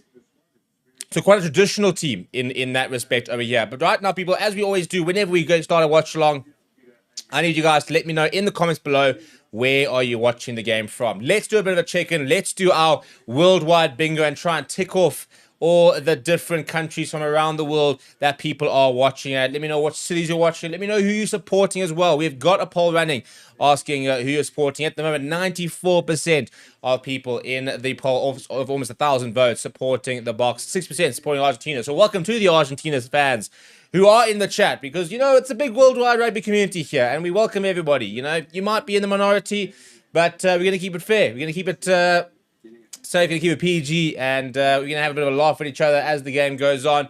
But the big thing is we want to see good rugby, and we want to see a nice rugby community. So let's start dropping in the predictions. And Mark Burgess saying home doesn't help me. I don't know where you live, people. A bit weird if I did. So let me know where you guys are watching, and let's try and tick off the 5 continents as quickly as possible. We always do. We always do. We've always got someone in South America. Maybe Argentina fans can help us out there. You know, we usually tick off Europe pretty quickly. We chip off Asia, for example. There we go. Tanya saying from a South African in Italy, La Spezia. And Old School saying, watching from Eindhoven here. So you see what I mean? See what I'm saying? So Europe is ticked off already. Surely you've got people joining us from South America. Surely you've got people joining us from North America. Surely you've got people joining us from the likes of Australia and Asia and the rest. So let me know where you're watching from. Let's get going in the comments. Gareth coming from Cape Town. And get your score predictions over there. So I'm going to go with Boks 35, I reckon. And I want to go with the Los Pumas 16. That's going to be I think it's going to be a slight... I'm hoping not. But I wouldn't be surprised if it's slightly closer than last week. I think, you know, we've never put in that kind of performance 3 weeks in a row where you go and beat and win by 30, 40 points. So in that respect, I'm going to go a little bit more cautious, maybe add an extra 2 points. Should we say 37-16? I think that's kind of more or less where I'm at. I think that Argentina will score points. I think they know how to score points. And I think that our defense, we've had some games where we've been very, very solid defensively. We've also had some games where we're not maybe as solid defensively. So I'm going to lock in those picks over there. I need you guys to go onto the website and lock in your picks and see, because at the moment the average score is Boks 39, Los Pumas 18. So let's go and get those. Nobody's predicted a Los Pumas win so far. Nobody's predicted a draw either. So go and get those predictions on my picks. We'll be using the same platform for the player ratings after the show. But without any further ado, we're going to have a look at a press conference from Bongi Manambi. Now, we talk about some of the players that are under pressure, and we'll look at the team in a little bit towards the close to the game. But I think that Bongi Manambi's got a really, really big game this afternoon to try and show us what he's all about.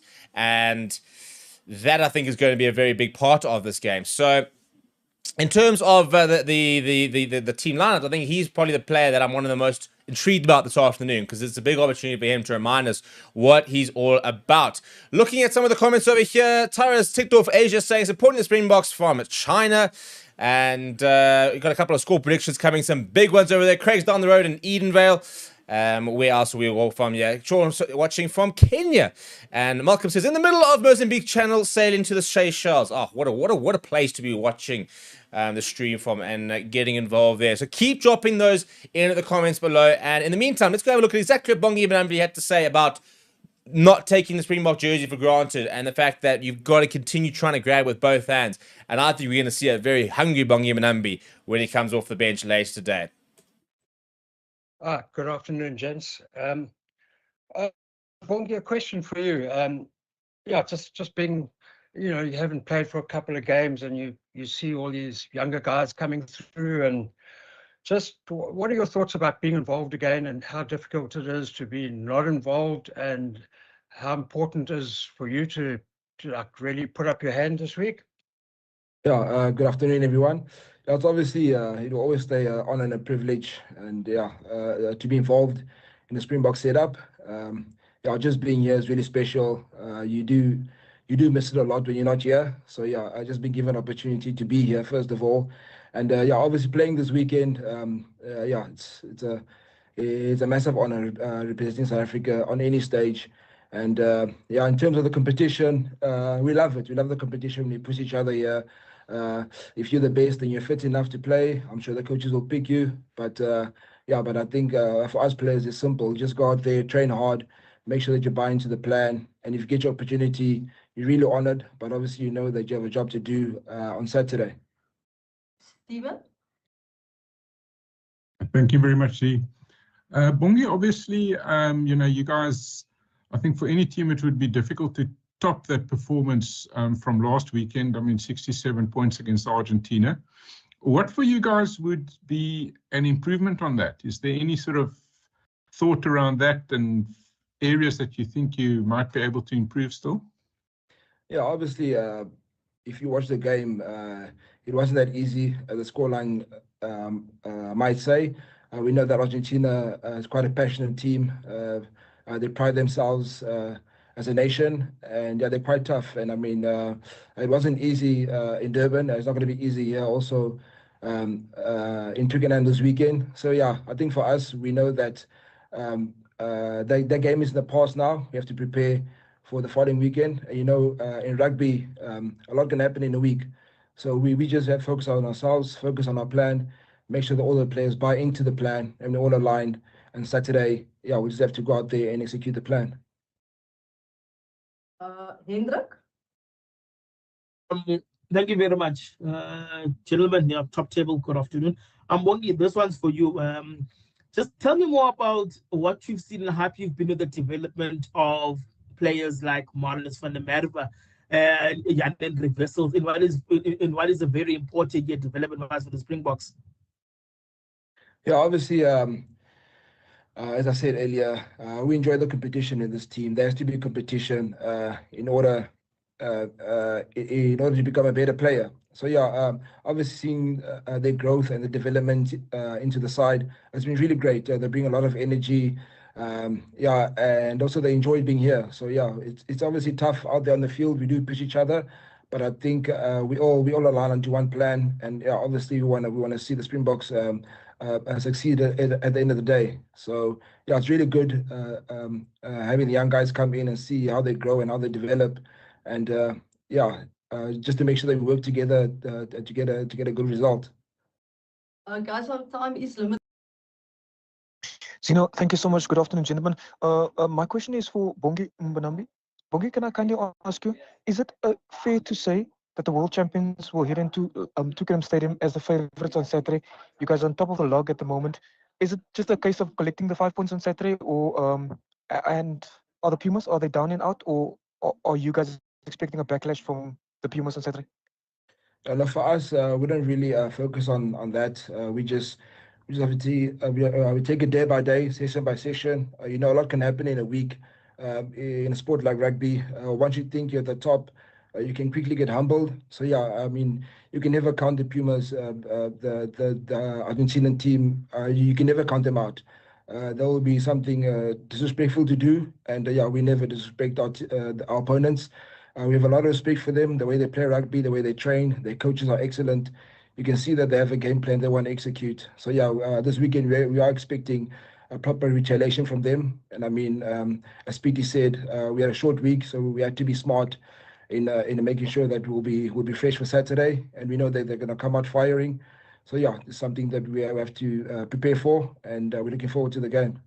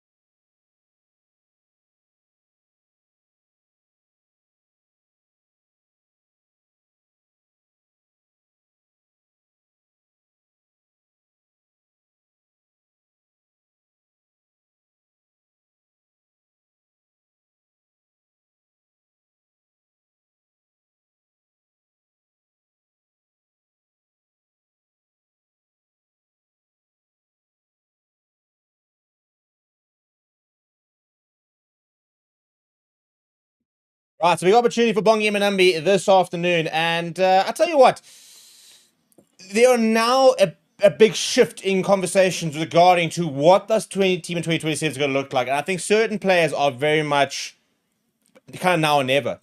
Not so much the young players, ironically. You know, we sort of talked about the fact that some players have to kind of prove that they're good enough to be back for 2027 World Cup, and now we're starting to see a lot of our usuals and kind of the all-stars almost have to prove that they're worth keeping around and worth staying in the squad because the youngsters are just playing so well. And that's a really positive place to be in. You know, we did our live show on, I think it was my show yesterday, or my video yesterday. And we spoke about the fact that just the depth is just in such a good place at the moment. And a year ago, we were talking about how good our depth was. We lost a couple of games. Everybody starts to panic a little bit. But the depth is there. It is very much there. And we're seeing that with the performances that we saw against the likes of the All Blacks. And that. So we're going to go through the anthems very shortly as the teams come out over here. But before that, let's have a look at the team itself for this afternoon. And after that, we'll go into the anthems. And after that, we will have kickoff.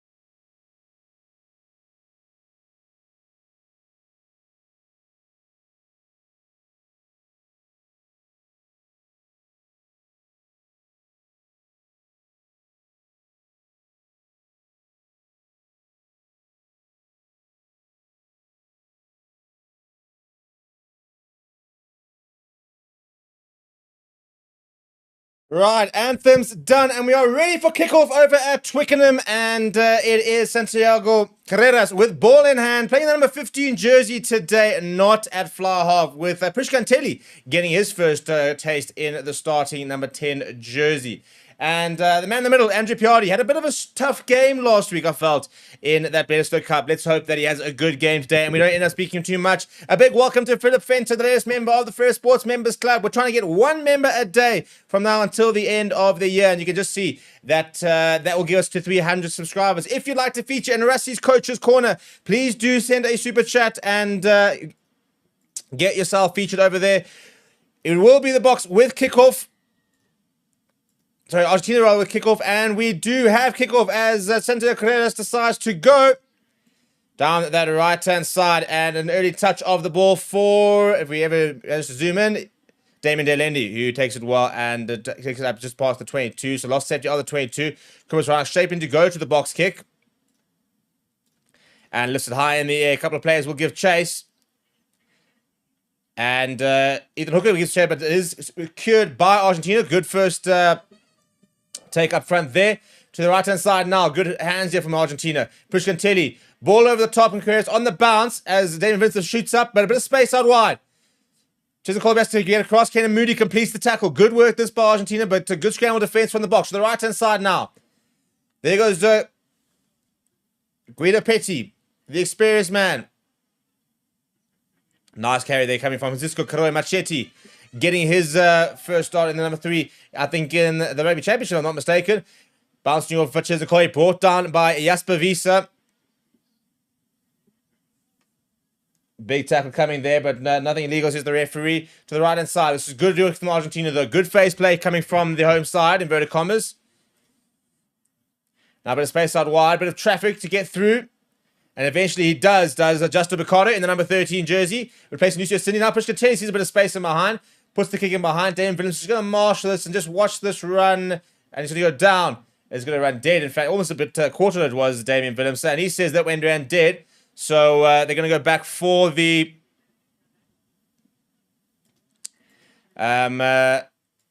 scrum back towards the halfway line. Should be the call here.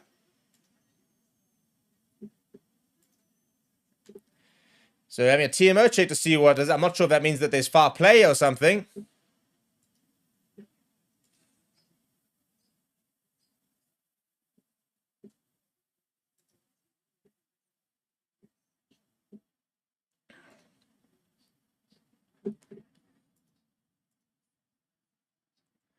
Not entirely sure what we're going to have a look at, but Andrew Piardi wants to have a second look at something. Not sure if we're looking to see if there was potential grounding when the player came. I think it took a ball. I mean, Carreras came through. Oh, sure. Great. Well done, Kenan Moody. He's gone upright in the tackle, and that's going to be a yellow card. Fantastic.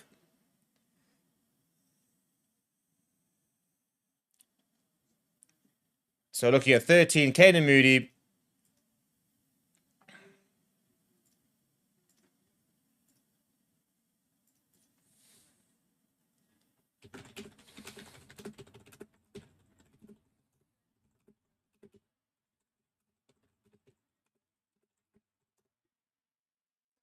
So we're going to have a yellow card, but I'm actually going to pretty much prepare it, to be honest. Yeah, meeting the yellow card threshold is what Piardi's got to say. So it's going to be a yellow card, going to be a bunker check. I don't think it's going to be a red card.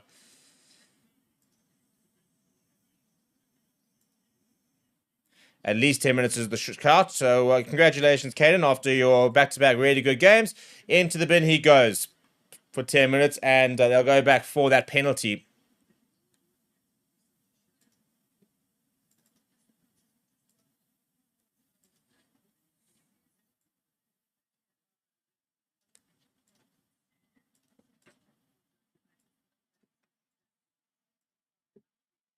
Joel Strange talking about how it's such a tough call to make. It's not a tough call, people. We've been through this. And this is what the problem. You can't have former pros who sit there and keep getting confused about the fact that they've said no head contact. He steps back inside. There's a bit of mitigation. There's still head-on-head contact. Kenan Moody still leads with his head. He's still upright. And it's a yellow card. And I understand how it's hard to understand for somebody like a Joel Stransky. You've been around commentating for how long are you going to, until you can understand this is how it works? Anyway, to the right-hand side, go to the box. I mean, to Argentina. Good tackle there coming from Sia Khaleesi.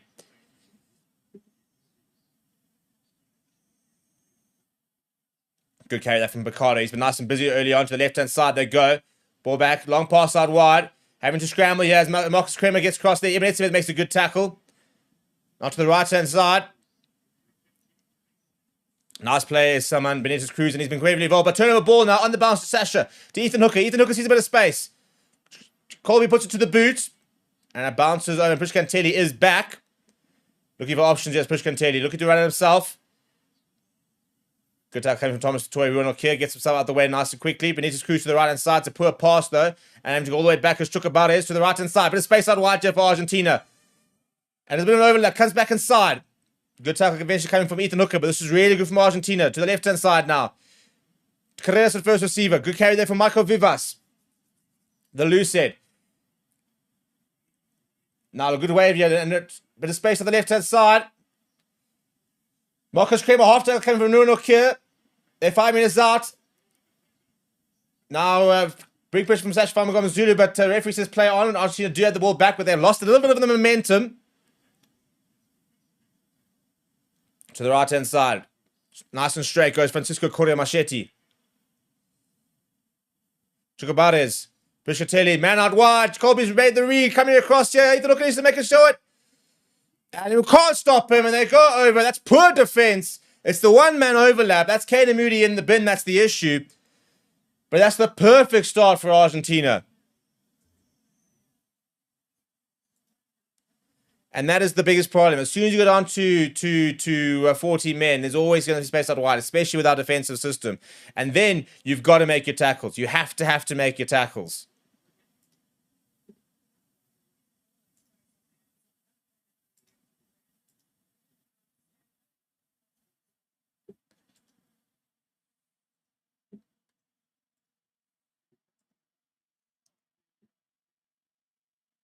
Comes back inside. Kubasrana makes a very passive half fit, and Ethan Hooker can't complete the tackle. Colby has to make that rush up because there's nobody else. But it's poor. It's poor in the end. And Sandro Carreras, his first kick of the afternoon, right against the touchline. Looks pretty good. And is good. Right, 7-0. We're going to have to come from behind now.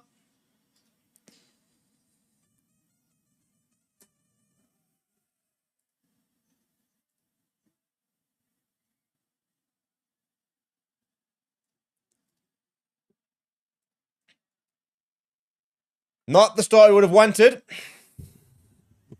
And again, it's just the yellow card. It's just the overlap there. But Kubashan's got to make a better tackle. Gets stepped inside far too easily.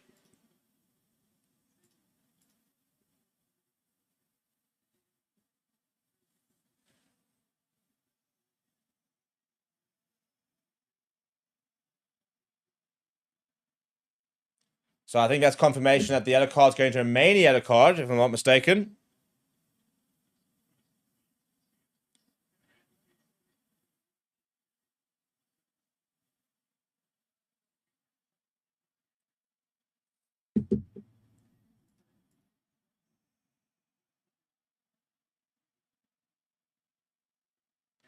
Inside, solid hits, and Thomas the Toys there. And in the pocket goes and Timothy Peter Cruz. Good kicking behind McShinty. Now a first touch for Damon Willemser. To the right hand side, he goes to Fashify Magomazulu. He's going to run himself with Sasha. Gets past a couple on the halfway line. Comes around, goes to Ronald Kier on the left hand side.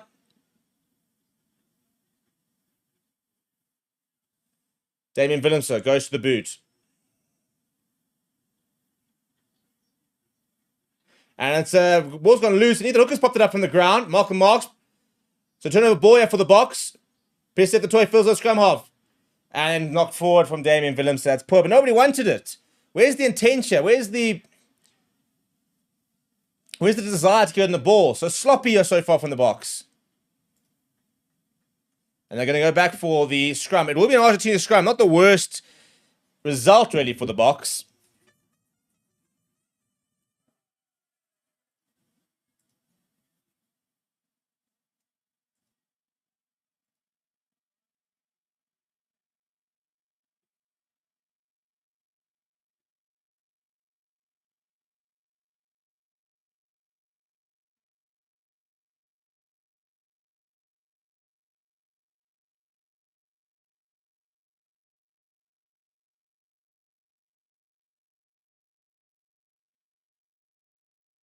Damian Willemse with a knock on there. Right, first scrum of the afternoon. Pretty packed Twickenham. We haven't really got... I mean, I think it's pretty 50-50 with regards to how many supporters there are in the actual stadium from each side point of view. Big scrum there. A lot of pressure on the Argentina scrum, but he managed to get it away. Pushkanteli goes to Chukabares. Long pass out wide to Santa Carreras. And his kick has actually been charged down. And Damian Willemse picks it up to turn over ball here for the box. Damian de Allende uses it quickly. Fires it out to Ruan Nokia. He goes short to Eben Etzebeth, who leaves it behind. It was the right thing as well from Ruan Nokia. Etzebeth not expecting it. Sloppy at the moment.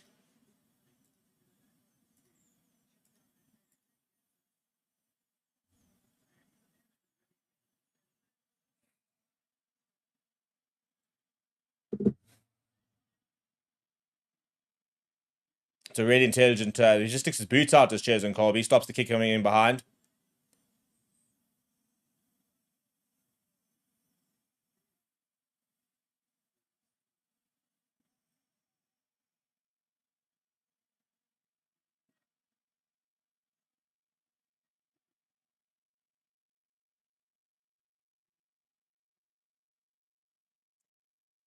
%87% territory so far from Argentina, but the first scrum was good, and there's another bit scrum. And there he is, going to be turnover ball here from the box scrum. Goodness me, it's good. PSF the toy scrum off, goes to Sasha, fires out to Ethan Hooker.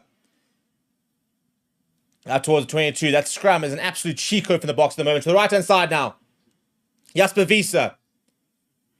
Kubas Rana goes out to Sasha. Sasha looking for options. Steps away from Marcus Kremer. On the ball, says the referee. Ball available there for Kubas Rana.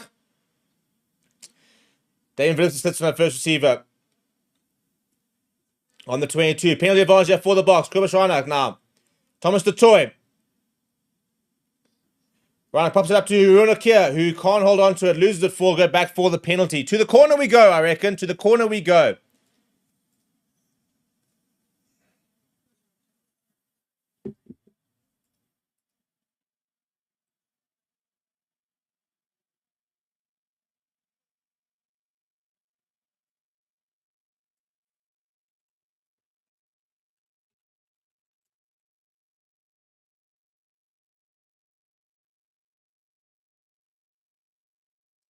Caden Moody, a couple of minutes left on that yellow card. He's busy warming up to come back on so we can get back to a full 15. Trying to look at the decision. I think it looks like we might be taking the points here.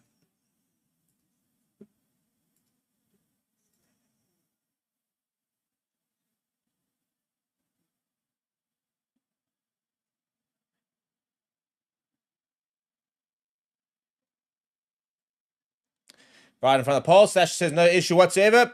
Sends that ball into the crowd. We get our points tally going for the afternoon. 7 points to 3. Sasha opens his first few points. Last week it was 37 points. So he'd have another 34 to go if he were to try and match that. People, please do smash a like on the video. Let's try and see if we can get up to that 300 like mark. If you'd like to get your name into the Rusty's Coaches Corner on the screen over there, then please do consider sending a super chat. And as you can see, a couple of members today trying to get to that 300 members goal. 4 members today and counting. The target for today is like 20 odds, so let's see if we can get a couple more going. That's a deep restart from Carreras. And Damian de Allende's once made a bit of a hash of it. He actually dropped it backwards, then put it to the boot. Pushkanteli takes it. An opportunity for Argentina to counter-attack now. Carreras. Good tackle coming from Sia Khaleesi. Very nice tackle. And wins the penalty as well as Malcolm Marks. That's really, really good. A mistake from Damian de Allende. Bailed out by Sia Khaleesi and Malcolm Marks. A good tackle from Sia Khaleesi. It's a dominant hit. And that dominant hit then allows Malcolm Marks to get over the ball and win the turnover.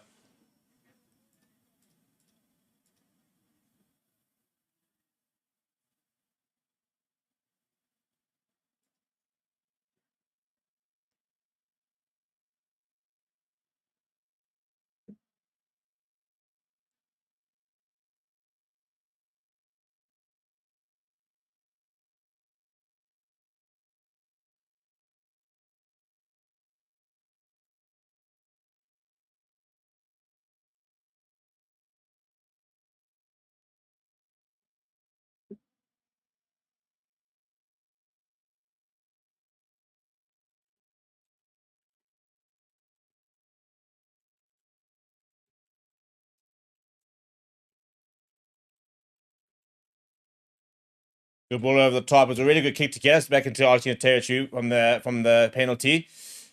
And now Sia Khaleesi starts out 22, goes Peter Steph the toy. Pick up and go coming from Evan Smith. Ball goes back to Kobus Reinach. Ball over the top towards Malcolm Marks, who can't hold on. It's a very ambitious pass there from Kobus Reinach. I don't think it was needed at all, to be honest.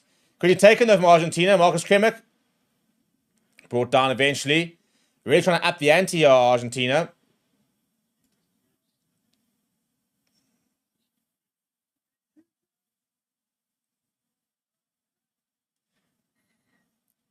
And penalty for Argentina. Evan Smith's got him too early and been offside there.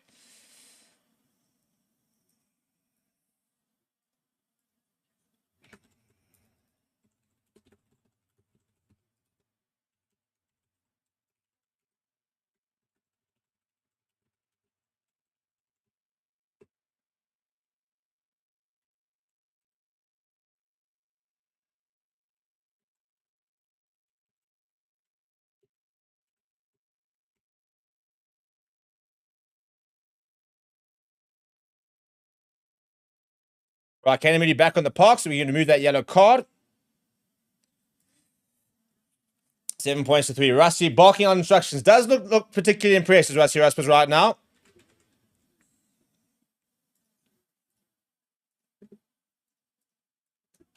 Ball over the top from Prishkantelli. Damien Vince underneath it, takes it well. Smashed the tackle, but copes. Ethan Hooker and Chosen Colby there. Chosen Colby takes it quickly. Brought down by Benitez Cruz.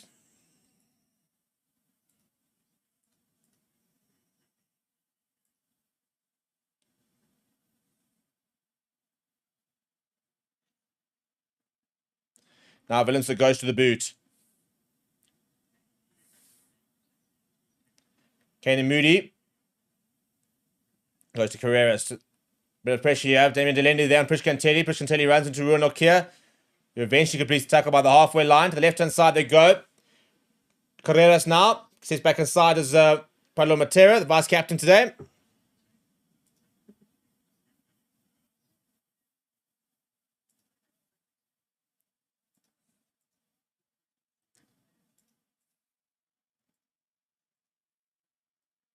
Bit of space out wide here. It's a good take as well. Having to slow it. Kenny Moody makes the tackle into the 22. They go. Baptista Delgado with a bit of space, looking for a second try. Benitez Cruz on the right hand side. Just 5 minutes out to Argentina. Kramer flings it out. To Prishkantelli goes short. Jukabaz. Good tackle there from Oxen Chair. Malcolm Marks on the ball. But it's available. Penalty advantage for Argentina as well. Carreras. Telgi goes himself. 10 meters out with penalty advantage.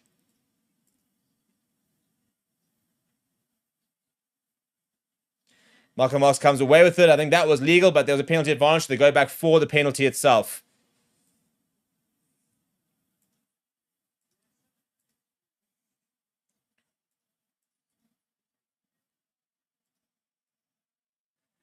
Tell you what, Argentina come to play here, and just a couple of missed tackles. That's always the problem here. You know, the defensive system works, but you got to try and make the hit.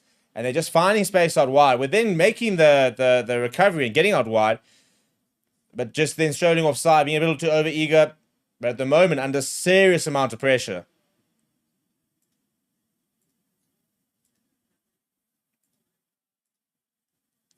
So decision time here for Argentina. Going to the corner, going taking the 3. Marcus Kremer is down and getting a bit of treatment.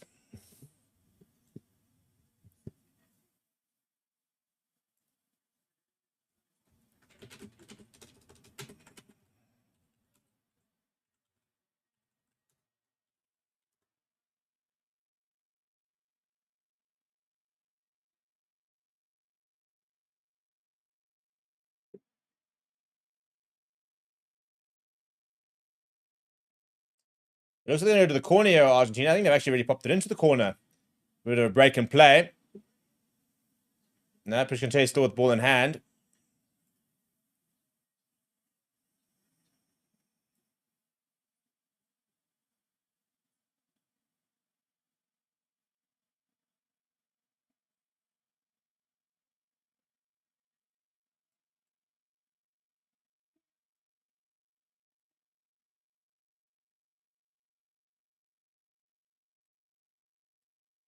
And go over the top goes Eben Etzebeth, but loses it forward. Almost a brilliant steal from him, and the ball is available on Argentina's side.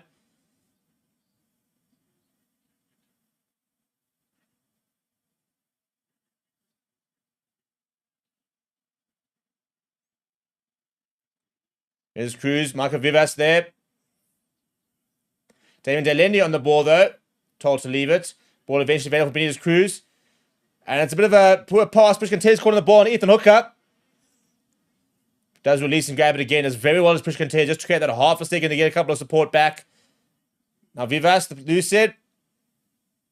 Brought down by Etzebeth. Solid defense this year from the box. And then hands in the ruck, and that's really, really silly. In fact, not running away is the call from the referee.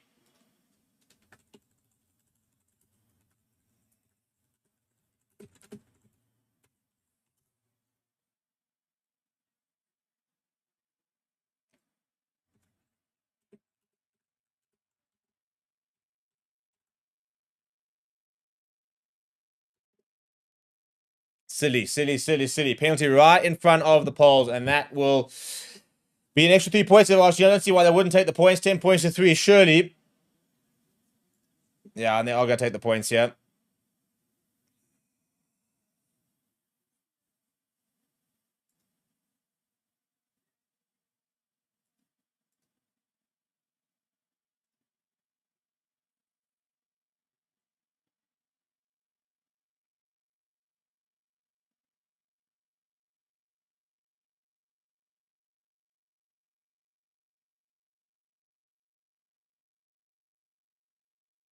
No issues there from Santiago Carreras, and Argentina extend their lead back to 7 points.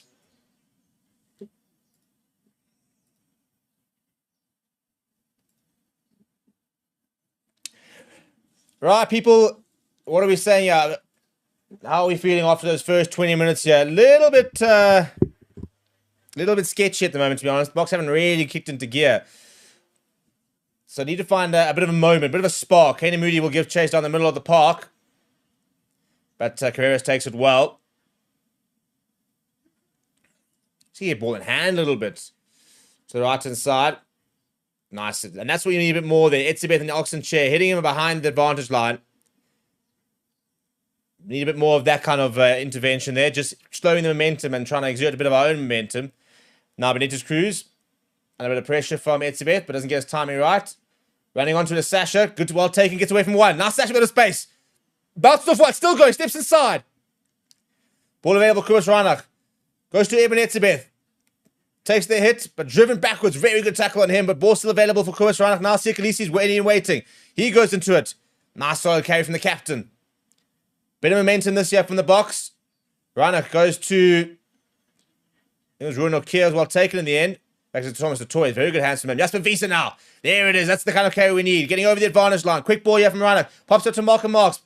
And then pops it straight into the hands of Argentina. There's no need to throw that half up 50-50, guys. Come on. Pushkantelli. Go long, and Chesney Colby around to this. But a bit of space to the right hand side. Siakalisi's with them. Sees a bit of space. Puts in the kick here, does Chesney Colby. And he's going to give chase. Not a bad kick at all. Just puts it back on the 5-meter line there for Argentina. Forces them backwards. And that's a very, very intelligent kick coming from him. Right, people, the next poll is going to be... What's our next poll going to be? Who will score next? We'll do a bit more interactions there. Who will score next? South Africa or Argentina? We're going to do a couple of quick fire polls today. And get your comments in, by the way. Please do smash like on the video. I said we're up almost to 2,000 viewers, less than 200 likes. Got to get up to 300 likes by half time. And again, if you'd like to get your name into that Rusty's Coaches Corner, drop your hot take, send a super chat, or join the members club and get your name on the back of a Bok jersey, as you can see on the screen over there. It is as simple as that. Link in the pinned comment. Right, defensive line on the 6-meter line, and they go to the front. Good line at that from Argentina, but Comas Reinach almost made the interception, and it's going to be a knock-on 5-meter scrum, which is a nice result actually for the box. Good read that from Comas Reinach. If he takes it, it's try time.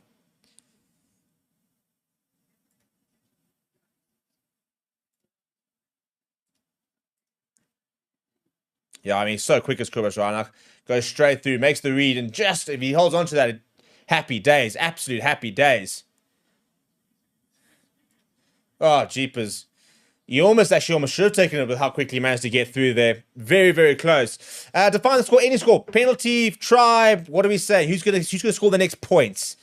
South Africa or Argentina. Get your vote in. We're gonna lock that in after 24 minutes or until the next score gets. We're gonna do some quick fire polls. So if you have any ideas for a poll, who should be our fly off, who should be our scrum off, drop them in the comments and we'll do some quick fire polls throughout the stream today.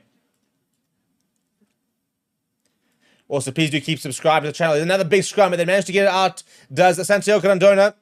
Big tackle coming from Jasper Wiese. Ball available for Benitez Cruz. Matera just pausing slightly before then taking contact. Good defense. There's good pressure being exerted by the box. Asking the questions, Peter steps away, reckoning that ball is out. Now a bit of a poor pass, push contest to get away from Eben Etzebeth, then puts it downfield. I don't think he's found touch here. He's not. Damian Willemse underneath it. Damian Willemse walking. Cook Damian. Gets away from one. Still goes Damian Willemse. Still goes Damian Willemse. Still going. Twins in the tackle as well. That's 4 defenders he's beaten just in that run. Now Jasper Wiese takes contact. Need more of that. Need more of that. Kubas Reinach, ball available. Goes back to Sasha. He goes to the boot. Oh, that's a horrible kick from him. That's gone far too far. It's behind the touchline. That's going to be marked by Santiago Carreras. It's an awful kick from Sasha. Quickly taken, though, as Carreras. And then offside is the core, and we've given away a free kick. Now I've got a bit more time just for Carreras to find that clearance. Such a good carry from Damian Willemse. When you've got him and Sasha on the park together at the same time, the stepping in that you sometimes see is just absolutely sublime. Steps away from one, gets away from two, steps away from another one, three, and then spins in the tackle. I said 4 defenders like that. Wang, wang, wang. Taking names is Damian. Right, we're gonna lock up that poll in what I said, 24 odd minutes. So you got another 90 seconds to lock in the poll. Who you reckon's gonna score next? At the moment, 94% backing the South Africans to score next. Damian Delende goes short to Kane Moody, short to Jasper Wiese. As I said, if you have any suggestions for a poll, drop them in the comments and we can run that one the next one. Now Malcolm Marks on the halfway line yard of the box. Kubas right to the right-hand side. Damian Delende first here, pops up to Sasha. Sasha sees a bit of space, goes himself. Sasha goes straight through. Looking for options, Sasha. Lock pass out wide. It's an awful pass to Cheslin Colby. Just too high for the wing. It's a great break from Sasha. It's close but no cigar. That is the definition of the game so far from the box. It's a great break. He sees the mismatch, gets away from one, and then just needs to find a better pass out wide to Cheslin Colby. Goes to the lofted pass, and it's too high for Cheslin. Sometimes feel like at times we're almost forcing the issue.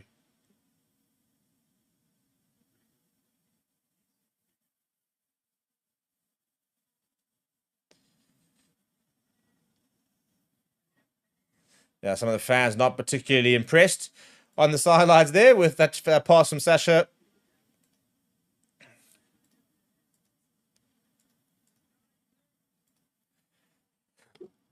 Piardi asking for a better gap. Also, people, on the half-hour mark, we're going to have a subs train. And that means that everyone who has not subscribed to the channel is going to start subscribing. We're going to try and see if we can get up to like that 97,000 mark quickly, which we need less than 300. 250 people, and there's definitely 250 people here who are not subscribed. So once we get to that half-an-hour mark, we're going to go on a train over there. Benitez Cruz now at the back of the ruck. Dummies. And then goes to the box kick. Colby goes underneath it. Brilliantly taken, though, from Jean Cruz Malia. That's the nice thing. That's one of the reasons they put him on the wing there. Come quickly as good tackle from Kane Moody, but Pushkantelli then puts them behind. And who's going to grab that? Who's going to grab that? They actually all step back and make decent tackle. He's got space. Damian Willemse makes the tackle.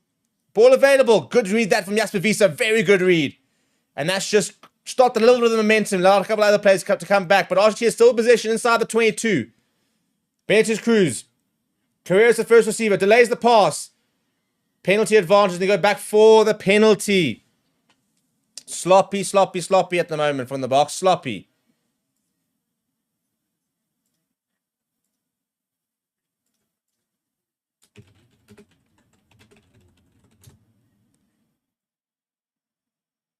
Such a good take from Jean-Cruz Malia. And that was a very deliberate change that Argentina have done, is that they've put Jean-Cruz Malia out on the wing to try and counteract the aerial threat. And that take in itself kind of shows you exactly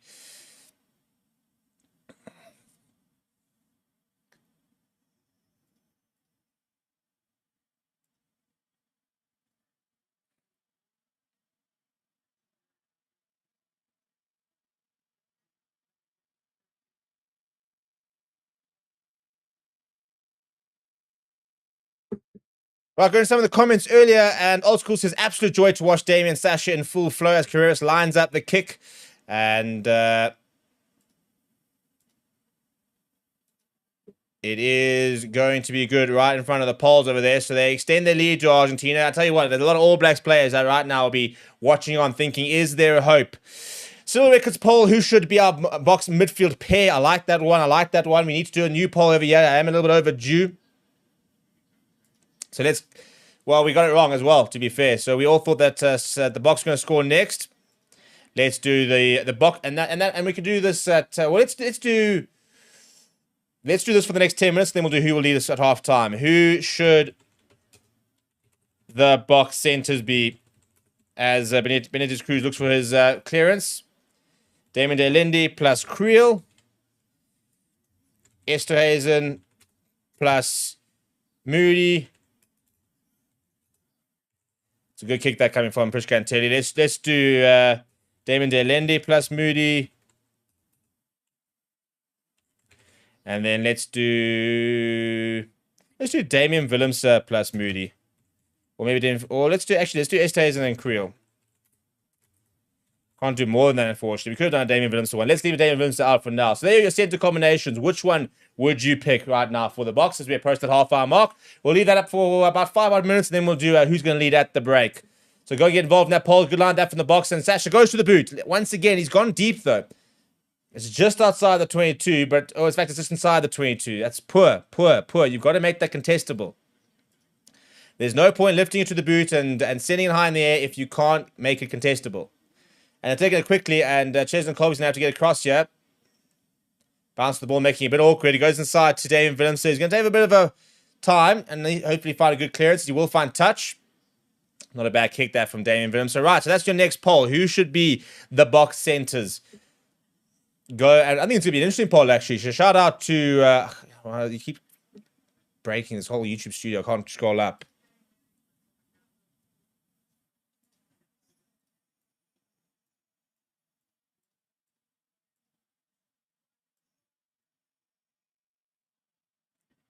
Chukobades, nice carry coming from him.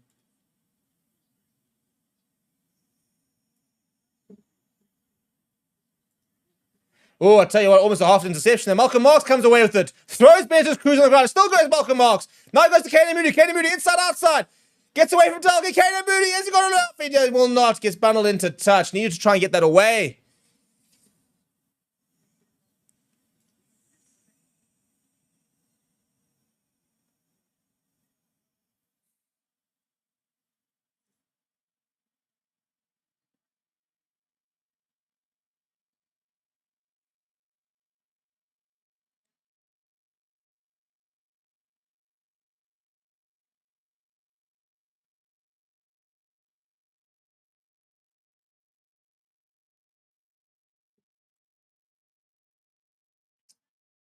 Having a look over, I think potentially looking at the knock-on from that entire thing. Yeah, Kaden Moody actually slapped it down. So going back for the knock-on after all of that. Mike Sparrow says, if the box win, the series is won by the box. The sponsor will lose too much, so Pumas have to win. Much too much to involve all these days. Such a sorry state of affair. Yeah, listen, that's absolute crap. Basically trying to intimate that the Argentina have to win because there's too much money for the sponsors to lose. So therefore, basically implying there's been a match fixing, I think is what you're going on about. So I don't know what you're on about, to be honest. Absolutely no idea. Anyway, good scrum that, and the ball comes to the left-hand side. Picardo. It's not like PR is the reason we're losing this game.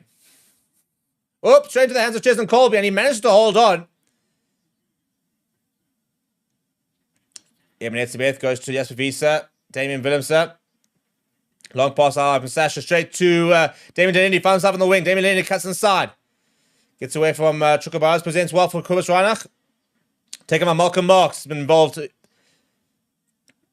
a lot in this first half. Damien Delaney streaming in at... it's a big hit there on Jasper Wiese. Knocks and chair scrum off. Damien Willemse. Goes short. Kanan Moody. It's a great line being run, but he loses it forward in the tackle. Oh, Kanan Moody is having a bit of a tough half so far. But they do win the penalty to the box. Thought we would have had the knock-on over there. But we win the penalty. Sasha thinking about taking it quickly. And Prishkan Telly's getting to know Sasha Famagomazulu. The two 10s getting to know each other over there. Hello, Dean. Yeah, fine. Surviving. Saturday afternoon. How are you doing? Lucinda says, go Bokke, we need a win. And Malcolm says, there we go. Cyril Caesar Mitchell suggested the poll. Shout out to you. Sorry, I'm having troubles trying to scroll up.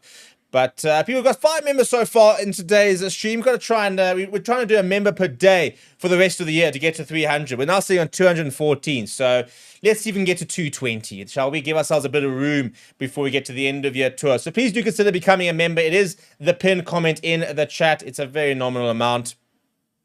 And it really doesn't break the bank, but it makes a big contribution towards us. And again, if you'd like to drop a hot take, send a super chat, get yourself into Rassi's Coach's Corner, and get your hot take out there. We do go to the corner. Malcolm Marks has got ball in hand. Important for us to try and score before half time. They're going to ruin Nokia. Looking for the rolling more here on the box. Let's go back to basics.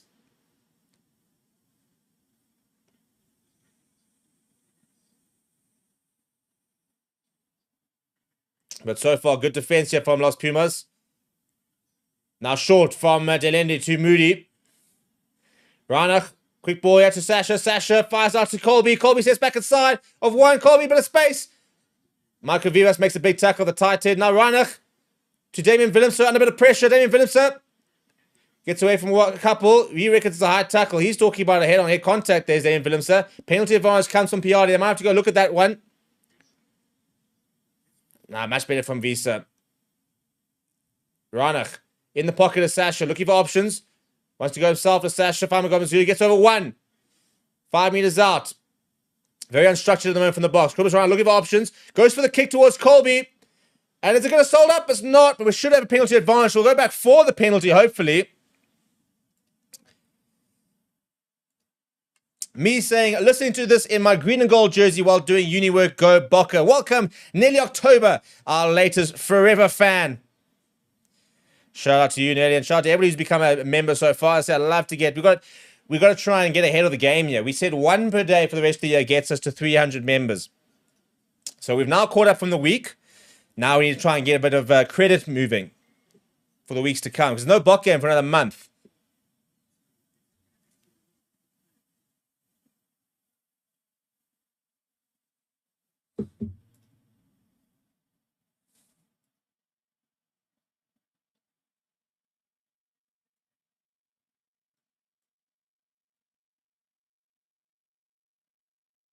Right, so break and play here before we get going again. And we asked earlier, who should our centre combination be? Let's see if we can get that up to 200 votes, people. At the moment, is Damien Delende and Jesse Creel, and they are actually equal with Esther Hazen and Moody, which is quite interesting. So let's keep voting on that. We'll close that off at 200 votes. I think he's asking for the scrum here, at least. That's what I would ask for. Yeah, they are asking for the scrum. He says, where's the mark? We'll take the scrum. We've been decimating them so far in the scrum. So I like that call. It's the right call.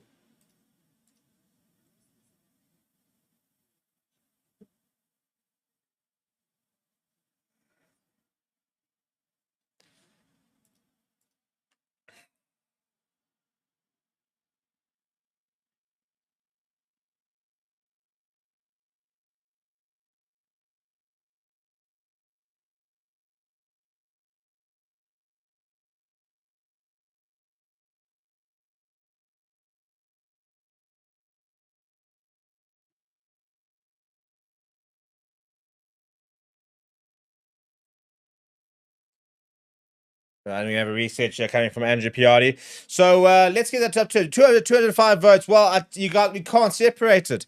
And that just shows you how close everything is at the moment. In theory, the poll officially says, Estes and Moody does just trump Damien Delendi with 32% to 31%. That was a very cool poll. So let's get another one going. Who's going to lead at halftime? Who will lead at halftime? Question box. Argentina or Evans? Well, we're going to have to score here if we're going to try and get a chance to lead. You need more than a converted try to do just that. There we go. Big second shove. Here's the penalty advantage. Kubas Reinach wants to try and get that ball out. Have another one. Have another one. Another scrum. Have another scrum. Penalty. Take the other scrum again. Cyril Rick, his next contribution says, should we be looking at a new captain and who? I say yes, and it should be Sasha after Sear. Yeah, I think it's a bit early for the Sasha shot, to be honest, to go to the next World Cup. I think in the future, definitely an option. Kamanya says, sitting at Table Bay, listening to you on Yacht Diversion. Gorgeous setting. Thanks for the commentary. Where's the invite? Where is the invite? I could be on a yacht right now as well. I'm in. Sign me up. I could use a holiday. Let me know where you're moving, and I'll get there. I'll make a plan.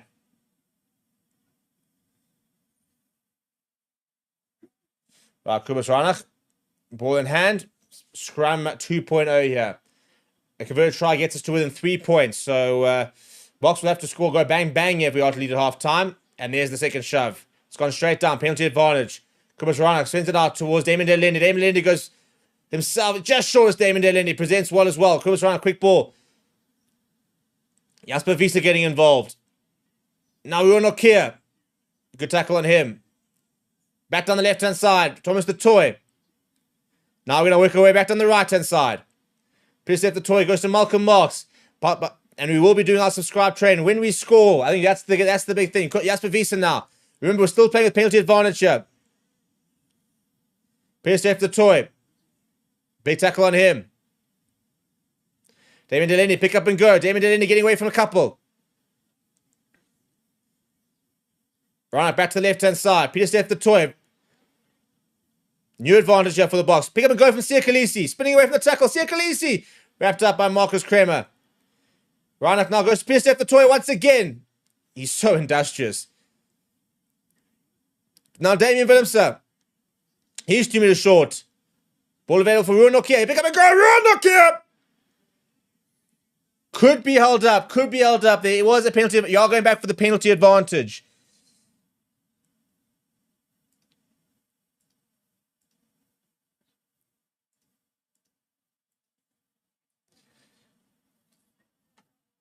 Take another scrum.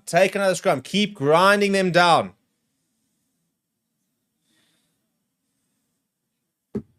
The yellow card's going to come.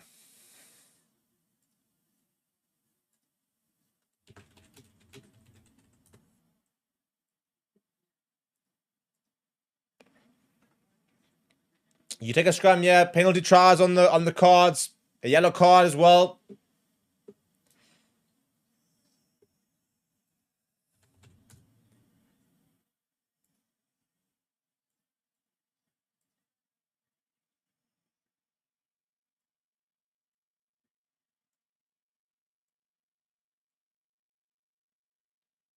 Take a bit of time, and then we'll get going again.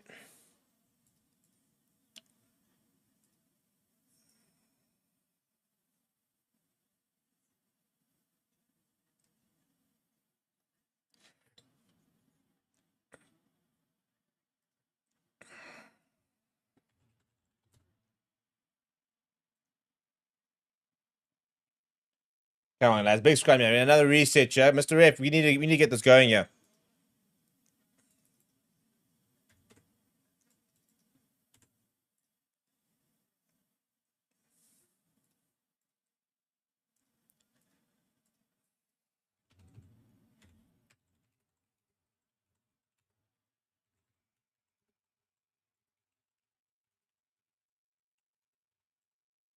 Come on, big scrum, yeah, penalty try. That's what we're looking for, yeah.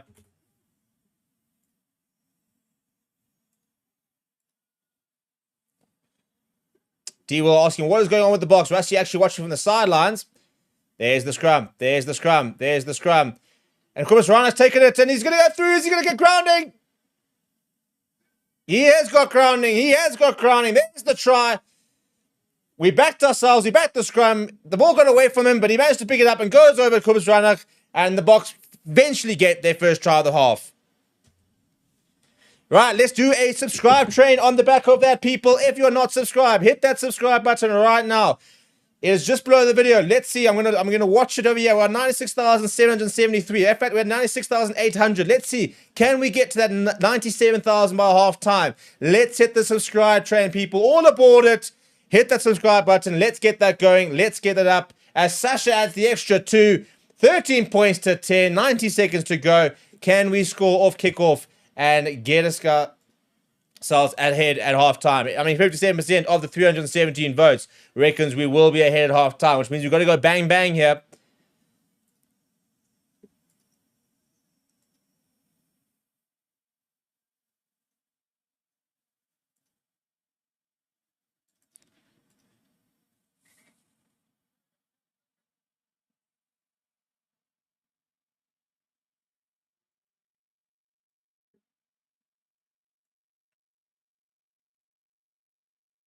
Yeah, and then you got to get reward from the scrum dominance, and we actually, I mean, it was basically on the verge of a penalty try, but for that's because it couldn't control because we were going forward so quickly. But yes, Bavisa was, I mean, you can't really blame him, to be honest. Good kick that from Sash Famagomazulu, from a brilliant kick all the way back inside, well inside Argentina half. It's actually past the 10-meter line. That's sensational from Sasha. Put them all the way back inside their own half with 30 seconds to go. Turnover ball. Let's score some points before half time, shall we?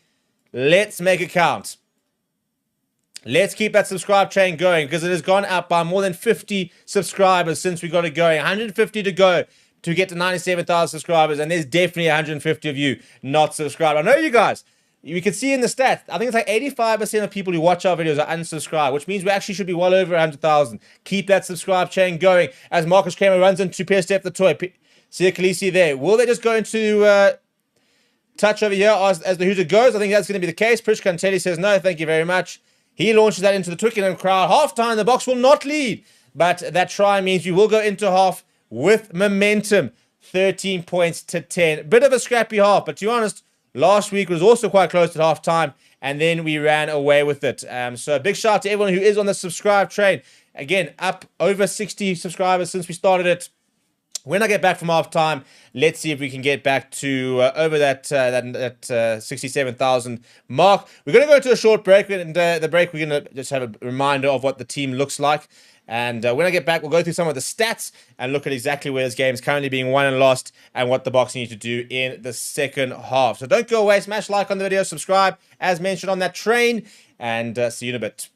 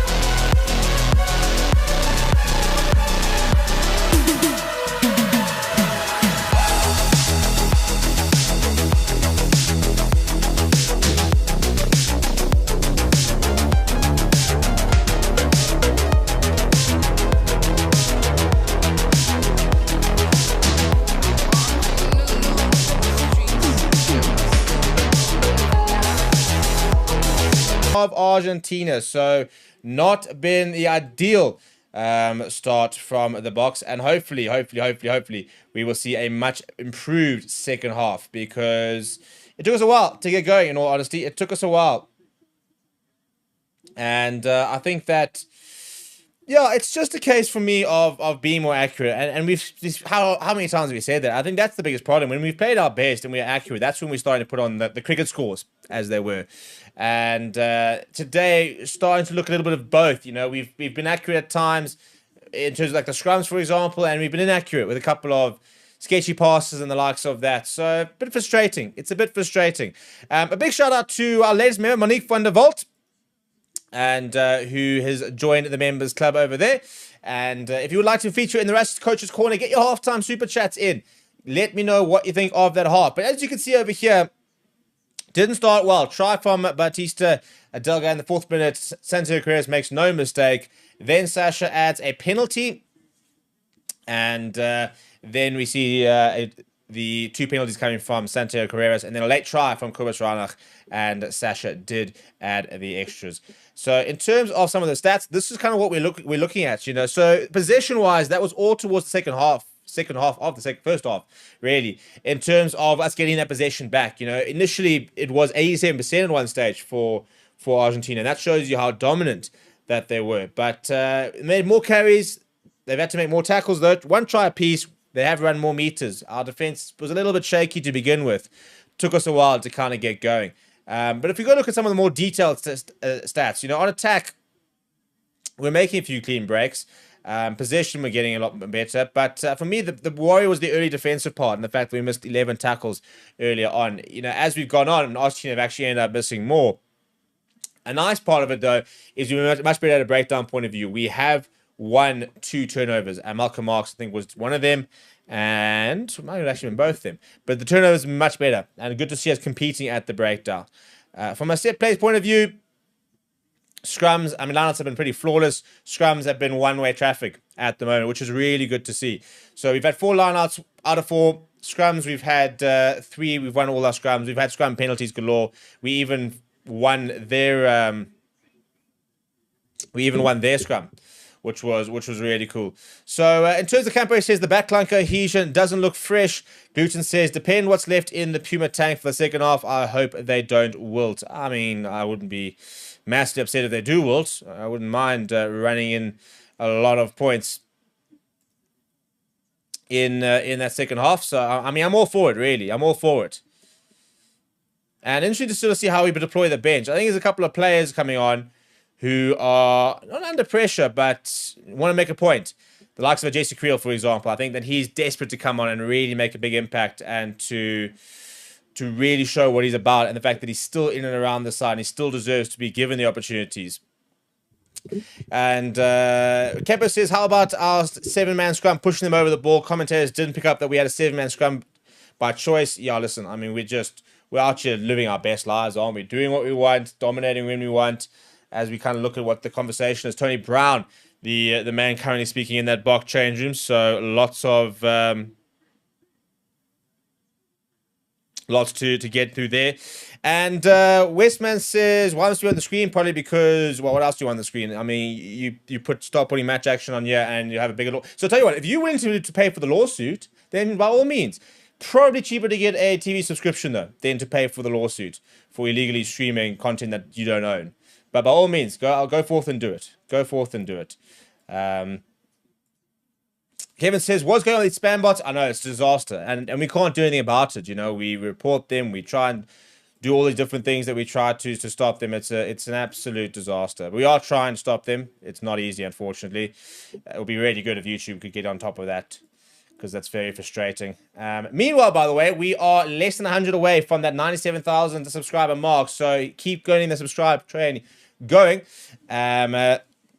Campus, talking about the 7-man scrum, and Dayan says it is indeed half time. As you can see, we've got the halftime show going over here, the halftime show featuring myself, Stevie P, and full time. We're doing player ratings, which is going to be a lot of fun. So make sure that you go and register for my picks, so that you can join our player rating show, which is going to be a lot of fun. And we've developed an entire platform to do our player rating show properly, which means that we're all going to go onto mypicks.app. We're all going to give a rating between 1 and 10. It's going to give us the average fan rating as well as our rating. And then we are going to do the man of the match. And you can also do the Argentina size, for example. It then does a combined team, actually, which is always quite cool.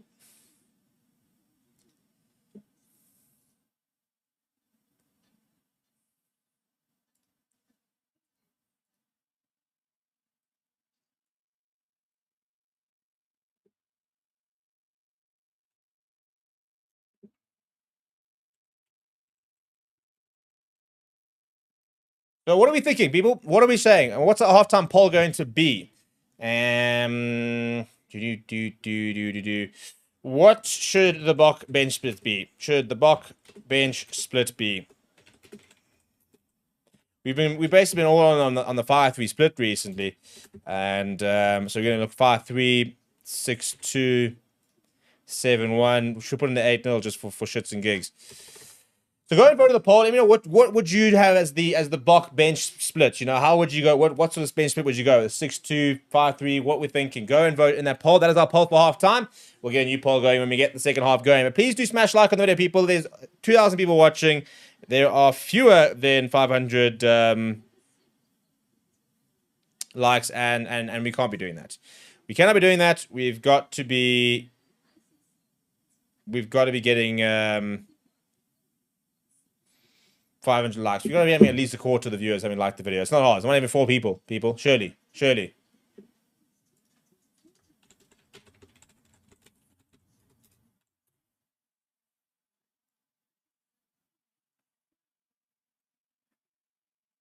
Yeah, so keep voting on that poll. Let's see if we can get 200 votes before the end of half time. And maybe get your predictions. What is the full-time predictions going to be? And shout out Kevin, who's been reporting the spam bots as well. Yeah, no, we're trying. It's so appreciate you. 10 minutes fish and chips says poll for second half. Who will have the most handling errors? We can definitely probably lock that in. And Kevin's saying, what happened last week, Stevie? Where were you? I was at a wedding. It's been wedding season. Both games I've missed this year are weddings.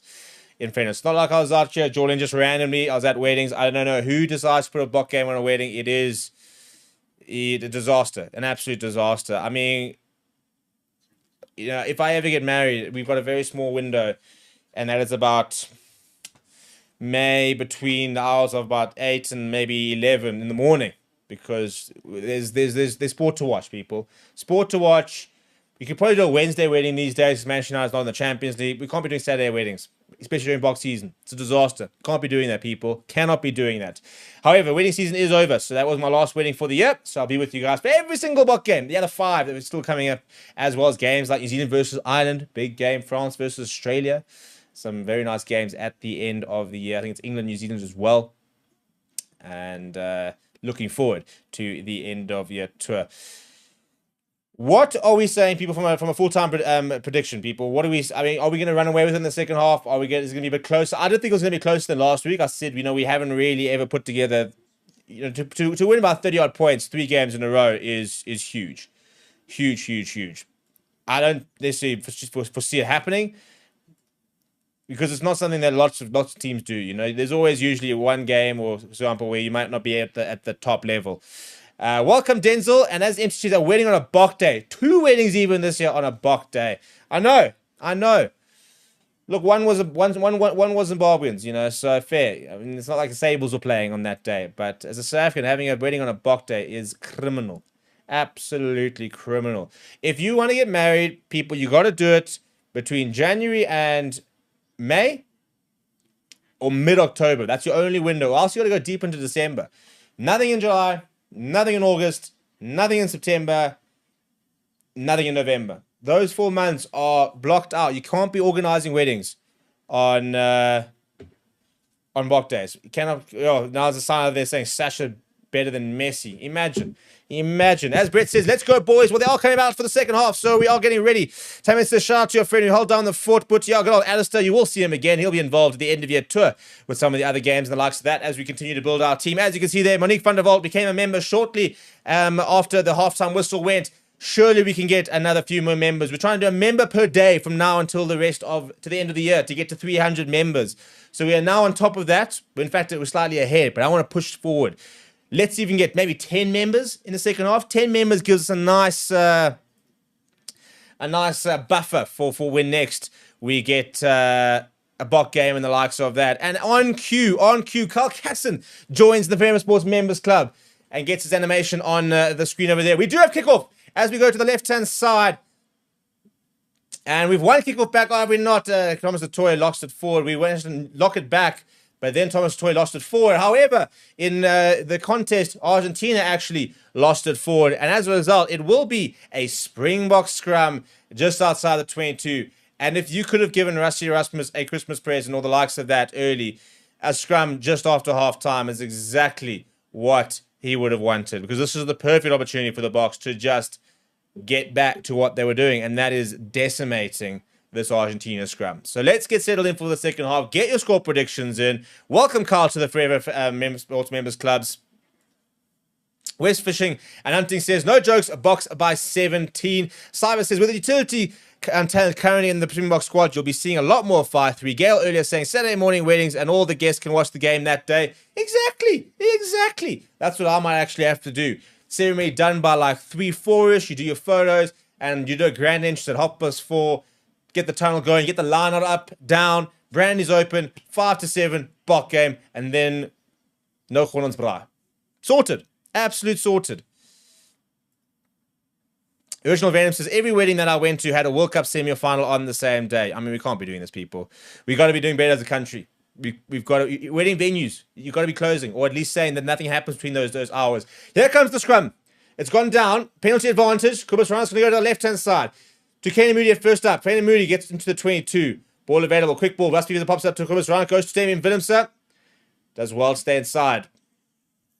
Oh, long pass out from Jasper Visa. Not really his forte. Kane Moody's going to have to clean up a little bit. We do have penalty advantage, though. To the left-hand side goes Kubus Ryan. Now Oxenshare. Damien Willemse goes flat to Sia Khaleesi. Sia Khaleesi on the angle. Can't get his hands free to Ethan Hooker. Ball is available. We're on penalty advantage still. We're in here now. Slow ball this time for Reinach. Goes short to Eben Etzebeth. Getting involved as he continues to, and then loses the ball forward though, so no advantage. Go back for the advantage at the scrum. Kick to the corner. Let's get this going.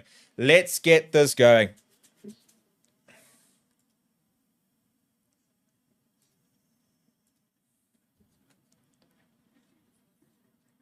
Eben Etzebeth down, giving a bit of treatment.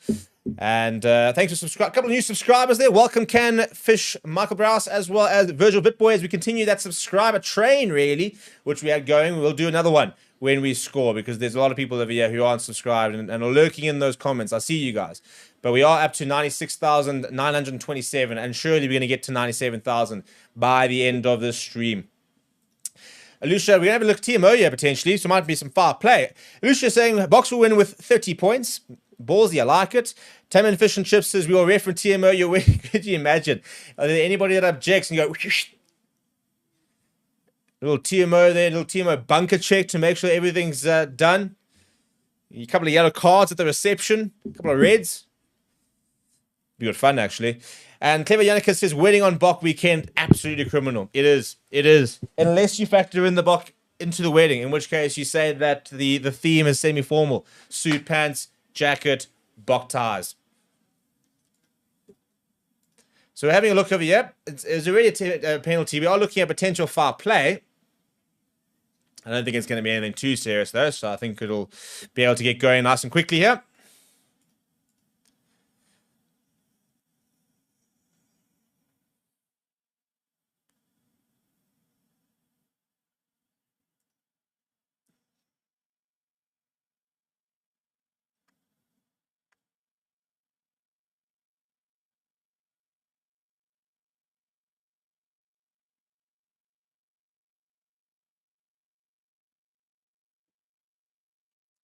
Come on, people. Let's get this going. Let's get this going. Also, does anyone want to like sponsor me a Los Pumas jersey? They're so nice. Even their away kit's so nice. I've always needed one of these jerseys. Make my eyes pop, apparently. We were finally going to see the actual incident. Now we cut back to Andre Piatti. What is going on here, people?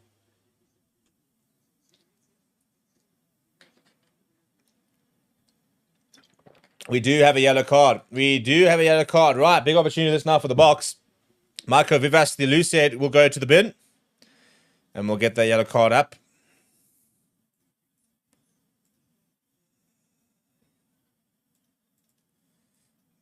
Number 1. So Vivas into the... I'll tell you what, he's done this basically, and it is a check. It is a bunker check from the looks of it, and that he could be in a bit of trouble there, could Marco Vivas.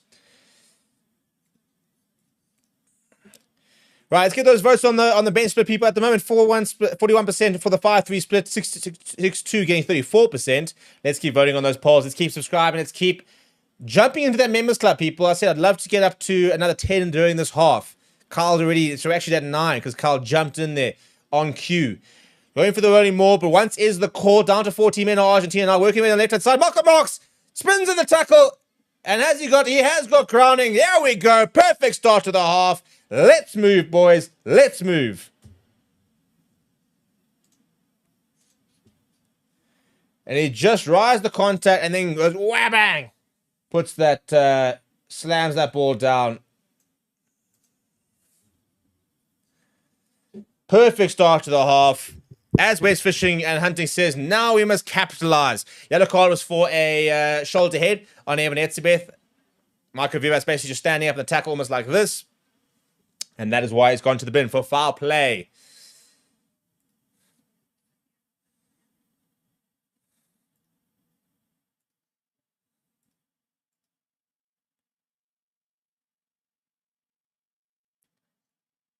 Right, Sasha has not missed a beat so far as we get into the lead for the first time in this game, by the way. And he's trying to inside out, and it's gone way too far. So that goes wide. It'll remain at 13 points to 15. 2 tries. A reminder, we just have to win. And we get the Rugby Championship trophy.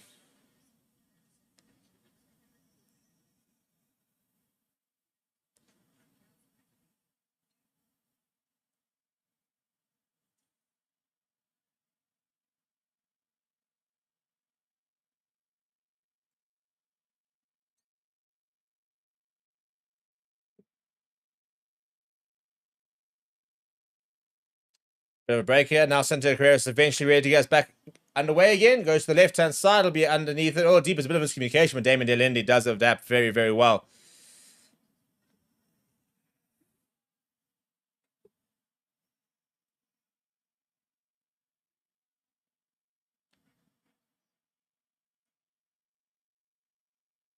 And it's a good kick there from Ryan. Nobody actually goes for it, so it actually ends up bouncing into touch. Bit of an odd one. Everybody kind of just turned around and looked and sort of went, what's going on here? Some of the comments. Lucinda Olivier says, go Boca, go Boca for me for a win. We are not down a player. Argentina are down a player. Tabang says, second half is when we really dominate and show our strength. Logan Roberts says, we need a united Boca team today. Correct. Correct. A bit of a messy line out, and the ball's, who wants it? Who wants it? Eventually, we've fallen on it. And Piatti has said there's an knock-on advantage for the box. Nope, no, it. So all of a sudden, Pedro Rubiola comes away with the ball. So the referee says, no. There's no way you should have the ball. It is a knock-on. We'll go back for the box scrum.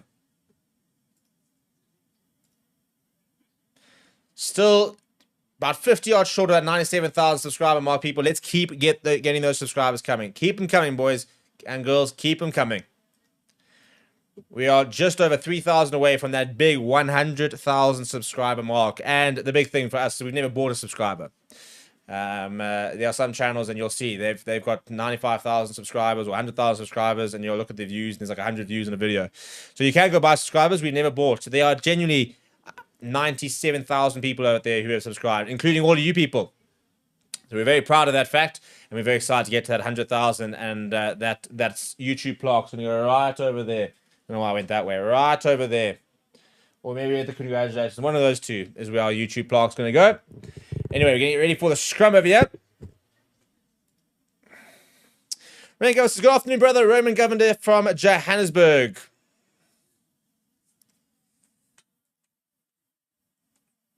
And we still haven't got to that 500 likes, people. So all you guys watching, also please do smash like on the video, and let's keep those members club entries coming in, people. Shout out to everyone who has joined the members club. Carl Casson was the latest one. You can get your name on the back of a shirt. All you gotta do is go and become a member. Little trumpet comes up, a little animation. Have your moment in the members club. So the TMO came in, by the way, and it was actually an Argentina put into the scrum, and but it was not a bad scrum. They have gone away with it now. Parliamentary comes into it. Sasha's down, by the way. Looks a bit sore. And that's a great run by Samir to beat Benitez Cruz. Willemse completes the tackle, but into the 22 they go. Arsenal to the right-hand side. Chocobares. Haven't seen much of him since the early sort of parts of the game.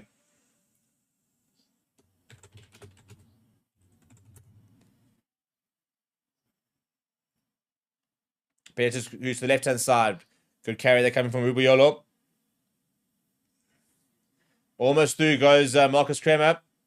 Big up and go from Grandona, and Marcus on it. But then leaves it. Gets the penalty. Gets the penalty. Love the work. Malcolm Marx has been back at his best in the breakdown today. So effective. Taman says the weather here in Bloemfontein is changing like this game. Yeah, it was a bit of sun out here in Johannesburg. I'm on the cricket field tomorrow, so hopefully the sun holds. Alicia says, watching from East London. Welcome, Alicia, from good old Slummies. Roman says, awesome stuff. Thank you for your channel. We wish you all the best. Awesome show. Come on, guys. Let's get our brother to 2 million. You rock, bro. Let's go, Boca. Well, in fairness, 2 million what? 2 million views? 2 million this? 2 million... yes. 2 million something. I'm all for it. Gustav says, thanks to you. The only way I know the score in the UAE. Well, happy to help. Happy to oblige. And if you are enjoying the channel, do subscribe. I said 100,000 subscribers. That's what we're going for here, people. And we're less than 40 away from 97. And then we're into the real final home straights. Leonard also watching from Bloemfontein. Roman says, yeah, Johannesburg warm but chilly. Yeah, it's the best going to have to go off. He's got a cut under his eye here. So we're going to see Archie Snyman come onto the park. I think Sash is also good to continue, although he did take quite a big knock.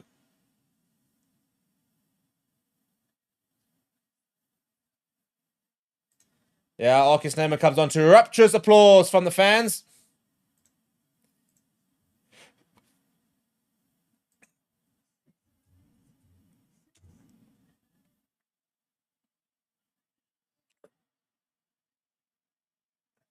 If you keep saying 6 and 8, I assume you're about to say that's Argentina, because that's now 2 big substitutes for Argentina. That is Jean-Martin Gonzalez and Jacques Oviedo coming onto the park. 2 big players. And this was a very deliberate selection. So Conteponi, I really rate him as a coach. So he spoke about the fact that they lost the aerial battle last week. So he moved Jean-Chris Malia to the left wing and says, right, now we can contest aerially. We ran them down in the second half. So he said we need more impact in the second half. So he puts Jean-Martin Gonzalez and Jacques Oviedo on the bench, goes with a 6-2 split and says, right, that's my impact. That's how we're going to diffuse the South African bench. Is I'm going to put some of my big players on the bench, and they're going to hopefully cope with whatever South Africa throws them in the second half. The only substitution for South Africa is a blood bin, and that is Etzebeth off, Arcus Neyman on. Boris Wenger is on the park as well because of that yellow card to Michael Vivas. Remember that the Boks are still playing with 14 men as it stands. And Arcus Neyman comes on and takes a good line, and up front goes Sekolisi. Big carry coming from him. Use it as the call, Kobus Reinach. And Chesney Colby's after this. And very well taken by Pushkantelli, but good following up for the box. Ball available for Benitez Cruz. Marcus Kremer now. Such a solid performance. Look at trying. He does what the ball does, Jasper Wiese, but then the ball gets kicked in behind. Sasha picks up really well, though. Ball available for Kobus Reinach. See how quickly goes to Arcus Neyman. Ball available here. Kobus Reinach now will shape for the box kick. And he does lift it high in the air. Circling. Chesney Colby underneath. Jasper Wiese is around there as well. It comes up, and Jasper Wiese manages to hold on very well. Go, Jasper! Go back for the knock on. Stopping an enemy of progress, Piardi. Jasper was off. He was off. Mark Hepton says, watching you from the UK, unfortunately not at the game. Can't stress how windy it is today. The decision, by the way, on Miko Vifus is that it will remain a yellow card. Roman says, prediction, lol, 2 million is doable. Comeback, yeah, I mean, I'm all for it. Shout out. Well, there goes Oxen Chair. So your Yellinger vessels will come onto the park. Shane Esterhazen says, now boss can show magic. Italian Fish and Chips says, what's the story with Faf Mapimpi? And I haven't seen him in a while. So both props have been replaced. And on comes...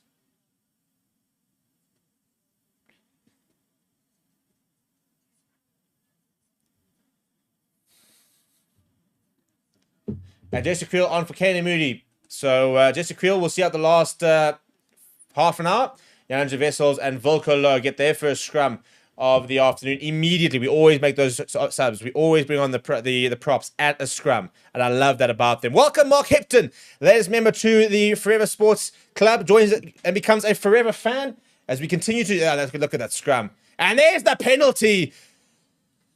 I mean, it's just death, taxes, and box winning scrum penalties. The constants in life, the guarantees in life. It's just so. It's just a given. It's just a given.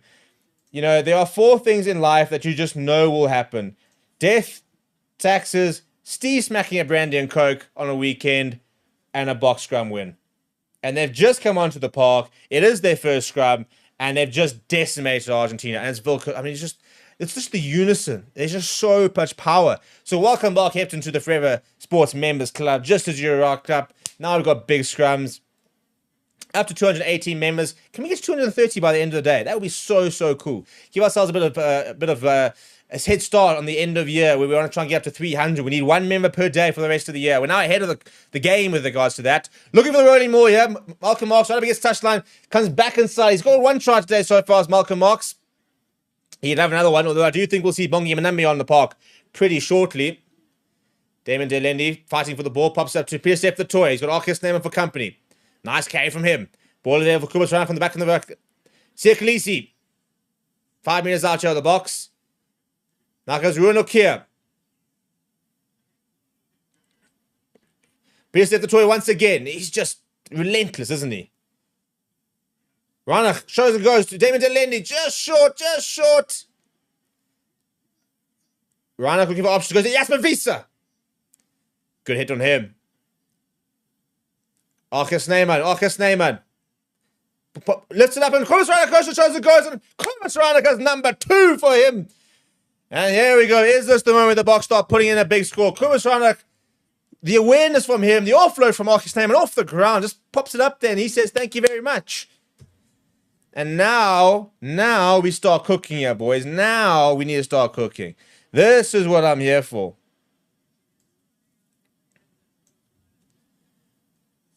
It's Arcus Neyman, the carry. I mean, he absorbs 2 and then just presents the ball and just holds it up. And a bit of a dummy from Kubas Ranach. Straight over he goes. And people are asking in the team announcement, you know, oh, maybe Kubas Ranach, somebody I might change. Well, he's gone and scored 2 tries today. So that's how he felt about that kind of chat. Because he definitely watches this channel, 100%. On that try, no people, we need 22 to 97,000. Let's get the subscribe chain going. Andy Swart, Warren Hater, Stephen Carroll, Cindy Freeze, all the latest subscribers jumping into the mix. We had a member here. Can we get another member? Cornelius says, let's push to 400 members. Well, I've got to get 300 first, but I'm all for 400 members as well.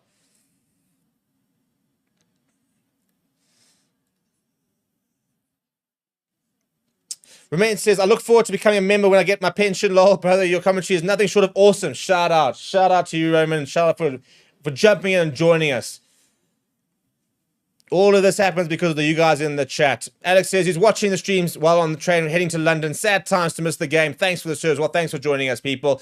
Romain reckons that he said South Africa 45, Argentina 29. Well, we're on track at the moment, starting to sort of step things up a little bit. 22 points to 13. 25 minutes left to go.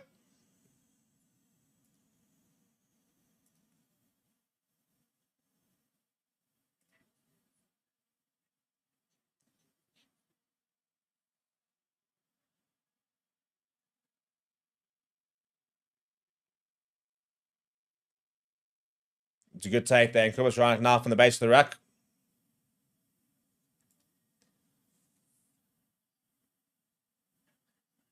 Goes up and misses Dazakis. Then back towards Pushkantelli. Gets it away to Mercado.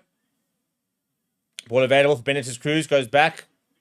Long pass out wide. Ethan Hooker needs to scramble here. Chukwubaros. Inside ball to Carreras. Good tackle coming from Jesse Creel. Argentina desperate to try and hit back now. Ball available. And to the left-hand side they go. Pushkantelli. And Chizikov needs to make that tackle. Now David Delende has to get across. Makes the tackle though. Does very well. Marcus Kremer now.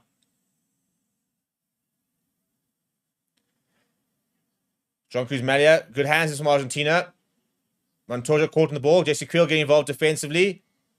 And we're going to stop because there is an injury. And I think it's a head injury, I assume, seeing as they're stopping it so quickly. And it is an injury to one of the Argentina players, actually.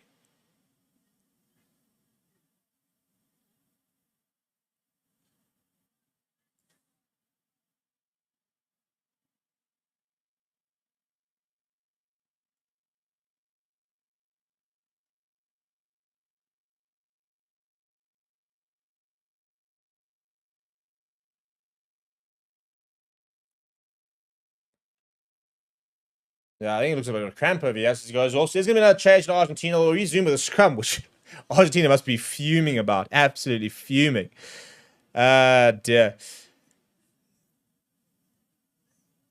MJM Film, he says, first time watching your stream. Very good. Well, thank you and welcome. Hope you subscribed. Hope you've smashed like on the video. Should we can get to 50 likes? 500 likes here, people. And are we past... not quite. 6 people to 97,000 people. Surely there are 6 of you who haven't. In fact, I know there's 6 of you that haven't subscribed. Come on, you bastards, get involved. Thomas Papetti making his test debut today. The Nang Tighthead. He looked like he came out of the womb yesterday. So good luck to him. You have Jan Ninja Vessels for support, and on the other side, Vilko Low is taking names. But all the best for you, mate. Welcome to international rugby.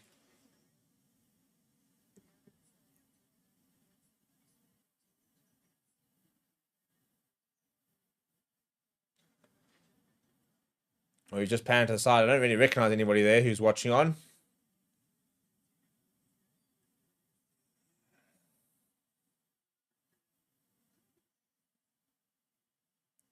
So I see Slash playing full back. Not in theory, unless I see anybody else come on. Jesse Creel's onto the park. Big scrum there. Huge scrum there. And Damien Willemse comes into the... We've got a very interesting defense setup when it comes to scrums, actually. Colby almost defends as full back, and Sasha's actually on the right wing there. But good hands, and that's... I'll tell you what, that's a pretty good first carry from Papetti, their debutant. Much better from Argentina on the front foot. There goes Marcus Kremer, everyone Nokia, stopping him. Not many options there for Pushkantelli, and that's surely a forward pass. It is a forward pass. And that's where the rush defense comes in, is that Damien Willemse shot up, and because of the pressure he's on, he throws the pass quickly, and that's where it just forward. We see it time and time again. It's the pressure the block defense puts on over here. But it's a nice hit there from Papetti on Malcolm Marks.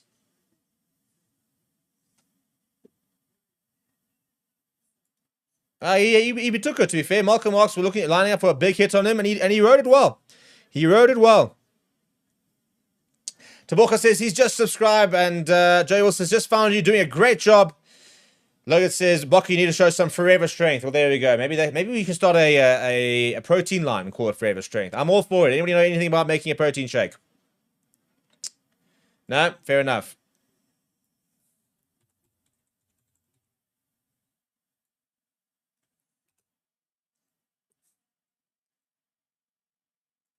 Yeah, comes the second shove there. There's the shove. There's the penalty advantage as well.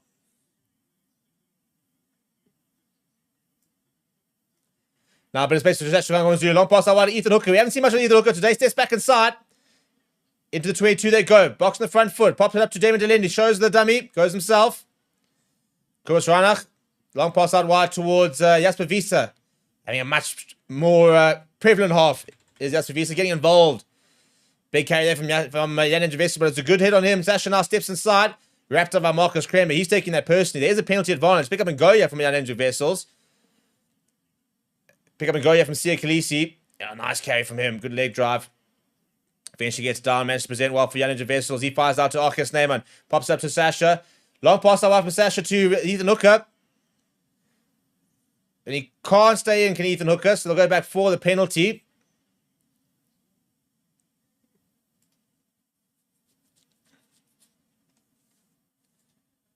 And time was going to be a conversation here with Piatti and Julian Montoya and Sia Khaleesi. Julian Montoya has the single best referee look ever. He always looks so like bewildered. Like, what are you on about? Like, what do you mean 2 penalties? Like, what are you talking about? I love it. I absolutely love it.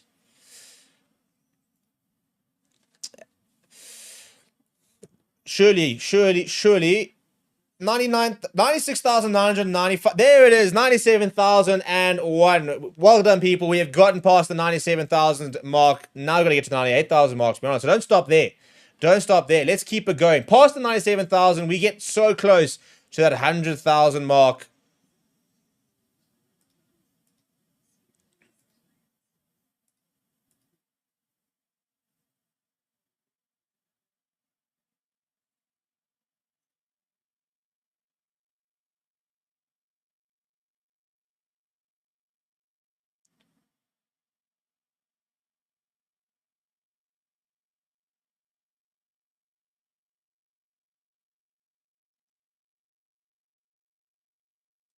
Right, into touch we go. Come on, lads. Let's keep this up.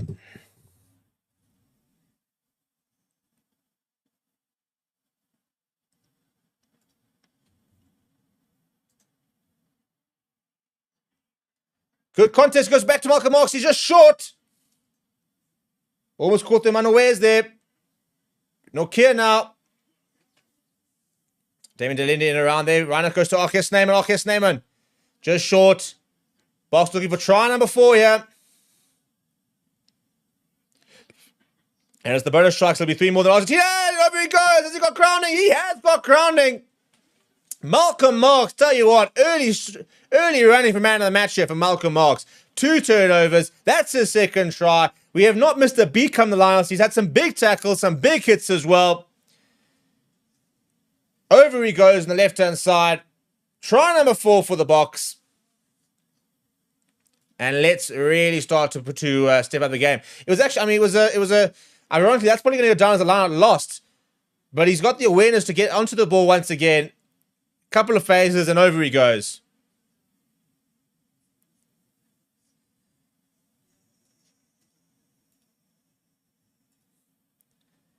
Such a world-class player as Malcolm Marks. Yeah, maybe had a couple of subpar games, but just always pitches up when we really need him. Sasha now to add the extra 2. Makes no mistake. And 29 points to 13. More than double the score at the moment. And let's start to see if we might see a couple of changes. Bring on Moni. Let Moni come on and cook. Let him come and cook. Sebastian Morales says, the Pumas, as always, they won 2 test matches and now they think they're best in the world. It's a bit hectic. Oh, dear. And Net360 says, I know Ken didn't have a good game, but he is still my favorite. Well, fair enough. Fair enough. No, there's definitely worse players to have than Kane and Moody.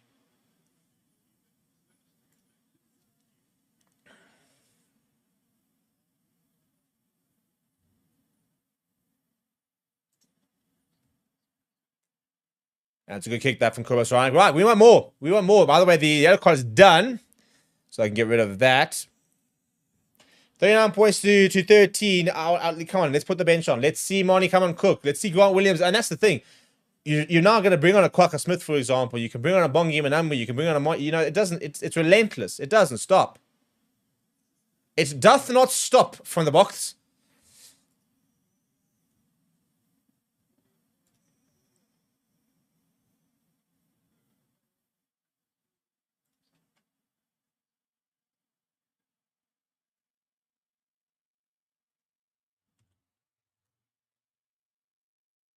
A little break and play, a couple of applause there, which means I think we are seeing some subs.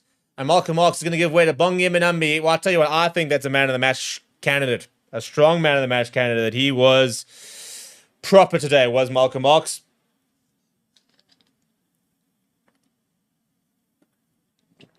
Kevin T says, bring on Mani, let's increase the lead. And Lisa Fitness says, Pumas fade badly. It looks like they just give up after 55 minutes. Gustav says, hey, man, I love your humor. I appreciate it. Somebody has to at the end of the day, you know. So I'm glad I found the one. Good defense there as they get nice and quickly on to Jacques Oviedo, the number 8 in the midfield.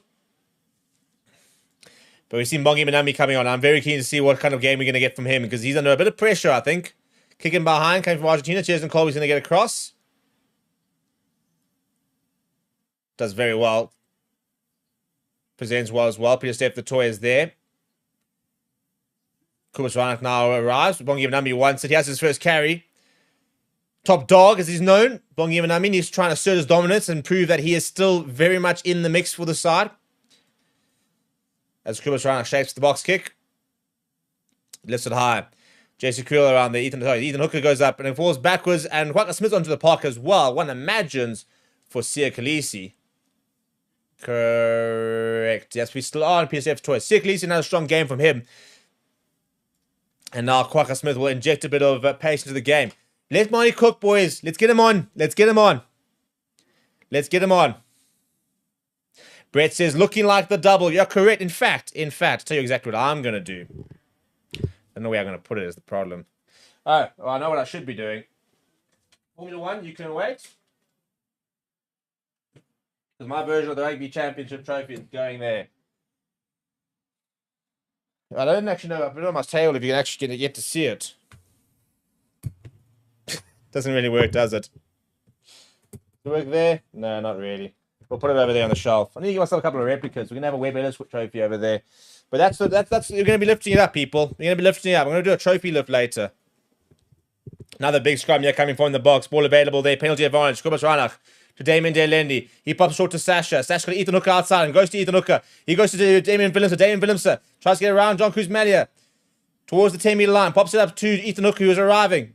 Throws one to the ground. Pick up and go from Kwaka Smith. That's what he does so effective. He just adds pace to the game. Ranach, it's not a great pass from him. It's backwards is the call, and they're going to go back for the penalty. Some of the comments. Tabojo says, I'd be happier when the Bokke have 40 or above due to last week's performance. We need more tries. And Roman says, Bongi, come on now. It's time. Logan says, lack of second half here. Keegan says, I'll prefer Similani over Moody every single day. Well, Similani's actually not playing at fullback these days. At the moment, by the way, we will be a point clear of the All Blacks. Even if we don't get the bonus point, we don't have to stress because we've got over 60 points on them from a points difference point of view.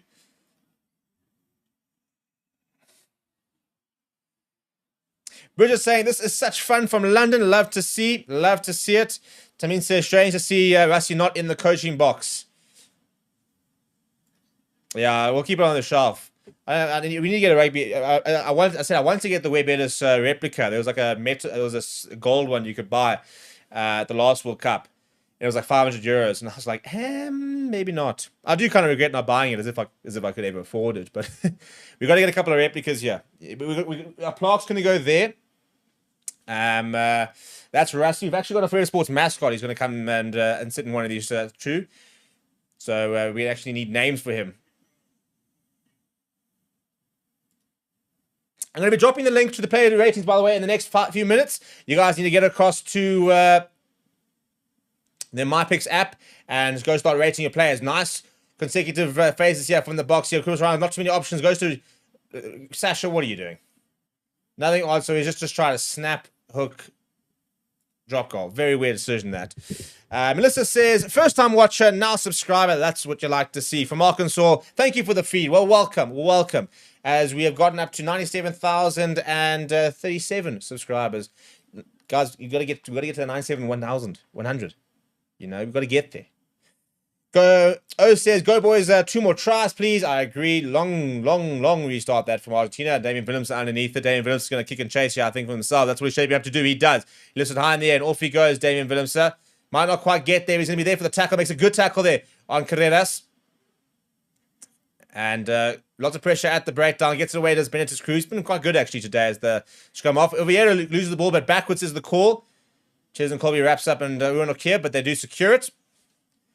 Marco Vivas, after that yellow card, back on the park. 50 minutes left on the clock.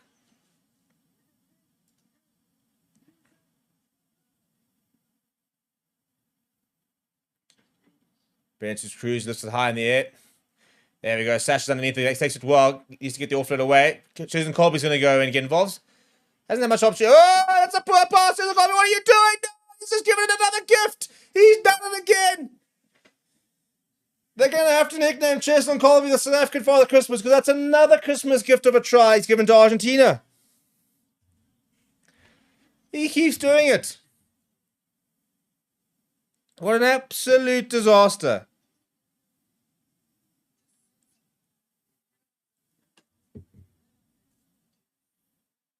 Long pass out wide to absolutely nobody. Oh, goodness. Oh, goodness. Yeah, well, bring on the changes here. Bring on Monty. It's against, I mean, that's now 20 points to 29. We thought we were going to run away with it. And we have been. We've been all over them. Oh, Cheslin. I need another poll. Cabello says, Mark's honestly world class. Brett says, I've got a brass plaque for my granddad if you're interested in 1995 World Cup. It sounds pretty cool, actually. A plaque of what? I wasn't even born in 1995. For those of you that think I'm old. Ah, dear. Colby. Cheslin. You know, it's Sir Nicholas's Father Christmas. Cheslin, I mean, he might be the skinniest Father Christmas around. Santa Colby.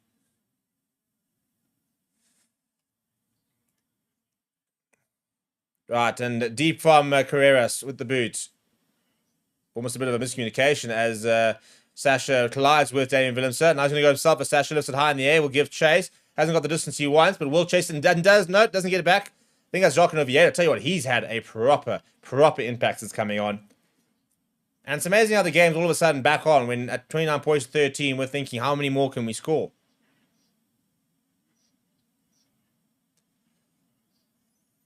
Good tackle there coming from Jason Creel. He's been nice and active since coming on. Has the outside centre. Goes short to Marcus Kremer. Does Benitez Cruz.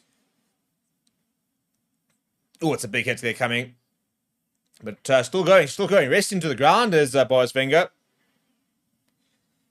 But advantage. Schwacker Smith comes away with it as he always does. Now a bit of space on the left-hand side. Pierce the toy puts his head down. Goes to Sasha. Sasha loses it forward. And we'll go back for the penalty advantage from Quacker Smith, who is just doing Quacker Smith things. You know, winning breakdown penalties, doing the bits. Just doing the bits. Right. What's the poll? Can we go 5 from 5 wins in November?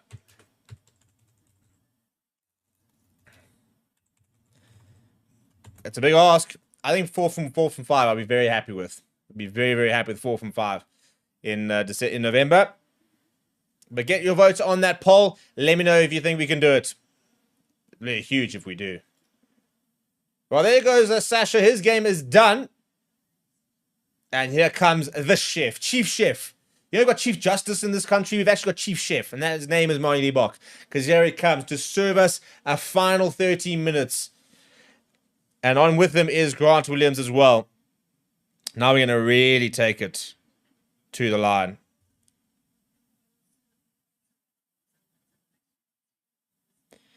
Right, people, I'm going to drop in the player ratings link. Liebach underneath it goes to Damien Willemse. Get involved. What's happened now? Is there a penalty for offside or what's the chat? Yeah, penalty for offside. That's stupid.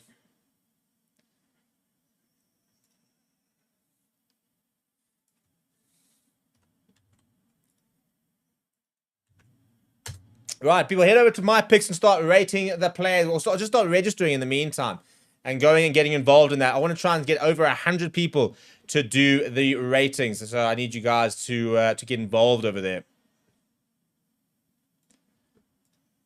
because it gives us an average fan rating.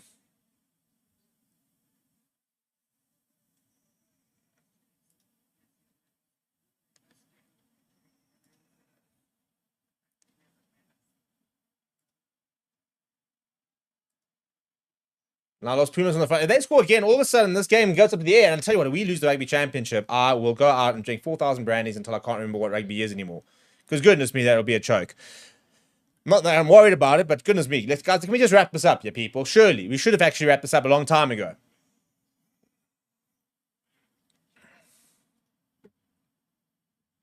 But yeah, head over to my picks, get yourself registered, and we'll do the player ratings very shortly. Ball over the top, thankfully, was not very good. But they've got a bit of momentum all of a sudden, yeah, do Los Pumas.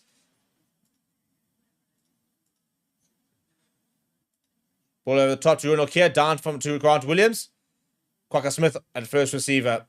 We need to get back into the Pumas half, to be honest. That's what we need to do. Grant Williams goes to the boot. Chesn Colby will lead the charge. Needs to make amends after that gift. And it comes forward off of Argentina. Grant Williams wants it quickly. Gets it away to Quacker Smith. Quacker Smith fighting hard. Grant Williams goes to Marnie. Marnie goes to the boot. Jesse Creel leads the charge on the left-hand side. Former fullback.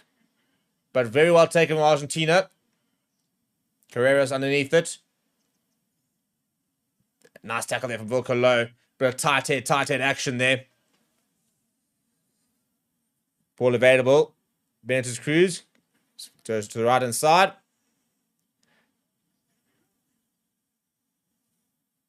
Now shaping up for the box kick. And penalty for not rolling against Jan Hendrik Vessel. Oh dear. Please leave to live. Says, come on, Box, let's finish up strongly. Hello, lady. Hope you're well. Gerard says, go Blocker. Kabeda says, I would honestly join you on those brandies if we lose. Yeah, listen, we need to almost like, if we do lose, we're going to have to just find a meeting point in Johannesburg. And we just go and we just basically say, you know, like a brandy tower, where they're just, you know, like those beer towers, and they just brandy it. We used to get them at Varsity. Yeah, that was a tough Sunday when you did that. Remain says, yes, Sasha is good, but discipline, hey, all things considered, Wade had another 2 to 3 Olympics and see that unfortunate injury. Let's get back into the game. Yeah, listen, we can't look to taking the foot off the pedal here. Need to get back to basics here. Need to earn the right to go wide. Need to earn the right to start playing rugby. I mean, at this stage, still got 9 points and less than 10 minutes left on the clock, so not panicking yet. But it's just getting far too close for comfort when we thought at one stage we're going to be pulling ahead. Augustine Moyano's on as well, by the way. That is the full Argentina bench. We've also got the full Bok bench on. So all the subs have been used as we enter the final 10 minutes.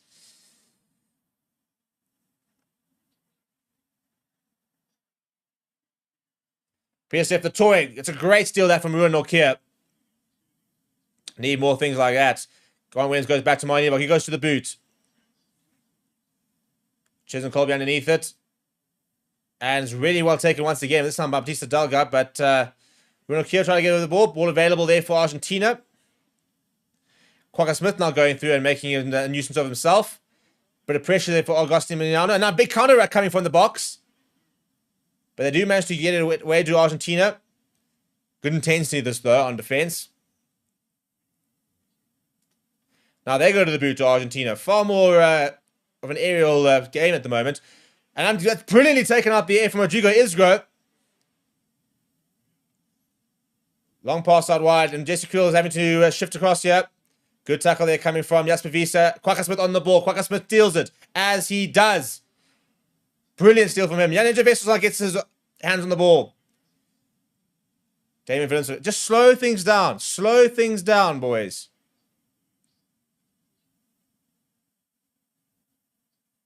Williams goes back to Marnie. Marnie shoots it out to Damien Willemse. Willemse with a bit of space. Long pass out wide to Ethan Hooker. Ethan Hooker, chip and chase. No, puts his head down. Here's the chip and chase, and it's been charged down.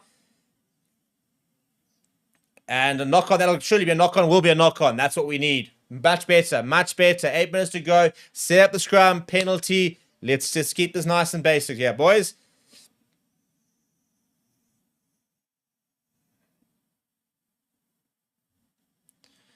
Kevin T. I feel the Boks are too complacent out in the field. Dwayne Patterson says, come on, Boks. Question marks over here. Well, Argentina are putting in, to be fair, Contepone very much tweaked his bench to have a second half impact. And right now it's working. They're staying in the fight, Argentina. Michael says, we really need to work on our first half performance. 3rd game in a row where we really rely on guns blazing in second half. What happens when we get a strong defensive opponent? 70,360 people, by the way. They didn't even they didn't even open up the top tier. That's bizarre for Twickenham. I wonder why. It's very, very weird. We're playing at Wembley against Japan, and we definitely could fill Wembley if we get those ticket prices at the right price. Come, big scrum here. Scrum, penalty, corner, trial. It's easy, boys. It's easy. I've just solved it.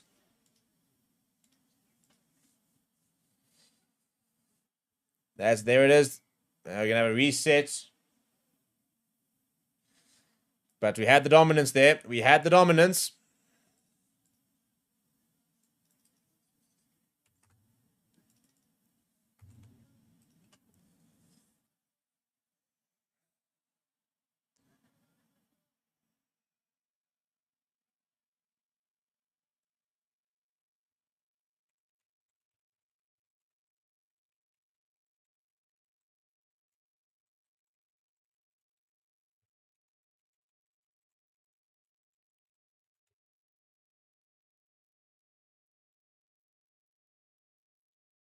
Come on, big scrum here, boys. Big scrum.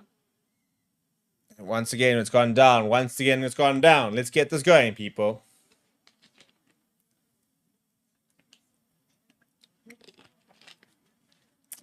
Well, whilst it goes down, let's continue the substrate. And let's continue going to MyPicks. Please let me know if you have gotten a MyPicks account. Let's check in. Who's got the MyPicks account sorted? Who's ready to make those rankings in the second half?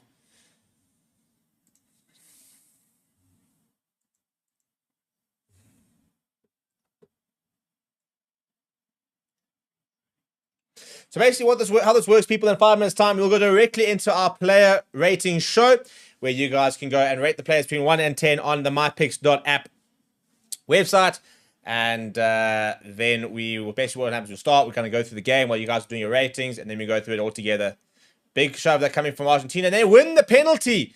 Well, that's very, very strange. We haven't seen, it's the first penalty they've won, and it's the tight head, young tight head, Perpetu, who's come away with it. Oh dear, oh dear. Are we in for a bit of a late scramble here? I mean, we're more than a tries away, but it's not going to maybe be as convincing as we thought. And he's gotten the better of Jan Ninja Vessels. In fact, it's actually the better on Vilcolo, in fairness. So the penalty was actually won by Boris Wenger.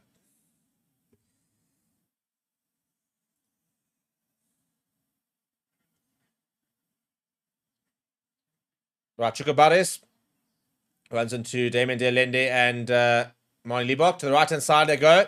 Good read that from Jan Vessels on Pedro Rubiolo. Bongi Manambi goes in on the ball, but told to leave it. Moyano, ball back inside, and that's not leading with the elbow. Yeah, that's what Peter Steph-Toy had to say. Peter Steph-Toy gets involved on Chukwubaris. There's not that late, Mr. Ref.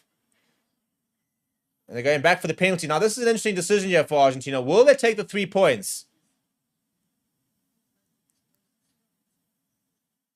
I would like to go have a look at that leading with the elbow, to be honest.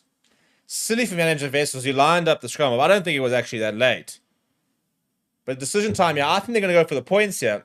They are going to go for the points here. And that leaves them within a converted try of winning the game. So there are a lot of All Blacks fans who will be sitting here watching this game thinking, I mean, it's marginal. I think it's marginal. The ball's still in the air when he gets tackled. No, that's such a poor call.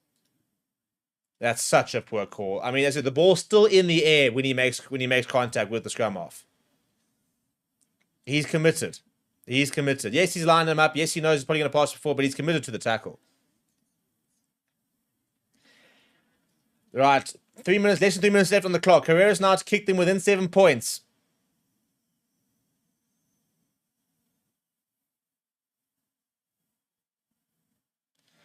Oh, it's going to the right. It's off the poles. But falls back into the hands of Jean-Martin Gonzalez. So this actually might work out for Argentina. Discipline now, yet need from the box. Wenger. Big tackle on him. Bongi Matambi dragging him back. To the left-hand side they go now. Big defense required from the box here.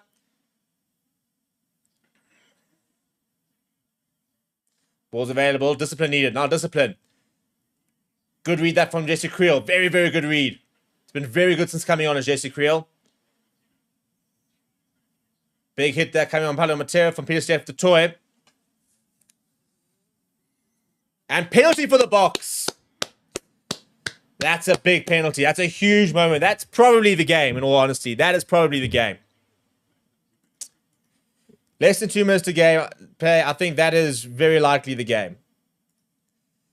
Big penalty that, as Monty Z-Box says. Just calm things down. Calm things down.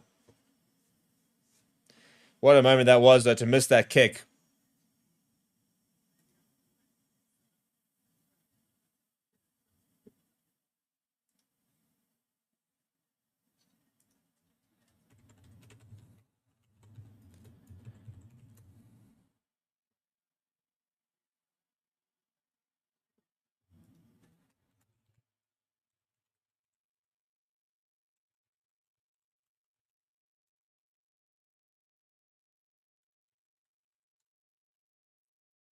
George Roanoke has been named the player of the match, and Malcolm Marks looked a little bit bewildered. I think he's quite happy that he didn't get the man of the match. Oh, he would have been my vote. Could still be my vote come to my picks selection.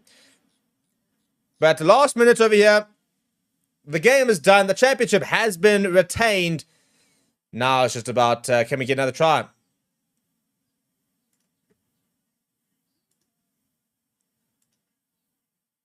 Bongi Manambi now. Ball's come loose and been kicked back, and Jason Colby's going to have to clean up. Colby's going to go himself, gets away from a couple. And they win a penalty. Silly decision that from Jason Colby. They've got so much to the space to the left-hand side to go and use, or kick yourself out of danger. I don't know why he's having to keep the ball on. It's a bizarre decision. It really is.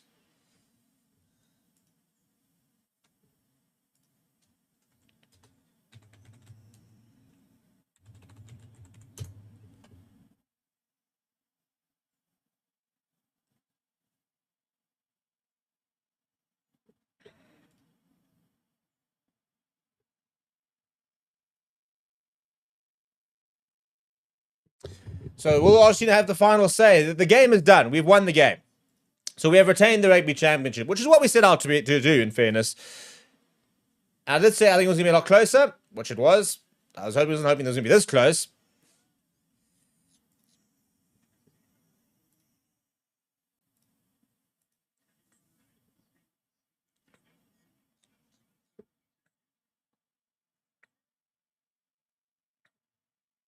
Paul Lazard is the call. One last defensive set, and then the Boks will be Rugby Championship chanted. They go with the Boks kick. Oh, I tell you what, that is sensational. Argentina will have the final say. It won't be enough, but that is a phenomenal try to score right at the end.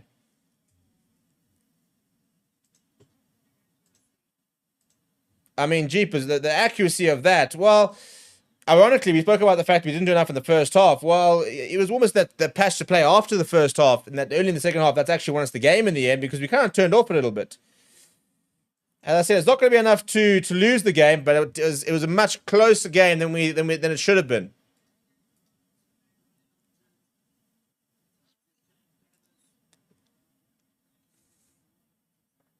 Well, it's been a proper test match. It probably could have gone either way.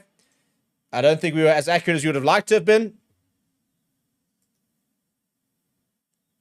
But the matter of the fact is that we retained the Rugby Championship. That was what we wanted to do. That is what we will do.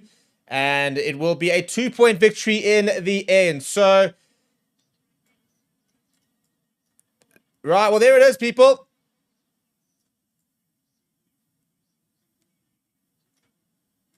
It's been a great game. It's been a proper test match. But the Boks do retain the Rugby Championship. That is the main thing. Final score, 27 points to 29 over at Twickenham. The Boks made a hard work of it, but they do retain the Rugby Championship, and that is all that really counts. Please do smash like on the video. Please do subscribe on the way out. We'll see you guys very shortly on the player rating show. So go and check out, go get into the